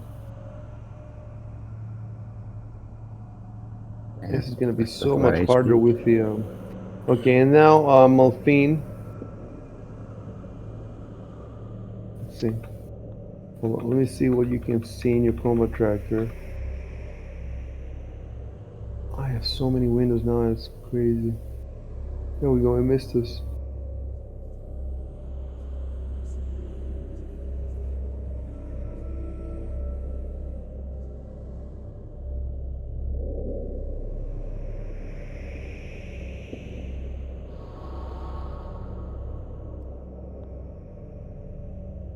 Oh, I see. Okay, hold on a sec. Yep, I think I figured something out. Yeah. So every NPC has 3 states: friendly, enemy, and neutral. If I put him as friendly, the game counts it as he's a part of your party and shows you their hit points.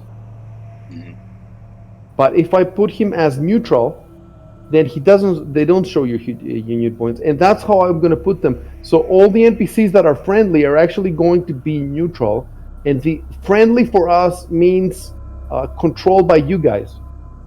So a friendly, for example, might be a follower of yours, a henchman, somebody whose moves you actually making yourself.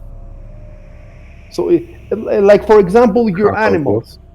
Like for example, the wolf, or or if we put on the combat tracker, we might actually put the owl on the combat tracker, or horses, or all that stuff is going to be everything that you can move yourself. But if it's neutral, doesn't mean that it's neutral. It could be friendly. It could be possibly a enemy or whatever. Neutral just means that you cannot see their stats, and you see healthy or whatever. So let me go back here and boom. So let me see if you can see both of them as neutral. Yep. Okay, that's something else we've just figured out that we never had to do before, because you never had to have, like, in the other campaigns, they never had to have like NPCs with them yet. So now I have to do Malphine.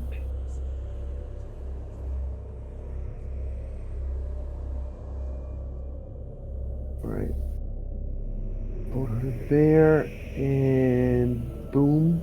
Wait, choose again, hostile, neutral. Oh wait, there's another one. There's hostile, there's faction, none. There's also a none. So let me see what this difference is. If I put Malphine as none, what do you see? Well, she just has a different color. I wonder what that means though, because it probably has a mechanical significance. None. Means it's Okay. only business. I'm gonna really quickly fantasy grounds. Friendly status, neutral, none. Let's see.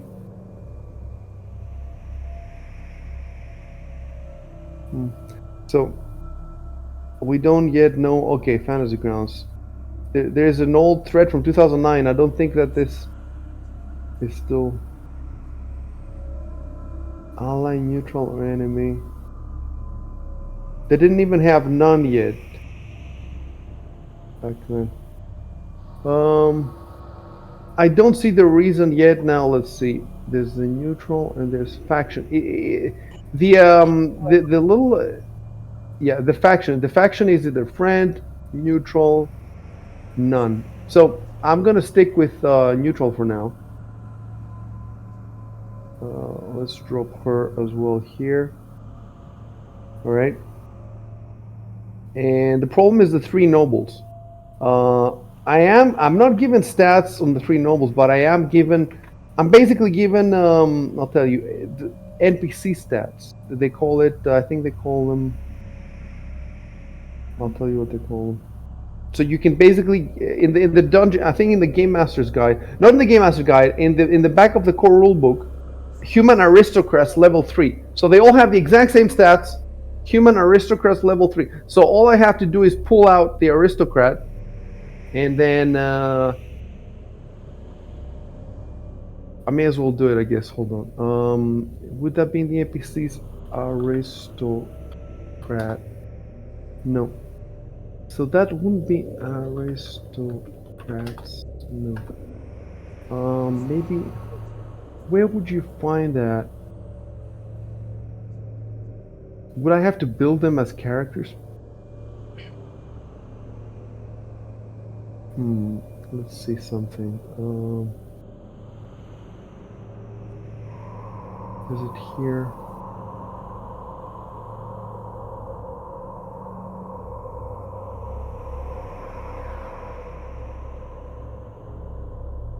Encounter.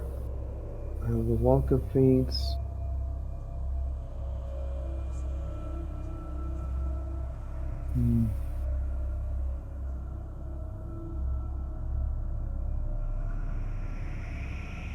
It does say that they've never been in a violent situation, and they're not. I don't think they're armed. They're not armed. So, but the question is, what if somebody does strike them? So I need to know how many hit points they have. They're invincible, like in a video game. Yeah, they are invincible. NPCs, quest story tables. It has to be. Okay, I know what I'm gonna do.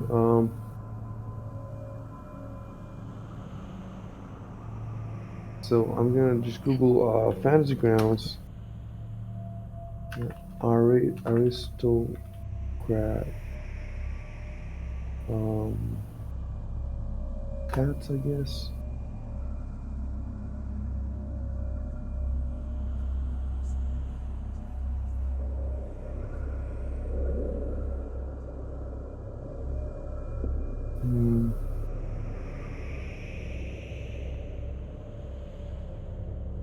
Right. So I'm just gonna have to go to the choral book.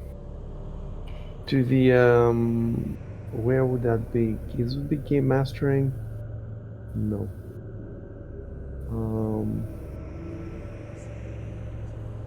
Creating NPCs. Yes, aristocrat is in page 450. They have D8 hit die. So third level they have what? 3D8? Really? It's crazy. It's true. Base attack bonus +2. Aristocrat.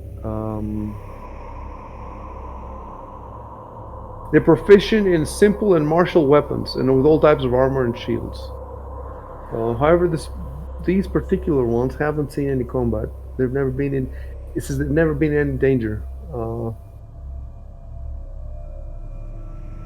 I suppose that if they do get in combat, then we can just do it, in our heads, like old school. And I keep a running tally of their. So I don't put them in the. Of course, if you don't put them in the combat tracker, how do you know when their turn is? You know.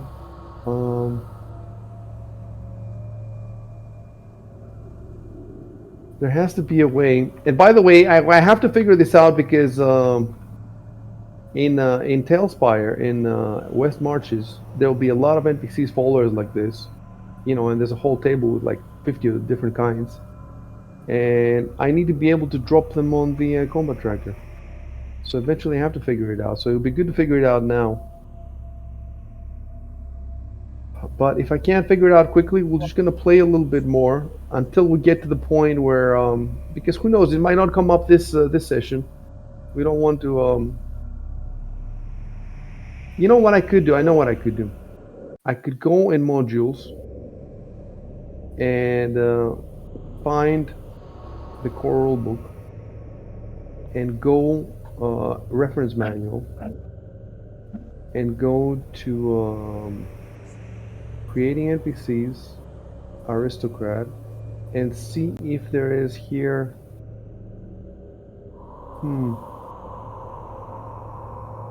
So I found the page in the rulebook in Fantasy Grounds, but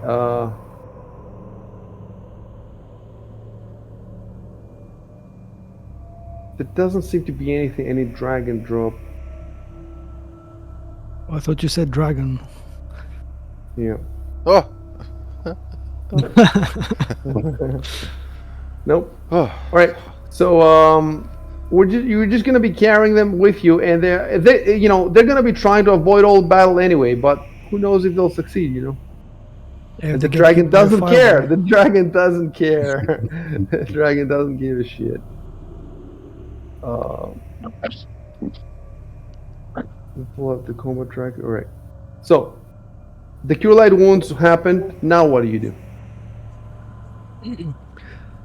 So I had a suggestion. We talked about the north, south, all that stuff. Yeah. Let's say if we don't know, we can just assume that, at least for the time we don't know, that top is north and down is south.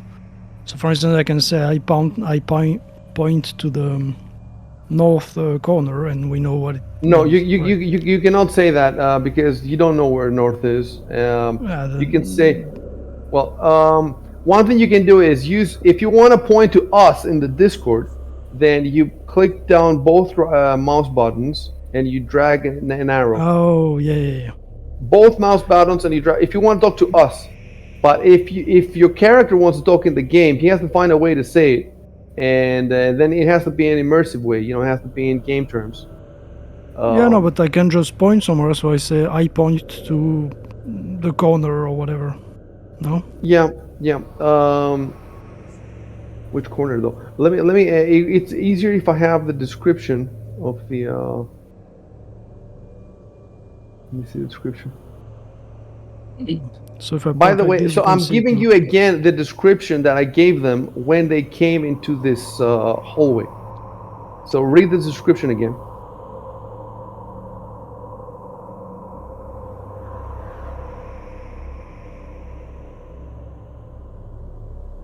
Oh, all right, it's wrong. Wait, this description assumes you can see the entire room, but you can't. You can only see some of it. So, too bad I can't delete it now. What I did was when you first came in here. Okay, if you hold on, I'm gonna find out the exact description I gave them. It's this but edited. Try not to see this. Like, don't look at it.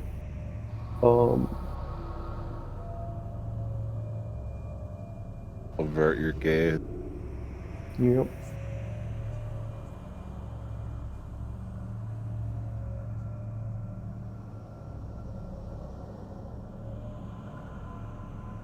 Okay, I found it.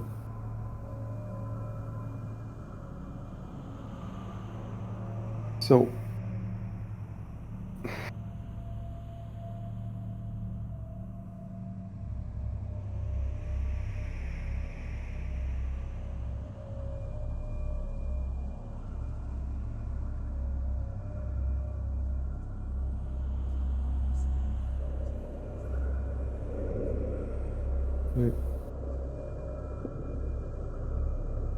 Yeah.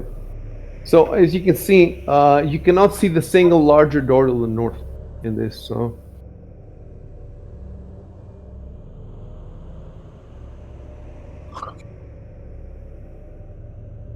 Wait, one to the east, one to the west,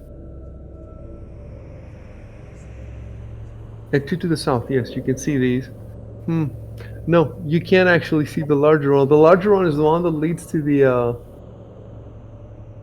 conference room. All right. So delete delete description above. Right, and then I'm just gonna hit this again. Boom. So this is correct. Yes, two to the east. No, it's not two. It's one. You could only see one, and you cannot see the. Okay, hold on. Delete description above. Delete. I'm gonna get it. I'm gonna get it right. Don't worry. One of these days. Delete description above. All right. Oh yes. Look, all of these are deleted, right? Because they're not supposed to be here anyway. They're back. The correct description is back when you first entered here. So I'm just putting this back here right now for you, just to be able to get an idea of. Oh, but wait, it says east, Hell, west, north, it south. says to the north. What the Yeah. fuck? It says the north. So how do you know this? How do you know this? I wonder. And let's not belabor. Should we belabor? Point. Instead of north south, it should be saying one ahead of you, one to your left, one to your right. All right. So I will type something else. Go back to the original mention of this text and rewrite it to change north for up, etc. Okay, I fucked that up too. All right, it's gonna get figured out. So, what? Upper cleared? No. Did somebody? Yeah, that's me. That's me. Oh, that's you. Okay, because I lost my for a second. Oh, but we're not supposed to have the same. So I should. Yeah, I should choose a white. Oh yeah, you Let me had a choose white actually. I did have a white, but right, I don't know why. So user color. What is the? I think it's FFF, isn't it? FFF is white, isn't it? Yes, it's white. Okay, and then dice. So the text should be 0000. I think is black, and the body should be.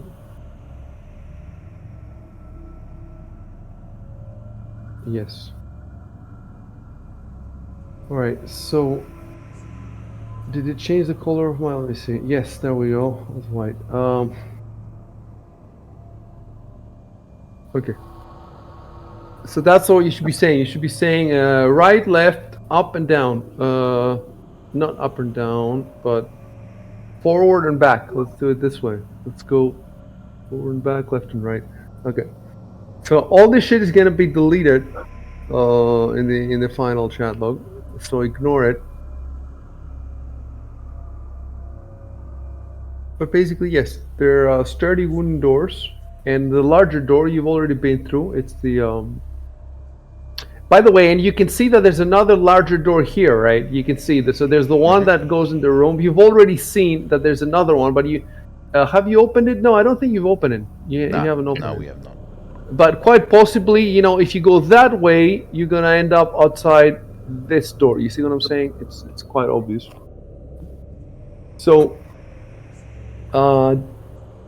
delete your arrow. And hoop. Okay. And type something about moving. So if I want to point this way, I say up or what?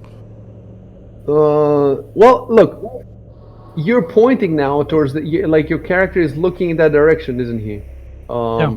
So if he's looking in that direction, you can just say, let's go that way, and just move your character.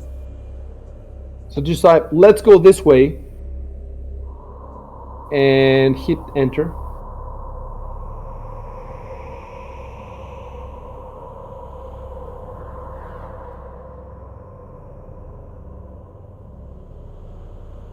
And just move your character 30 feet.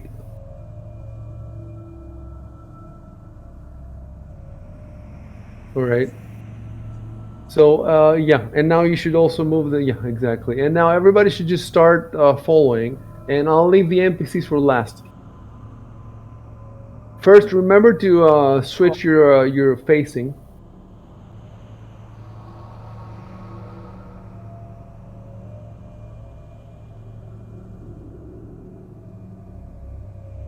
Well, it's so much more complicated now with these stupid arrows. Let's not touch arrows, boys.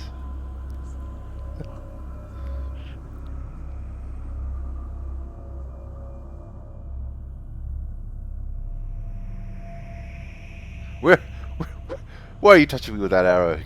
Get that away from me. Ah! Mhm. Why is it yellow? Wouldn't you like to know? Give me some warning next time. Jeez. So the three nobles are supposed to be here. Uh,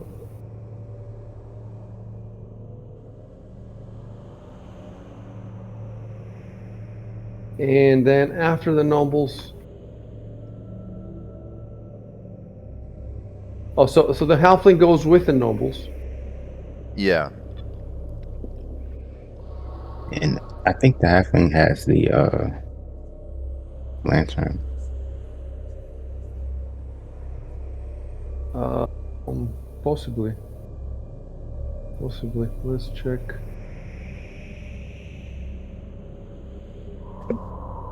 But Arco's also got a lantern, right? He's got a light on his somethings. Pretty sure I'm just Which using a one? light. Yeah, I'm using a light spell on my staff. Yep, yep. And it lasts for like what, an hour or something? Or Something like that.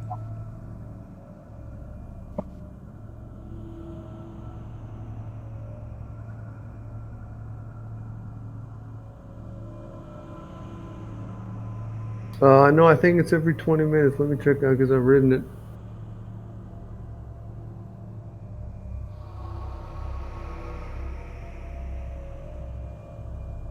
Arco, 20 minutes light, so every 20 minutes.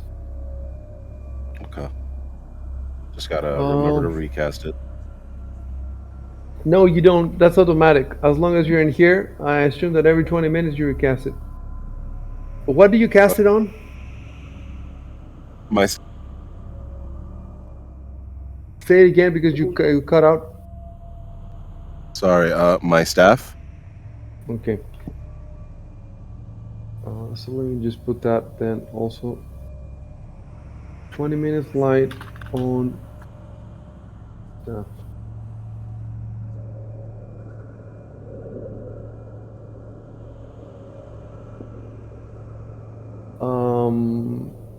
Wait a sec because I need to move also the others in the back.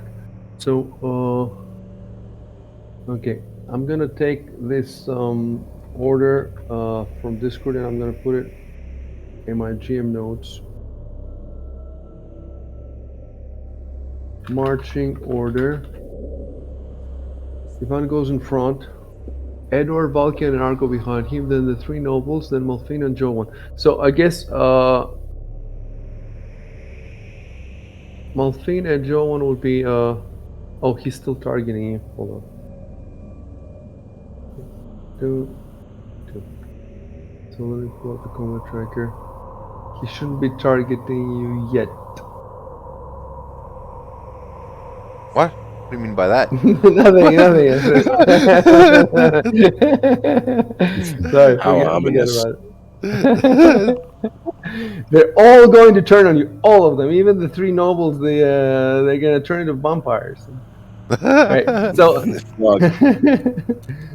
this seems about right for marching order. So move your dudes now. I can't believe we're actually moving forward now.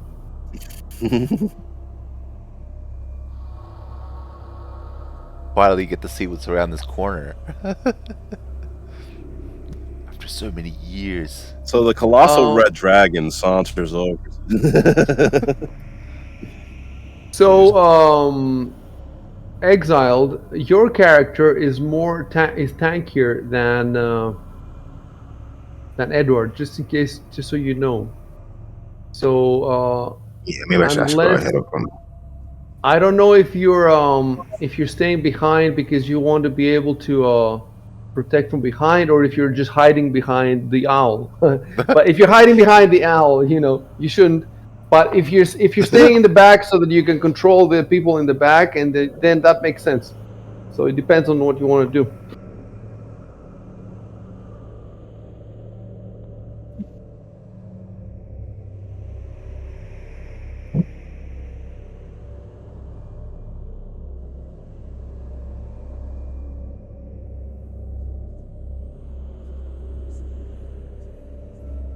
Hmm.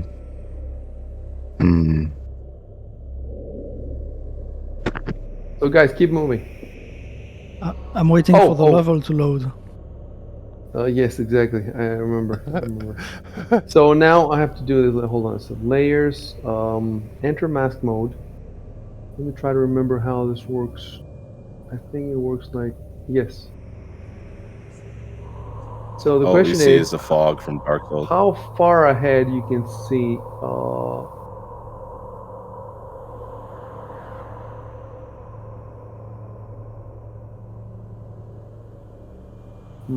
Is it 60 feet in low light? So the light comes from you. Exit mask mode. So we have to torch Pathfinder. I'm just going to Google torch Pathfinder.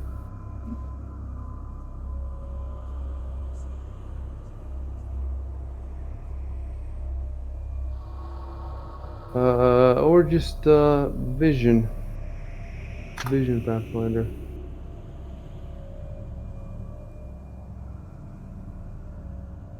So it says here, I'm gonna put it on Discord. Check the link on Discord. It says here that candle light. So the light, the spell light, 20 feet normal, and 40 feet will be, I guess, dim. So you should be able to see quite a bit. Let's see. From here, 40 feet is all the way. Let's see. There. So let me enter layers, enter mask mode, control.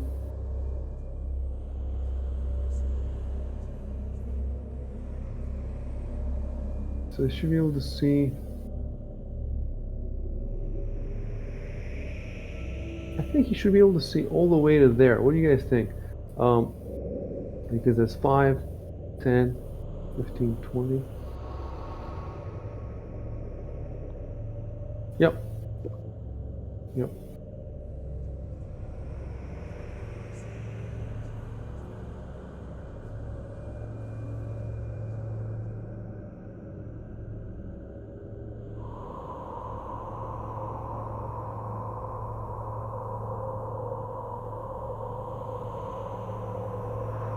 Okay, so about 40 feet. Okay, yeah, probably right.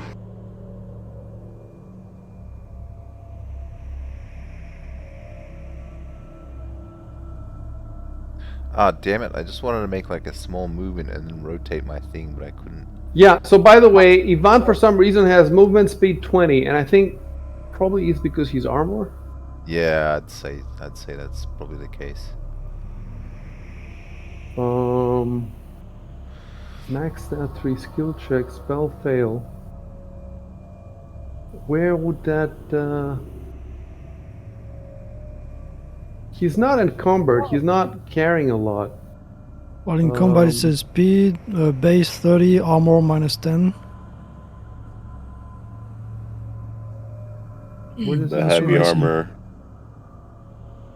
Where does it say that? In my character sheet in combat. Combat, okay. Oh, in The combat speed. it says. Speed base 30, minus 10 because of the armor 20. Fair enough. Yep. And then Valkian can move 30. So I think everybody can move 30 except, yes, except. So for example, now that you're asking me to move 40 feet, Arco, that's 2 rounds. So take that back and move maximum 30. Or am I mistaken? I could be mistaken. Try again. I Try was trying to moving move again. 20 feet. Okay, that was my Yeah. mistake, and I was reading the other number. Right, so 20 feet right Mhm. there.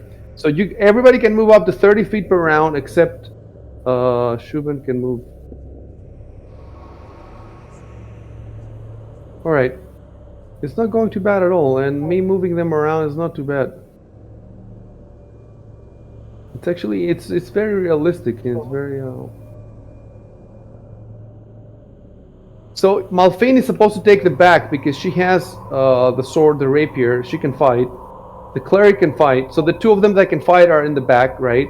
And then the four unprotected, the servant and the nobles are in the middle. So it makes sense. You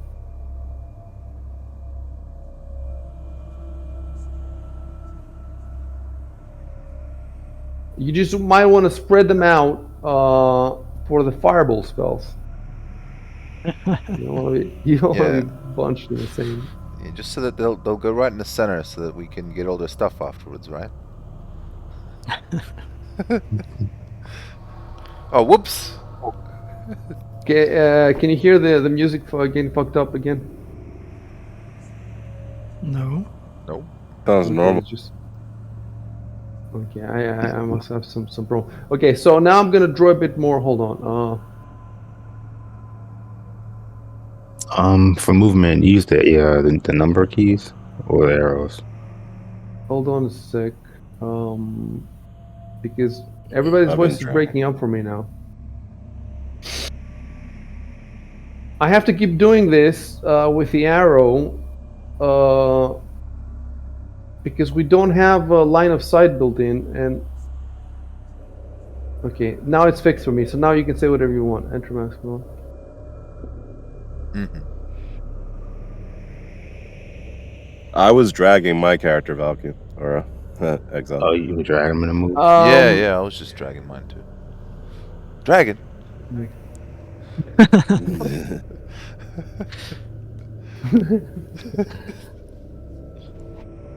Drag the token.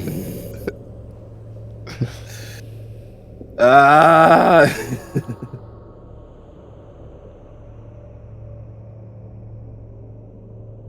We would be so fucked if a dragon were to attack.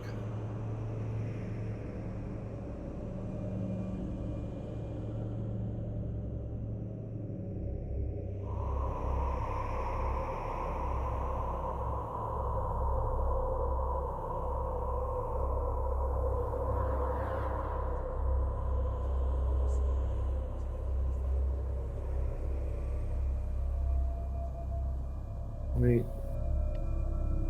Okay.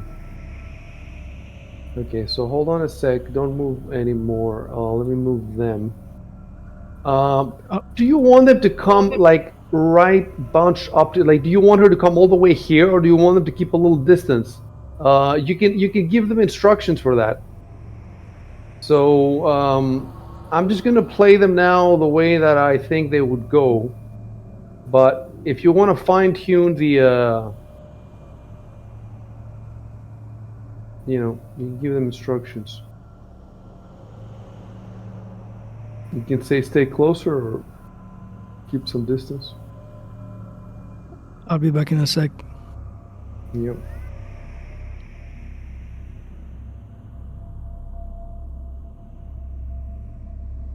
Yeah, okay, yeah. I think for now it's fine if they stay a little close. You see, like I'm keeping like 5 feet or something between groups. So you have the first group, you guys in the front, then the helpless people in the middle, and in the back, the two that can sort of fight. Not sort of, they can fight, but I think they're first level, something like that. I can't remember now exactly. And you're not supposed to know anyway. So now I'm supposed to give you a little description here. So hold on.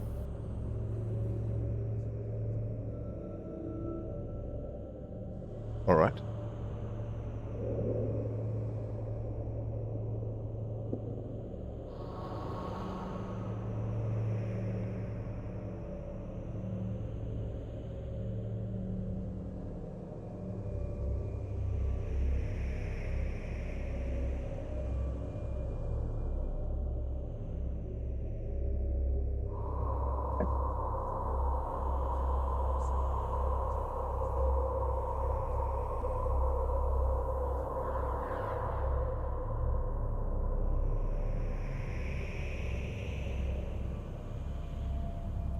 Yep. So we have something that has been happening a little bit in this adventure. There's a discrepancy between the map and the description of the map.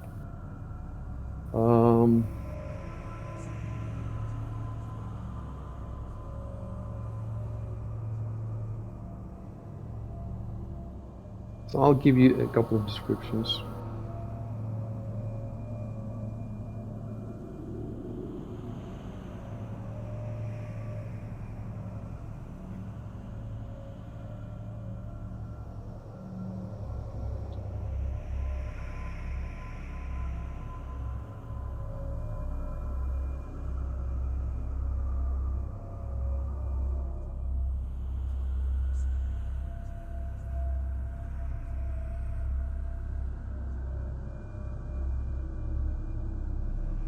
Yeah, I'm back. Okay. What happened? Hold on a sec. I didn't Wait. notice. I'm supposed to be giving you. I'm giving you a description of.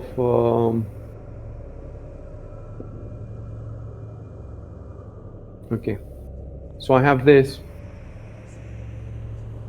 It's obvious now that there's a central conference room and the hallway loops around it. And now we have a kind of discrepancy between what the map shows and what the book says. Um,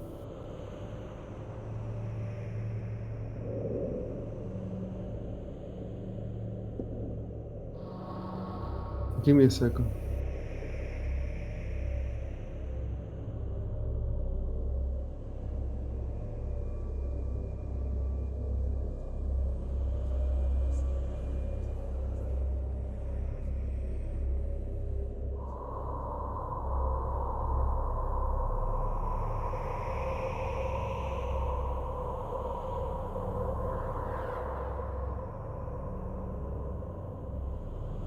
So,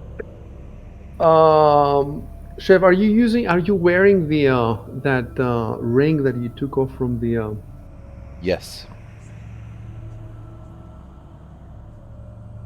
ring found on Noble's body? Equipped, you have equipped it.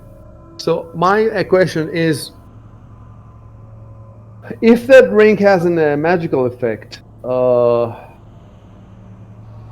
does I th- Fantasy Grounds take it into account for your stats, even though you can't see the stats? That's so. I'm wondering.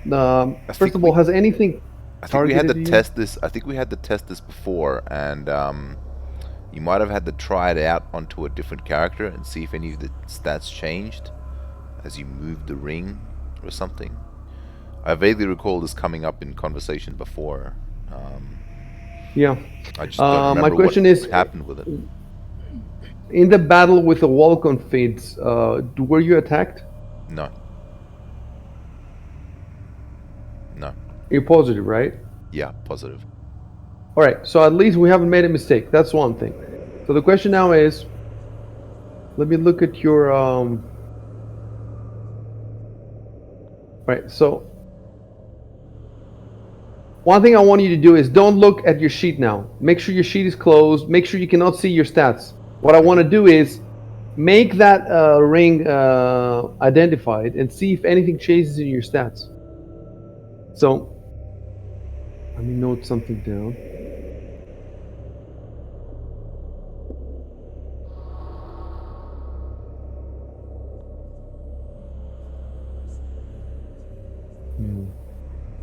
So first thing I did was make it not carried at all. Put the status as not carried at all, and I don't see any changes. So now,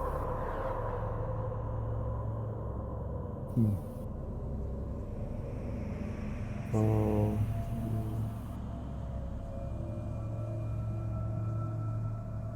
now I equip it.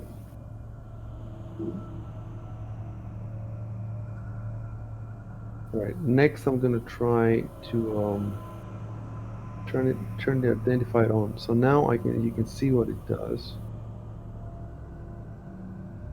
Still don't see any changes. That is. We don't even know if Fantasy Grounds automatically takes.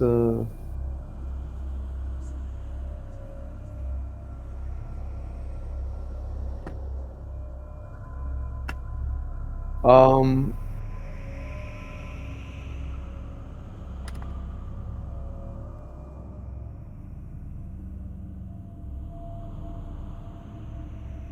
Let me ask you something again without opening your sheet. I'm looking at your armor class here, and you have a +1 defense bonus. Do you know what that comes from?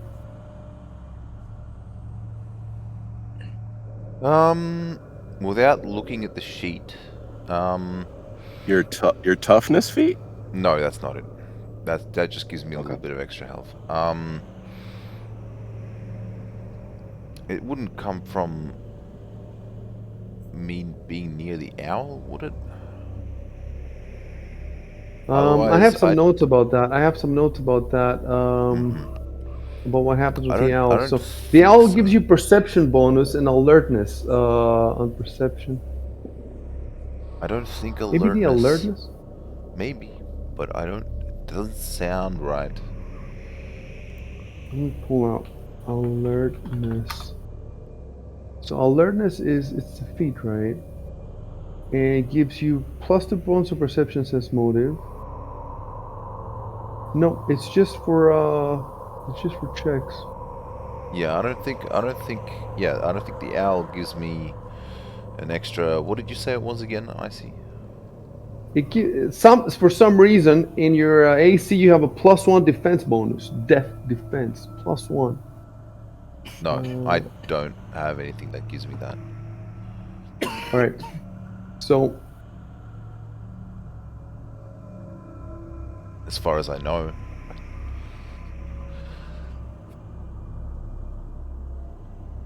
let me see something.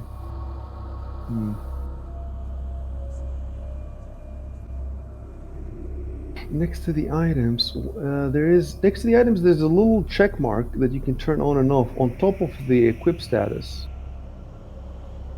So I turned that off. Still did not see any change.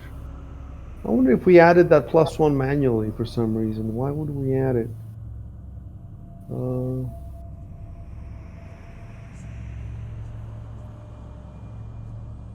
I guess. Maybe maybe it was the ring.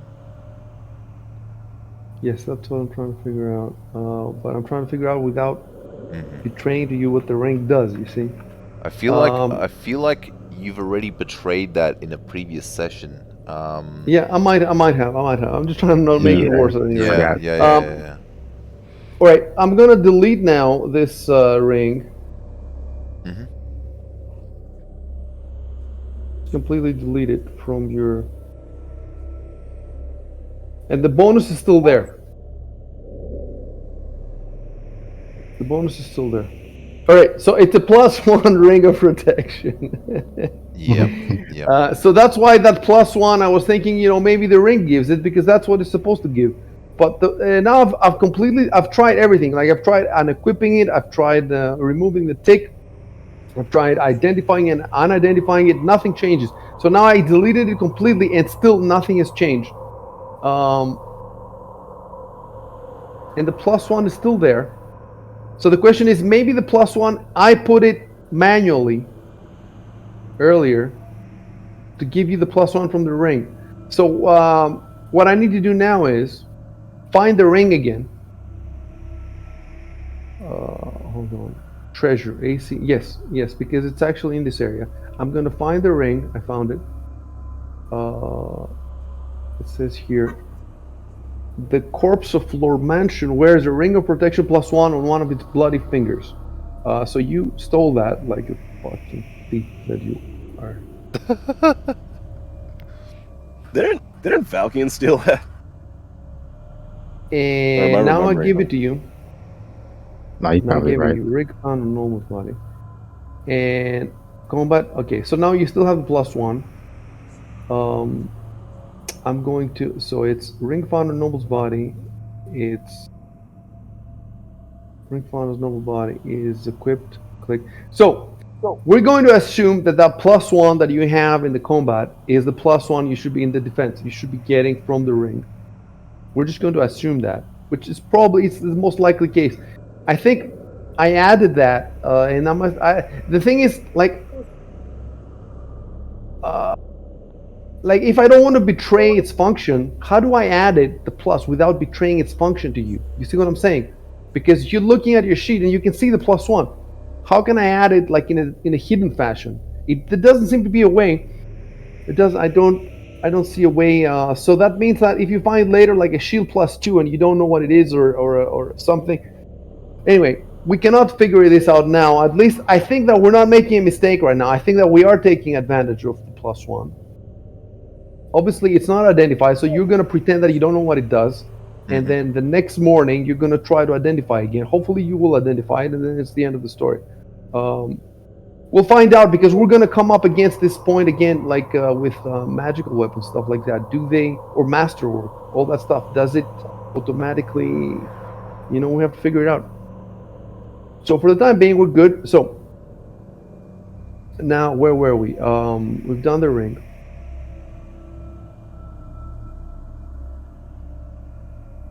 We have the correct marching order. We also have your exploration protocol. You can see it here, guys, in the combat notes. So it says, Edward casts detect magic everywhere. So I'm assuming that... I was literally going to ask about casting it on this little alcove to the north here. Yeah. And then what happens is, Arco checks for traps with perception roll. And everyone helps him on that roll. So everyone rolls also, and then it gives him, I think, a +1 or a +2 per person. We'll have to figure it out. It's a +2 from aid another. Yeah. So that's going to be the tough math, and I'm not going to be casting it everywhere. I'm not going to be doing all these checks everywhere. I'm only going to be doing them when there's actually something there. But the question is, how do I do this without betraying this to you? And the way you do this, you know how you do this? You do all the math before the session. So before we played, like yesterday, I should have sat down and seen all the traps, run all, since I know exactly what you're going to do because we have it in the protocol, I can run all the math, and then I know exactly, but we don't have this now because, that's a lot of work, and I didn't have the time for it, and I had to do a bunch of other stuff. But we'll see how we're going to do it now. At least we know what we're doing. Real quick, guys, I'm going to have to stop playing in about an hour. All right. You can just tell us when it's time. Actually, tell us like 10 minutes before, just in case we need to wrap anything up. I have to stop playing in about 30 minutes. All right, so 30 minutes it is. All right.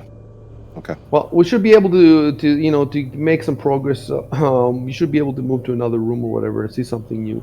And then remember, next time we don't have to do all this shit. We can just play. Plus, I will definitely have done all the calculations for the. Let me actually put that in a note for next time. Calculate all the War of the Crown.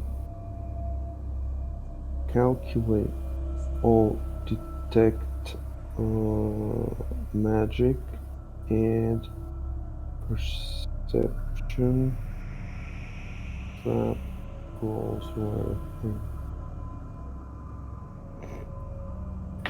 So this is the last tough thing we have to do because, like I said, the map description is not, doesn't look exactly the same with the description of the place.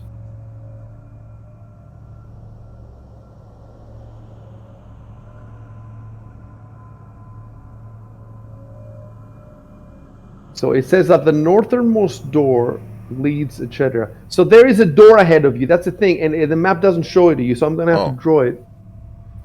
That's the thing. The map shows a wall there, but there's not a wall. It's a door. So let me drawing mode. Let me see how. I think I had drawn it before. So, wait, oh, they've changed it now, and you can. Oh, they've improved the drawing. They've improved the drawing. Wait, drawing. Drawing mode. All right. We'll try again. So you see, the door is supposed to be here, but see, I can now draw it.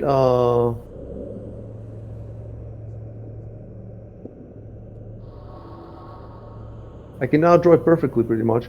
But how do I draw the wall? Like, there's supposed to be a wall in front of Arconus, and on the other side, can I change colors. I don't think I can change colors. Drawing mode. No. Layers, view, drawing.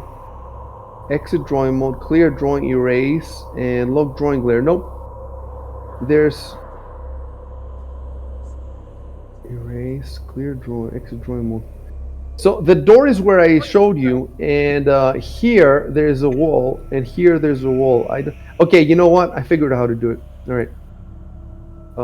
Let's go in the drawing mode again. Enter drawing mode. And wait. First, okay. First, I will do erase everything,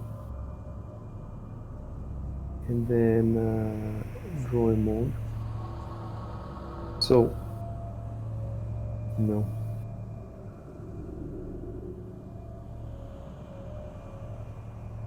Clear drawing.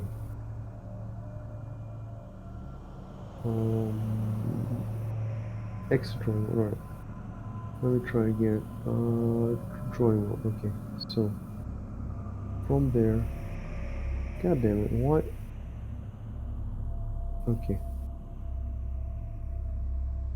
That is the wall. And as for the door,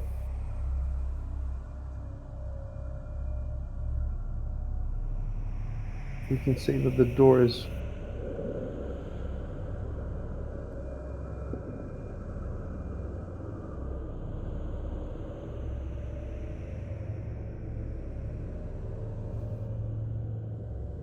What the fuck is this? Drawing. Arco's So- feeling just a little bit more claustrophobic with all these walls closing in on him. Yeah. Yeah. So let me see what I'm gonna type.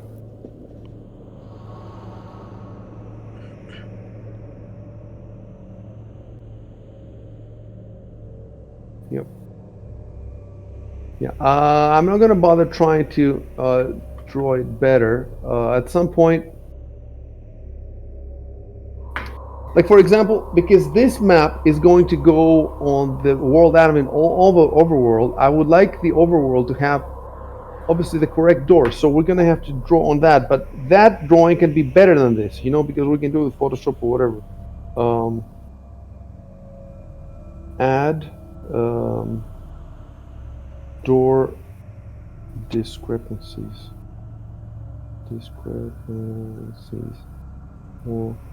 Wall and wall. Here this is. To map. Okay, so I made a note for myself. So,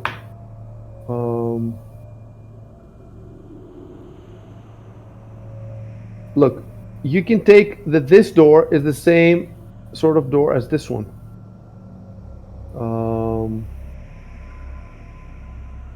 And I don't have to type anything.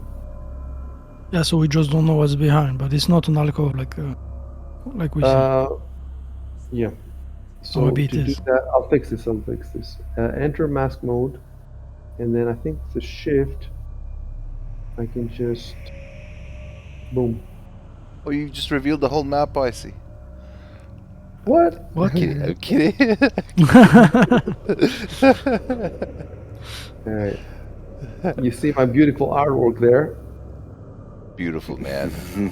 Hang it up next to the Mona exquisite. Lisa. Masterful. So you're going to try that door before you've gone around the loop of the. Really?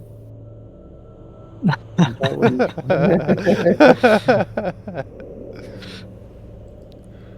I need. I want to reveal the rest of this room, though. Yeah, honestly, like if this It's gonna bother was me. a video like, game, I would take the time to just run over there. Okay, let me see. I want to Just to see if reveal my mini because map. it's very vague here. I want to see if there is No,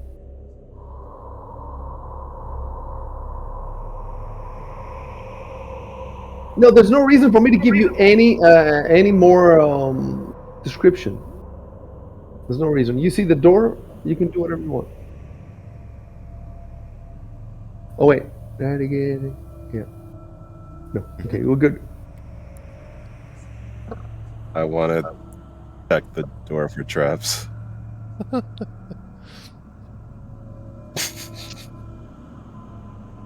No, but that is supposed to be standard. I think, Edward, did you try to move on to Arcos? Oh, Yeah, that is supposed to be standard. So I am supposed to be like, because oh, but that's the thing. Like that we makes have to. sense. You've already done it in a couple of doors, and because there's so many doors in here, we don't want to have to do it. I assume that you move carefully because you told me to, and that every door you come to, before you, that's what the protocol is for. The protocol is here. Yeah, yeah. So Edward cast. So we assume that Edward has cast detect magic on the door, and you have checked the door for traps with everybody's help, um, and nothing.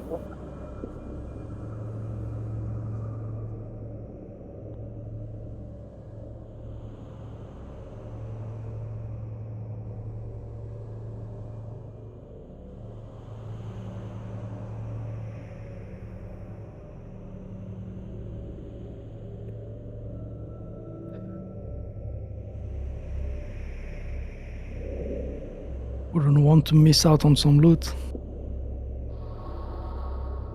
Maybe a dragon in the corner. I mean, gold. But look at the size of this corridor. It's a tiny dragon. The dragon child. It might be squeezing Dragon into this space. It's just. Right.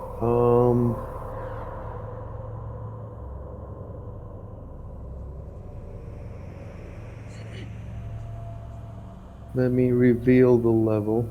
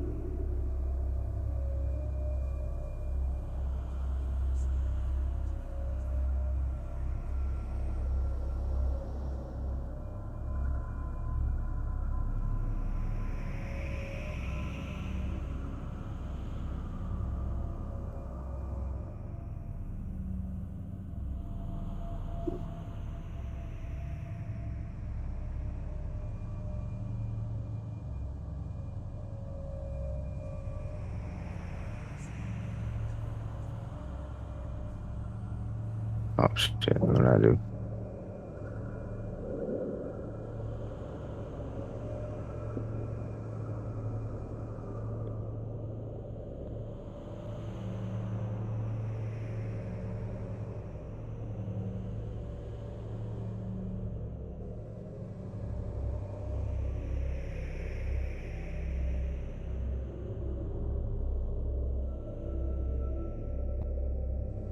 Now when I try to move it, it rotates my portrait a bit to the right. I don't know if Use the it'll be that way. Oh, okay.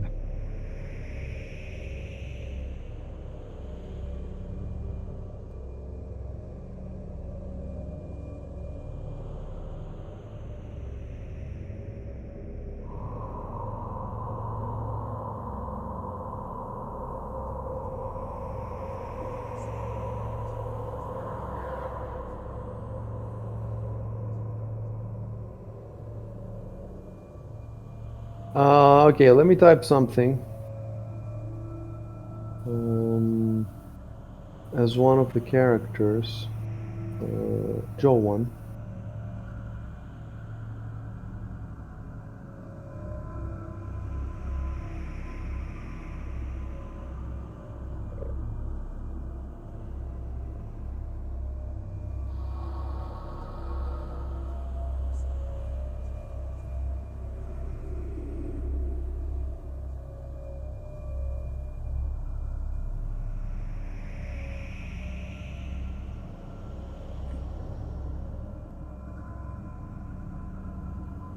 All right, now play.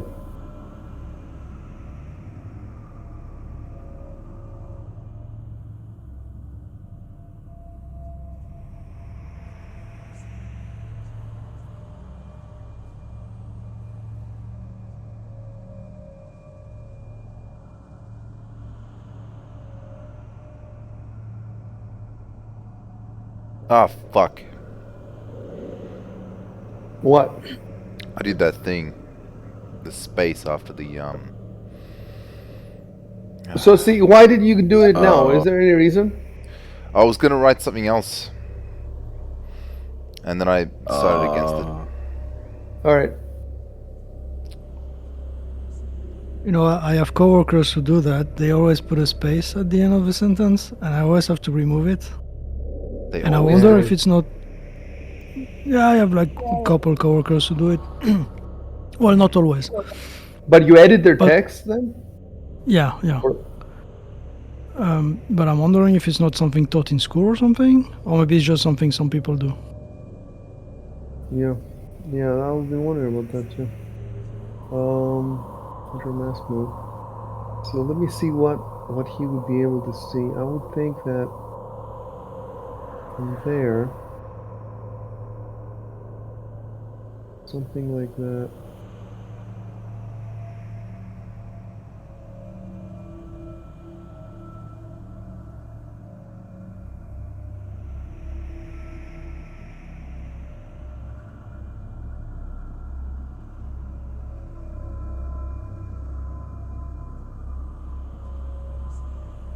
So if you want to open a door, you just stand in front of it and you tell me that I opened the door. But I assume that you have searched for magic, and so don't worry about that.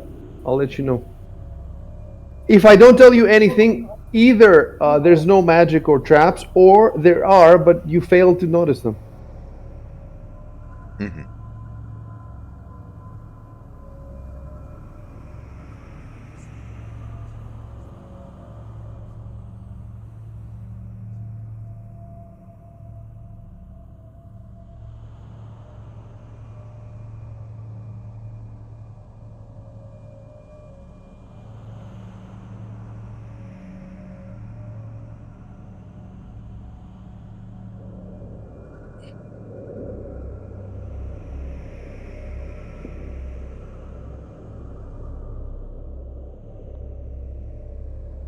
Okay. Hold on.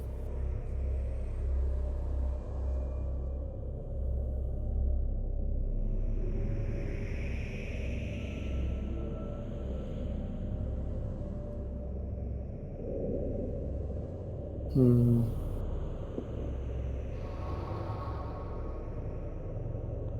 Right. So what I need to figure out now is, because it's 3 rooms, I need to be 100% sure.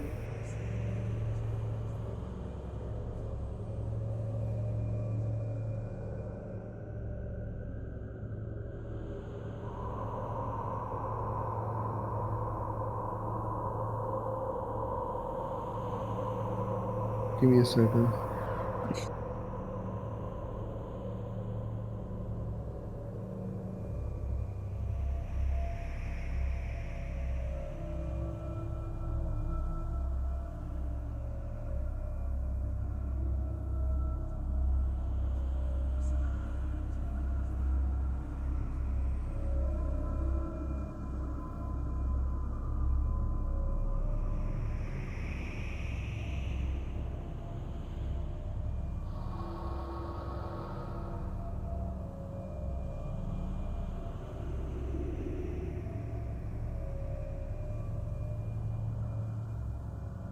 Um, so the room shows 2 chairs and a table. However, the description says dusty tables and chairs fill this room. So I take it that the map isn't supposed to be 100% representative. The room is 20 feet by 10 feet, right? 5, 10, it's 20 feet by 10 feet. Would that be enough space for like 2 tables? I don't think so. Right. The tables are all stacked on top of each other. Maybe they're very 20 small tables. They're tables for hobbits or halflings. For halflings. This little hobbit hole. So basically, you know what happens is like the people who write the adventure in some of these maps are not 100% in sync with the people who make the map. So some of these maps, you know, it's unfortunate because they have a monthly publishing schedule. Like the book has to come out every month, the Pathfinder Adventure Path, and sometimes they, you know, there's mistakes, and this is the least of Yeah, I it because remember other you times, talking about this before. you know, Yeah. the worst is when there's mistakes with, you know, the stats, and there a lot of people are especially complaining now because of the Kingmaker Second Edition. There's a lot of mistakes there, and they're asking Paizo, but Paizo cannot do anything about them now because they've printed, you know, they printed everything, they printed it, and they have them in the warehouse. There's nothing they can do about it. So the question is, can they fix the? I don't even think they're going to fix the PDFs. But we're not going to play the book, and we're not going to play the PDF. We're going to play the Foundry module. So my question, and they're making this right now. So I think that by the time the Foundry module comes out, they will have fixed this stuff. Anyway, so I have to decide about this room. Does it make sense to have? I don't think it makes sense to have. Okay, for this particular room, we're gonna go with a standard description.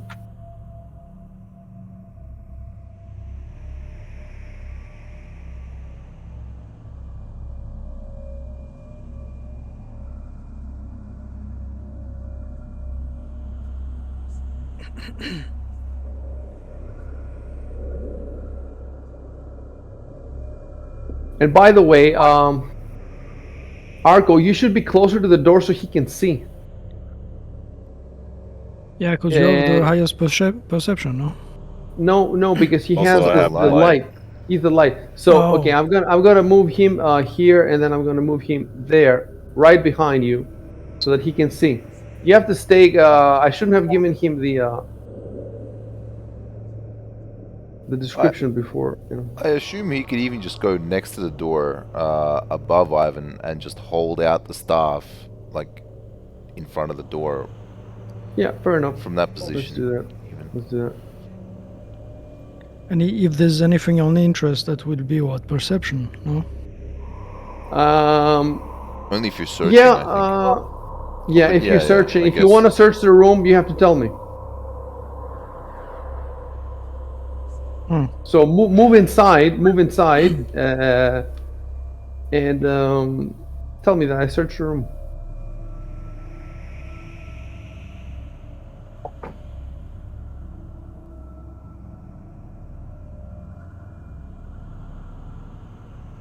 What the? Characters flipped around. You guys see Yeah, that? My character's icon.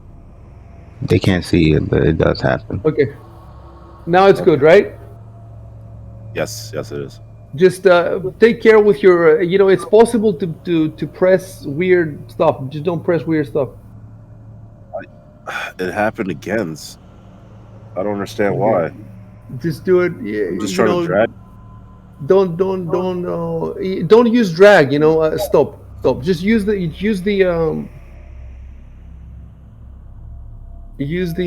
arrow keys. Just click down. Where are you going? Why are you going so far down? Oh, I don't see my character moving. Sorry. Yeah, I have No, the you're same not problem. moving, but you've given me. You're trying to go 25 feet down. Just click, hit once the down arrow on your keyboard. Just the down arrow one time. Yeah, but I That's have it. the same problem. That's it. Like when I move, it I doesn't show. couldn't see the other arrows. Okay, maybe it's fixed now.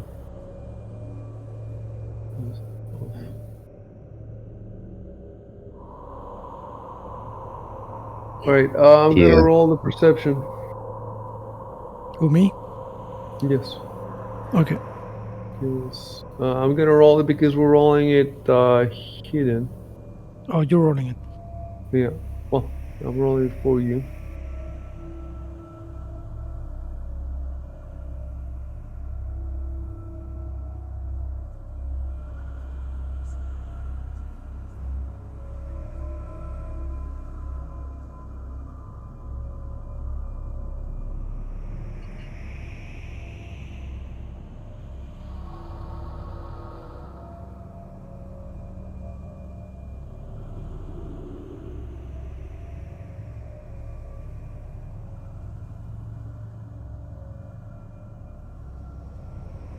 It's worth it saying that because if the others have helped you. By the way, don't go diagonally. There's no diagonal. You have to go through.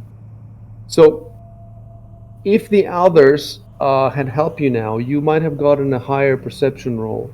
So the question is it worth it for everybody to just help out searching every single room? And the answer is obviously yes. In rooms, there are rooms where there's stuff hidden, right? But how do you know which ones there are? Okay, you can see that some rooms seem more important than others. It's easy enough to see, but that doesn't mean that there can't be anything good in a not very important room. So you're saying search every single room. So I'm wondering whether we should put that in the protocol, in the exploration protocol, that every room you go in, all four of you basically get down on all fours and start searching the corners. It's heroic fantasy. It's epic fantasy. Four-wheel drive edition. By the end of this dungeon, the people that you have, they will all want to attack you because they're so pissed off. You're taking forever. They have so much. This is an issue that lots of it's not just us. In the Paizo forums, people have this issue, and it's a commonly discussed issue. And every table basically has its own way of dealing with it. If I was Paizo, I would have come up with a rule that would automate this sort of. But they don't. I don't think they have. Then again, I don't know. There's all these thousands of pages of books. Maybe there is a rule somewhere. Probably not in the core rulebook though. So, let me look. What should we do about it?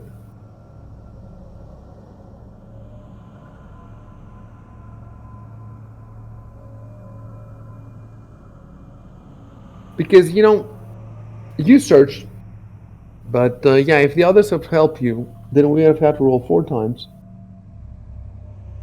Oh, I made a mistake. I didn't do Control Enter for the last thing. Oh right, yeah. Oh, okay. yeah, I didn't even know. Let me type something because I can't fix it. Turn advanced last chat into an action. Okay, I fucked it up too. I don't know why. I thought turn advanced last chat into an action.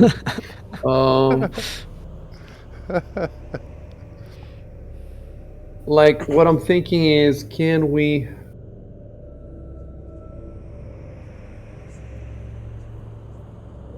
Anyway, move to the next room and we'll figure it out. Oh, and by the way, now that I have to reveal the whole thing to you now, enter mask mode, control.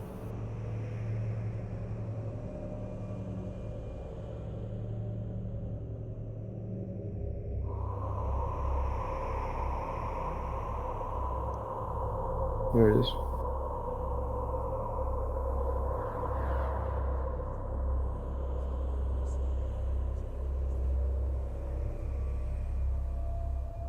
All right.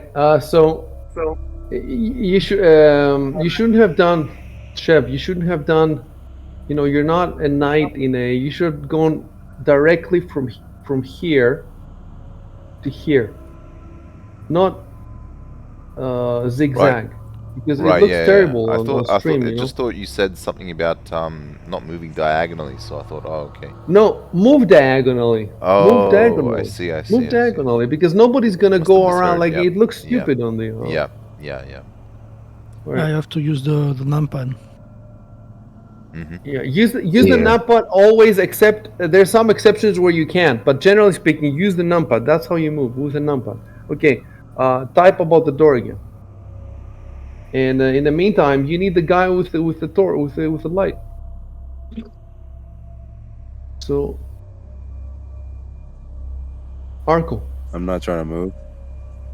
you should move though. You should move though because you have the light. No, I'm saying I'm putting in a directional. And he's not move. He's not asking to Yes, move. I'm canceling it because it's not correct. It's like it's that skewed thing. Can you look? Turn your arrow to the bottom. Can you do that to the bottom? Yes. Right, and then hit your down arrow once. There you go, and then hit it one more time. All right, Okay. and then turn to look through towards the door. Do you think the directional arrow makes any bearing on these movement problems? See, now Exile is trying to do this. I don't know why you do this, but when I see this SQ move you are trying to make, I never confirm it. That's why you're not moving, because I click X. I click don't do it. You see what I'm saying? Try again to move with your numpad, Exile. Yeah, I press 1 on a numpad. Just press diagonally left. If it doesn't work, press numlock, and then I try again. Yeah, I press numlock.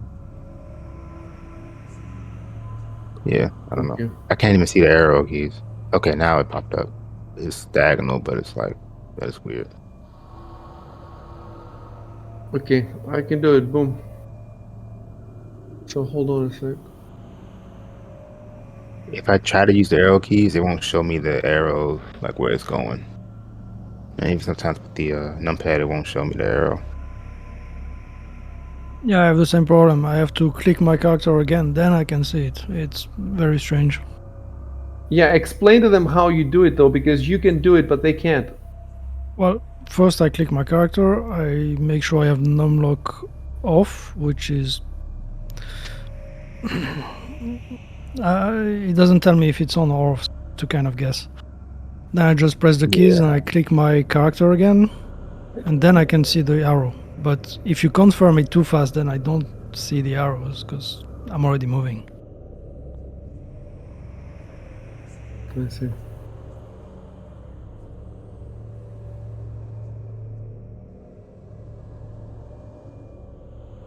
See the difference? In the other room, it says that they're dusty. In this room, they're dusty, but some of them have seen recent use. It's because either Malfine and the cleric or Emistos was in this room, because they came from this direction. So in this room, there was nobody. In this room, there was either Malfine and the cleric or Emistos. And in this room, you haven't gone yet, is the other one of the whoever it is. Oh, I didn't see that door. Yeah, you don't see that door? Yeah, there's a door there. As you can see now, you should be able to see the room is symmetrical, right? Yes. Oh, yeah.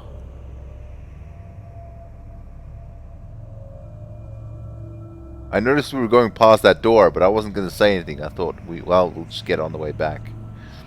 I didn't see it.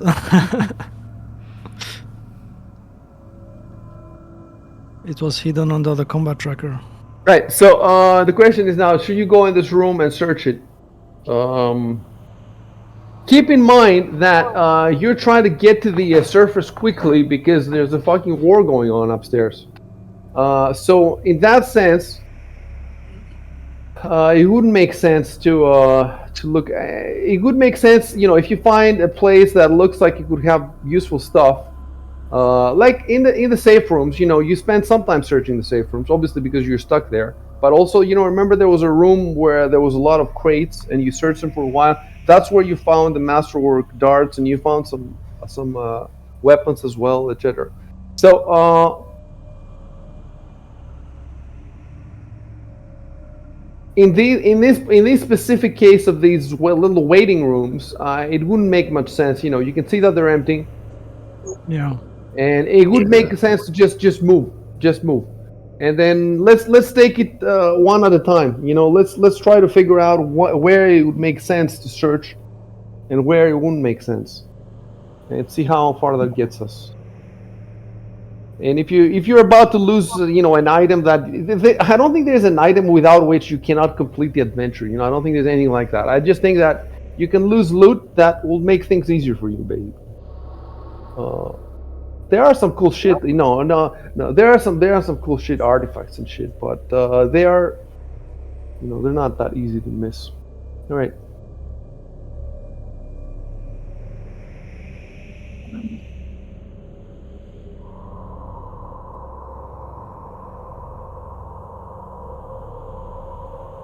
Yeah, that sounds like something that someone would say in that situation.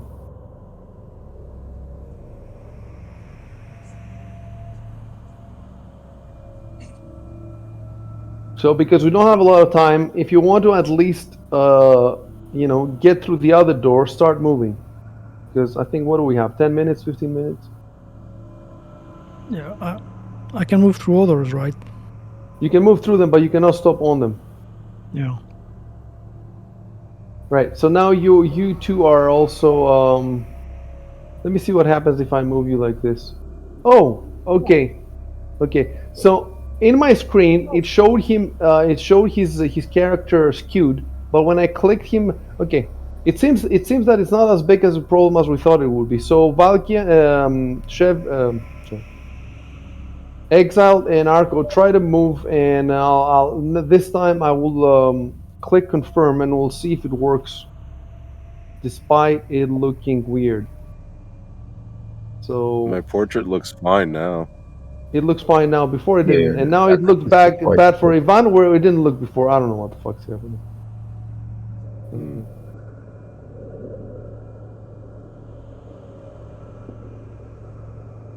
Anyway, I'm glad we're finally playing, even though it's time to stop playing.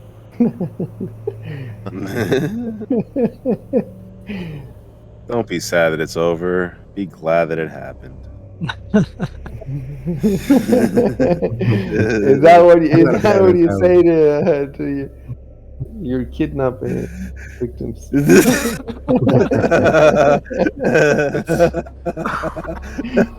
It's what I say when I finish in 30 seconds. You're supposed to be next to the door. You're supposed to be next to the door. You're like the Resident Evil tank controls.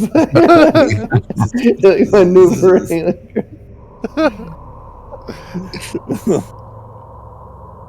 Resident Battlegrounds. What door? You mean the one on the right? Yes. This one right here, right? Oh. We're checking it. Oh no, I thought we were skipping this one. No, you're not skipping it. Open it. Because that's where the dragon is. If we miss Yes, if we miss this room, this map is no longer symmetrical. You understand? Exactly. Yeah. Exactly. That's why I want you to open Satisfy it. We have to do it. I need to see inside this room. Oh, Yeah. That's so much better now. See, and you got the literally, the perfectly well written literary description.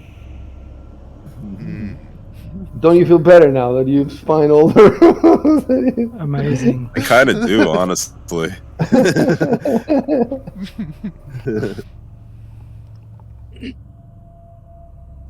They could have just told us they were in the fucking rooms, couldn't they? I mean, We never asked.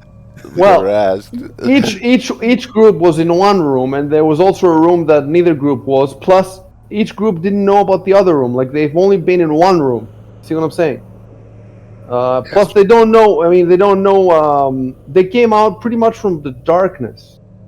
So they hadn't even seen the area with light. Touche. True. I think the reason my portrait was skewed is because I was trying to move diagonally. Because it just happened just now, and my portrait's fine now. After you confirm my... So Yeah. maybe that's why? No, Exile, is the that what you did as well? diagonal seems to be some kind of bug. It doesn't. It only shows before I confirm it, so it doesn't show on other people's stream. I guess. Okay. Right. So I'm gonna move these back, and they're backing up. Beep, beep. I was thinking it.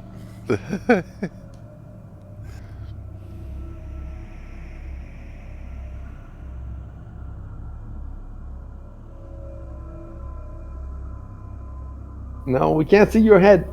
It's under the top of the door frame.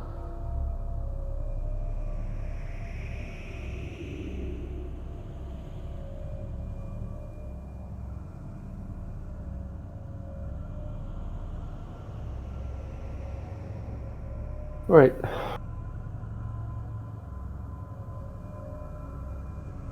And here's where it happens. Oh boy. Dun, dun, dun. Crown, literally the crown prince waiting on the other side of the door. The emperor. He just points at you and says, "Ha! Gotcha, bitch."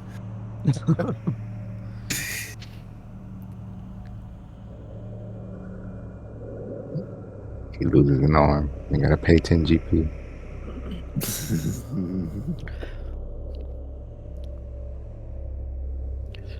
I know this isn't the door. This is like one of those portals in the Souls games. With the mist. And then we start rolling on the floor. Yep.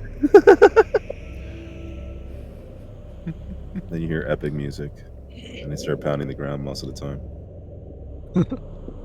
Oh, god damn it. God damn it. Jesus Christ. Oh my. It's... It's alright, I'm friends with the lockpicking lawyer. Oh, really? Old and rusted lock.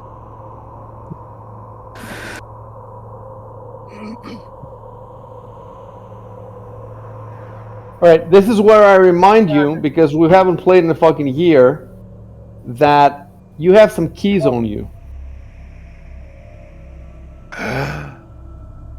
You have some keys, They were on the party at sheet. least one key, maybe more than one, that you brought from the safe rooms.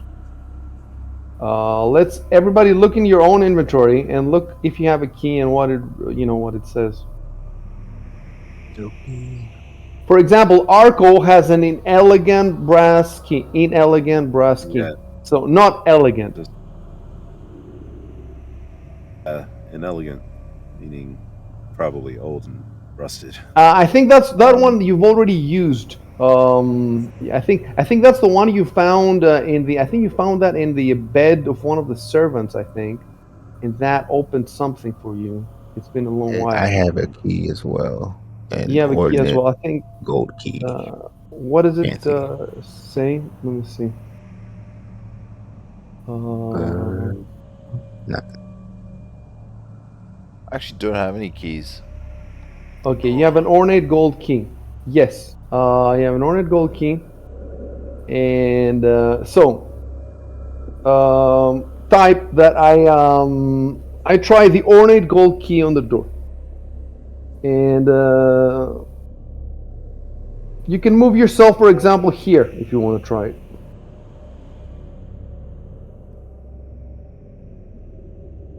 All right. I can't see the arrow, but All right. another- No. Now you're move. You're trying to move. Yeah. Okay. I'm gonna do it for you then. I'm gonna do it for you. 1, 2. That's it. And then just turn him around to face the door. Like that. That's good. And then just type, I tried the ornate gold key on the door.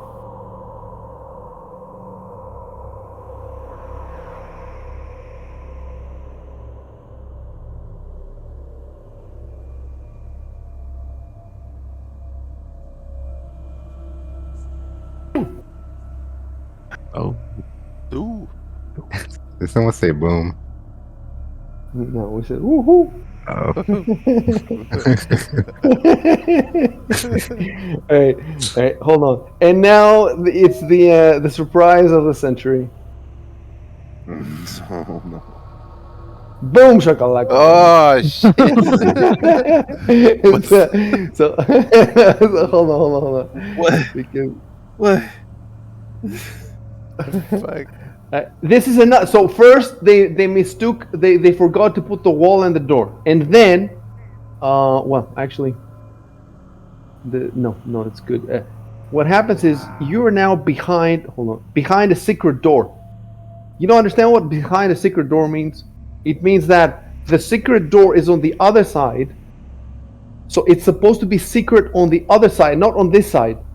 So on this side, the book says, beyond that door, the secret door into area C4 is obvious from this side. So it says that from this side, the secret door is obvious. Let me remind you that when you came in through here, you see that arrow, right? Yeah. That arrow is the same type of secret door. So from this side, there was a secret door, but from this side, there was a handle. Let me see. Let me see exactly how it was described. So we're gonna wrap up the game now, because you can open the secret door. But hold on, let me make sure we describe it correctly.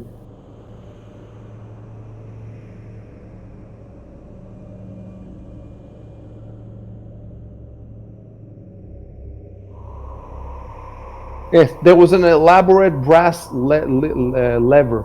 Is it lever or lever? How do you pronounce it? A lever? An elaborate Also brass like lever. Okay. So, yes. So so here, you can see that, right? Here there is an elaborate brass lever that you pull, and it opens the secret door into this. So it's secret door from here, but from here is not secret. There's a lever. There's a lever, right? So similarly, from this direction, there's a secret door, but from this direction, there's no secret door. However, it doesn't say there's a lever. However, there may as well be a lever. It doesn't say. It just says that the secret door is obvious from this side. So you know what I'm gonna do? I'm just gonna use the same description. You know, because it was made by the same people, the same builders. So it makes sense that it would be the same. So I will just type the same.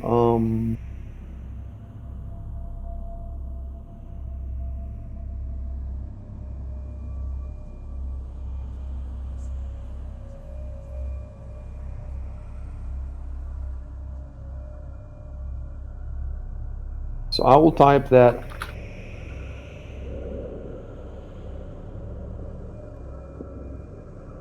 the short passage,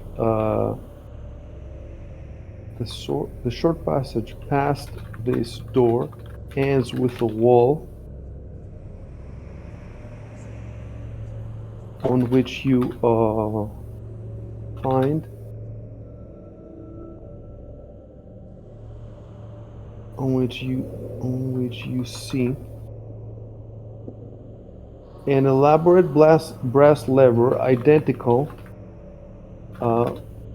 with the one that opened the secret door,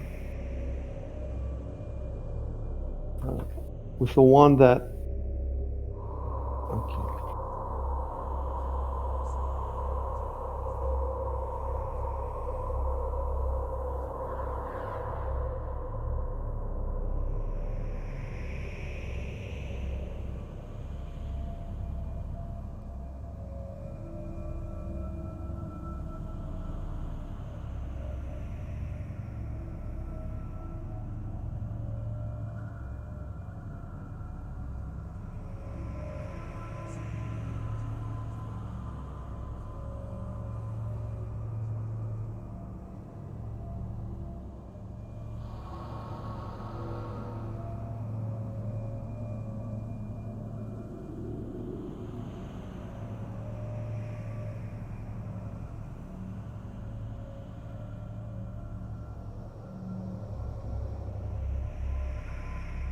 we gonna open it?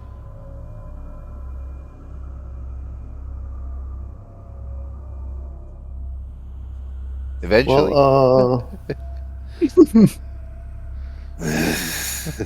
by the way, the rusted lock was fairly easy to open. It says 2d4 rounds and a successful DC-18 disabled device check. So even without the key, you could have had a decent chance of opening it.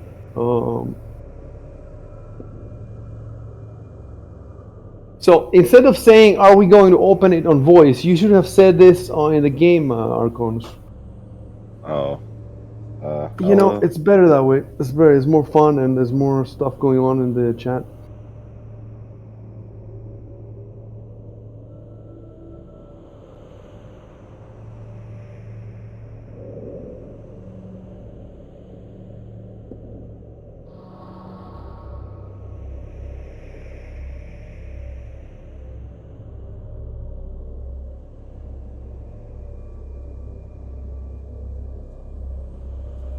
Next week on War for the Crown. Will they open the liver or will they the breast liver? Or... Remember, you forgot, guys. You forgot to steal the fine crystal glassware and silver dining sets from the main. Vulcan wanted to steal some. I don't know. Somebody wanted to steal some, and then they changed their mind. But that stuff is Get to not work, cheap. Valkian. Vulcan, quick, go back.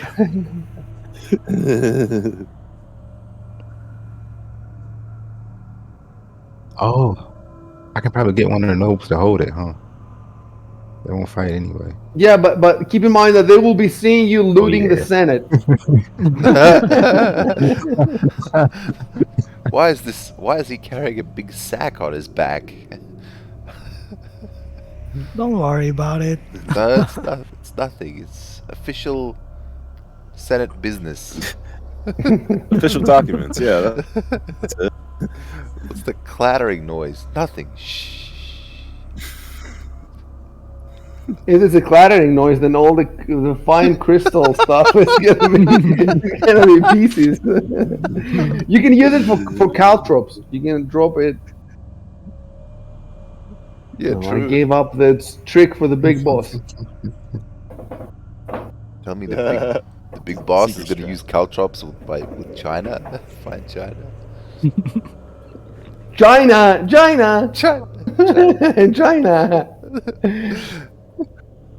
China in Pathfinder.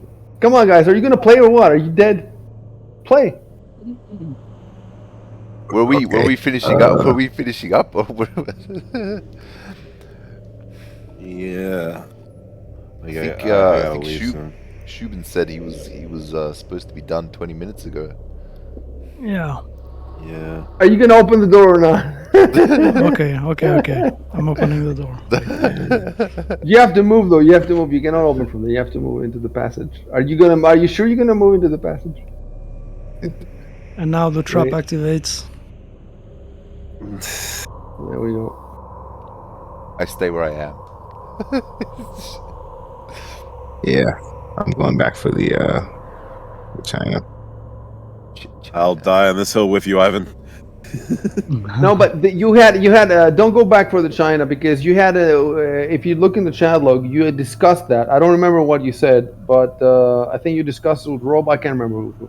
But but keep in mind that the China is there in case you can come back for it or something. That could be something.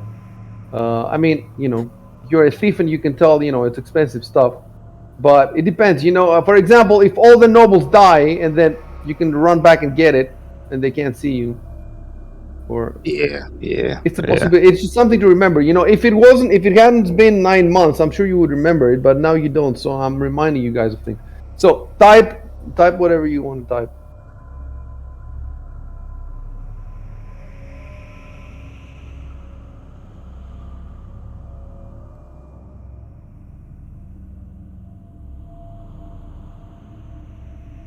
But so you pull the lever, right?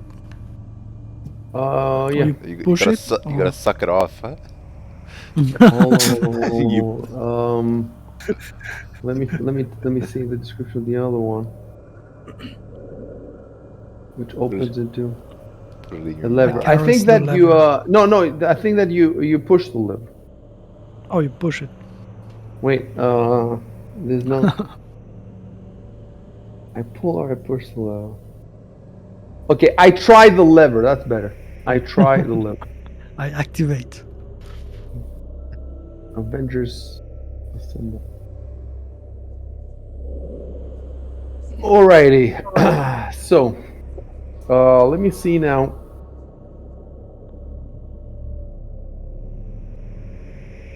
Well, and you know what, Arco, you should say that. Type it. That I. How would he type that he holds out his staff into the doorway or something like that? Hold out my staff to Hold my better illuminate the staff. doorway. Yeah. I hold out my staff to light the way. No, I hold out my staff into the doorway. That's it. You know, obviously you. That's why. That's why you. I want to see the 40. How far would the 40 go? Yeah. Oh Oh wow. my. All right. So let me. Yeah. This is That's- after I give you this. After I give you this description and you see whatever. Wait. This is what Then we stop explodes, huh? recording. All right. The So let colossal me red try dragon stirs from its slumber. to.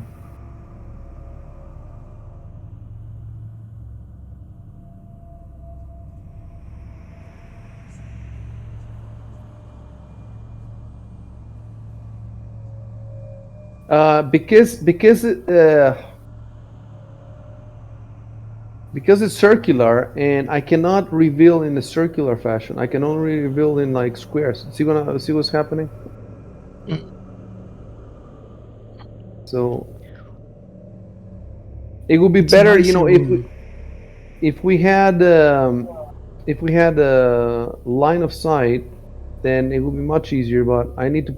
This adventure does not come with line of sight, and I have because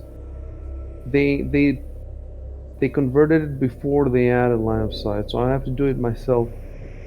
And it's not that hard. I should be able to do it at some point. Okay, like I can keep going with the little squares, but you know, trying to square the circle basically. You think I can do it? I could zoom in pretty far, but you'll have to make a perfect circle. So let me see. Before I give you the description, let me read it.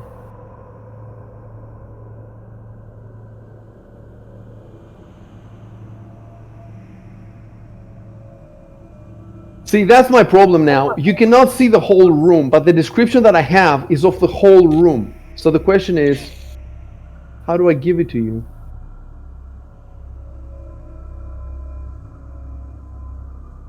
I know what I can do. I can give you the first part, the generic part, and then when you move in and you can see more, I can give you more. So I'm gonna give it to you in parts.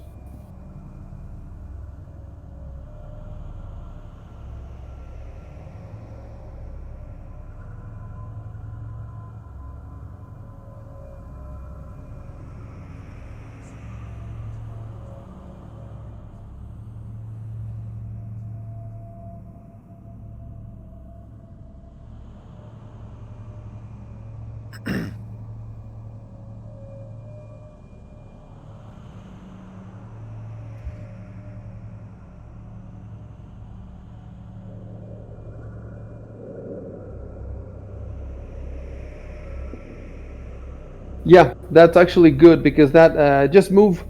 Let's see. Hold on. He moved there. If you move about, yeah, just move a little bit, and I'll tell you. You cannot move forward. The door is here. Right. Arco. Oh, okay, okay. So you have to move through there, and you cannot move diagonally. You have to move first into this square. That's right.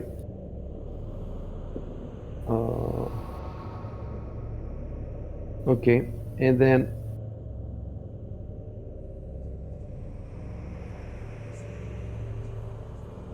all right, and let me see now. I'm pretty sure that now you can see the whole thing. Yeah, definitely. So that will make it easy for me because now the room is square. Enter mask mode.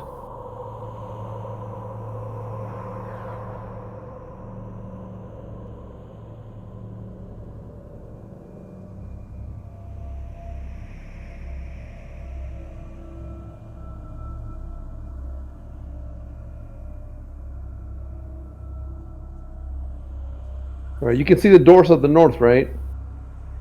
Yep. Yep. Yes. Yeah. Okay, so now I can give you the rest of the, and that's where we stop.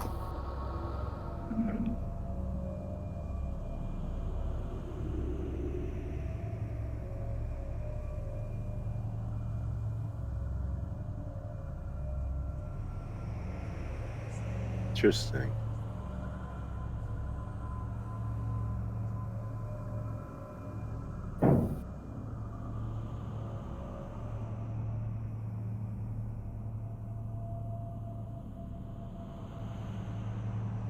The rusted suits of armor are here and here.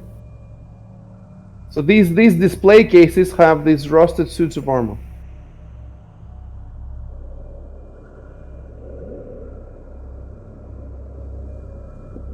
And the weapons around it, I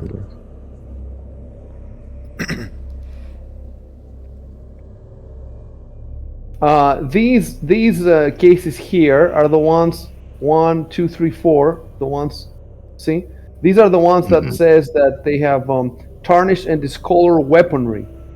So the 4 of these have weaponry. The 2 in the middle have the rusted armor, and the rest of them, let's see. The rest of them are armor. So the walls here are armor. Save. All the walls are covered with armor except near the northern door. So you see here is empty, like there's nothing there. But here there's armor. Yeah, so the outer walls have armor. The inner cases have weapons, and the 2 squares have full. Yeah, they're the 2 separate protected and glass cases. And what is this now? That's the question. Like, what are these 2 semicircles? And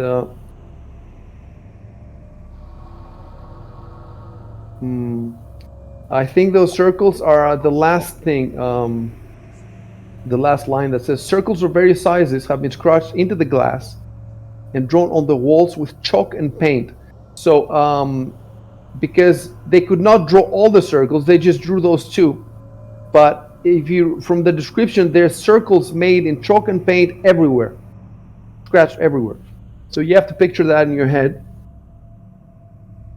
And next time you tell me what you do. But finally, we made progress, you know. Finally, you got out of the conference room and the safe rooms, and we dealt with all the little fucking rules and the chat log that had to be updated and that stuff. And I think now Shubin is he's card like he probably doesn't have a good hold on the plot, but there's not much plot going on down here, you know. So by the time the plot comes back, I will have made the campaign thread with screenshots and all that, and it will be easier for him to figure out what was happening. Gave him But a definitely summarized. We gave He him did a like good a job. small summary of what the events were, but probably won't be as The- cool as your one with the cliff note. Yeah, we haven't even written all the some people have sent me summaries, but I haven't posted them yet because I'll tell you what my problem is now. I don't want to flood the front page of Insomnia, because if I posted now all the summaries that we're missing, like the entire front page of Insomnia will be summaries for days. And I don't want to do that because there's people visiting the site that don't care about this game. Generally speaking, I don't give a shit about them. But I do have a website to, like I cannot completely, destroy the website. And so I'm trying to find a way to post that stuff on the front page without swamping it. And I think the way I'm going to do it is I'm just going to do one campaign at a time. First do one campaign, a couple of weeks later another campaign, a couple of weeks later, until we're caught up. And then once we're caught up, it will be fine, because it will be just like a couple of summaries a week. It won't be 20 of them suddenly. Another way I could do it is I could make the threads secret. I could make them hidden, post all the content, and then after it has scrolled down the front page, then I make them public again. But I don't think I want to do that. I would rather just stagger them out, because I do want the visitors of the site to see this stuff. I want to see this stuff because I'm trying to push this stuff on them. I'm trying to show them this is the best games. You should be playing this stuff. So I'm trying to that's the reason that I haven't been posting summaries. And the other reason is that in the past the summaries were just text, but now the summaries will also have images, and I need to upload these images to my server. I need to find the highest resolution. I don't want just to post any images, and those images are also going to go on the overworld, and they're going to go on the wiki. So like I need to put all that shit together, and it's not a priority right now. The priority is to get the campaigns going. Right. So what I'm going to do is, first of all, I'm going to pull out the calendar. I think we have notes here. Are you know that it's like you're pretty much still in the first day. Let me pull out the calendar. Yeah. So hold on. I'm sending you the calendar. So first day is Day of Exaltation Massacre, right? And second day, so it's not day 3. There's only day 2, Beneath the Senate. And you haven't slept, so now it's around midnight. Yeah. So it might be like 1 in the morning or something like that now. So stopped around 1 in the morning. As they entered, well, this room is obviously some kind of museum. As they enter the museum/exhibition, I'm going to. And by the way, the book says that the nobles are going to play like tour guides for you. So some of the nobles know what these halls are, and as you move through, they're going to tell you about them. Interesting. So yeah. So I need to let me see where I have that.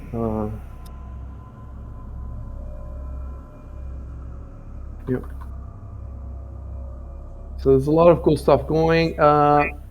So if you're done with everything you wanted to do, just exit fantasy. Okay, no, first stop the streams.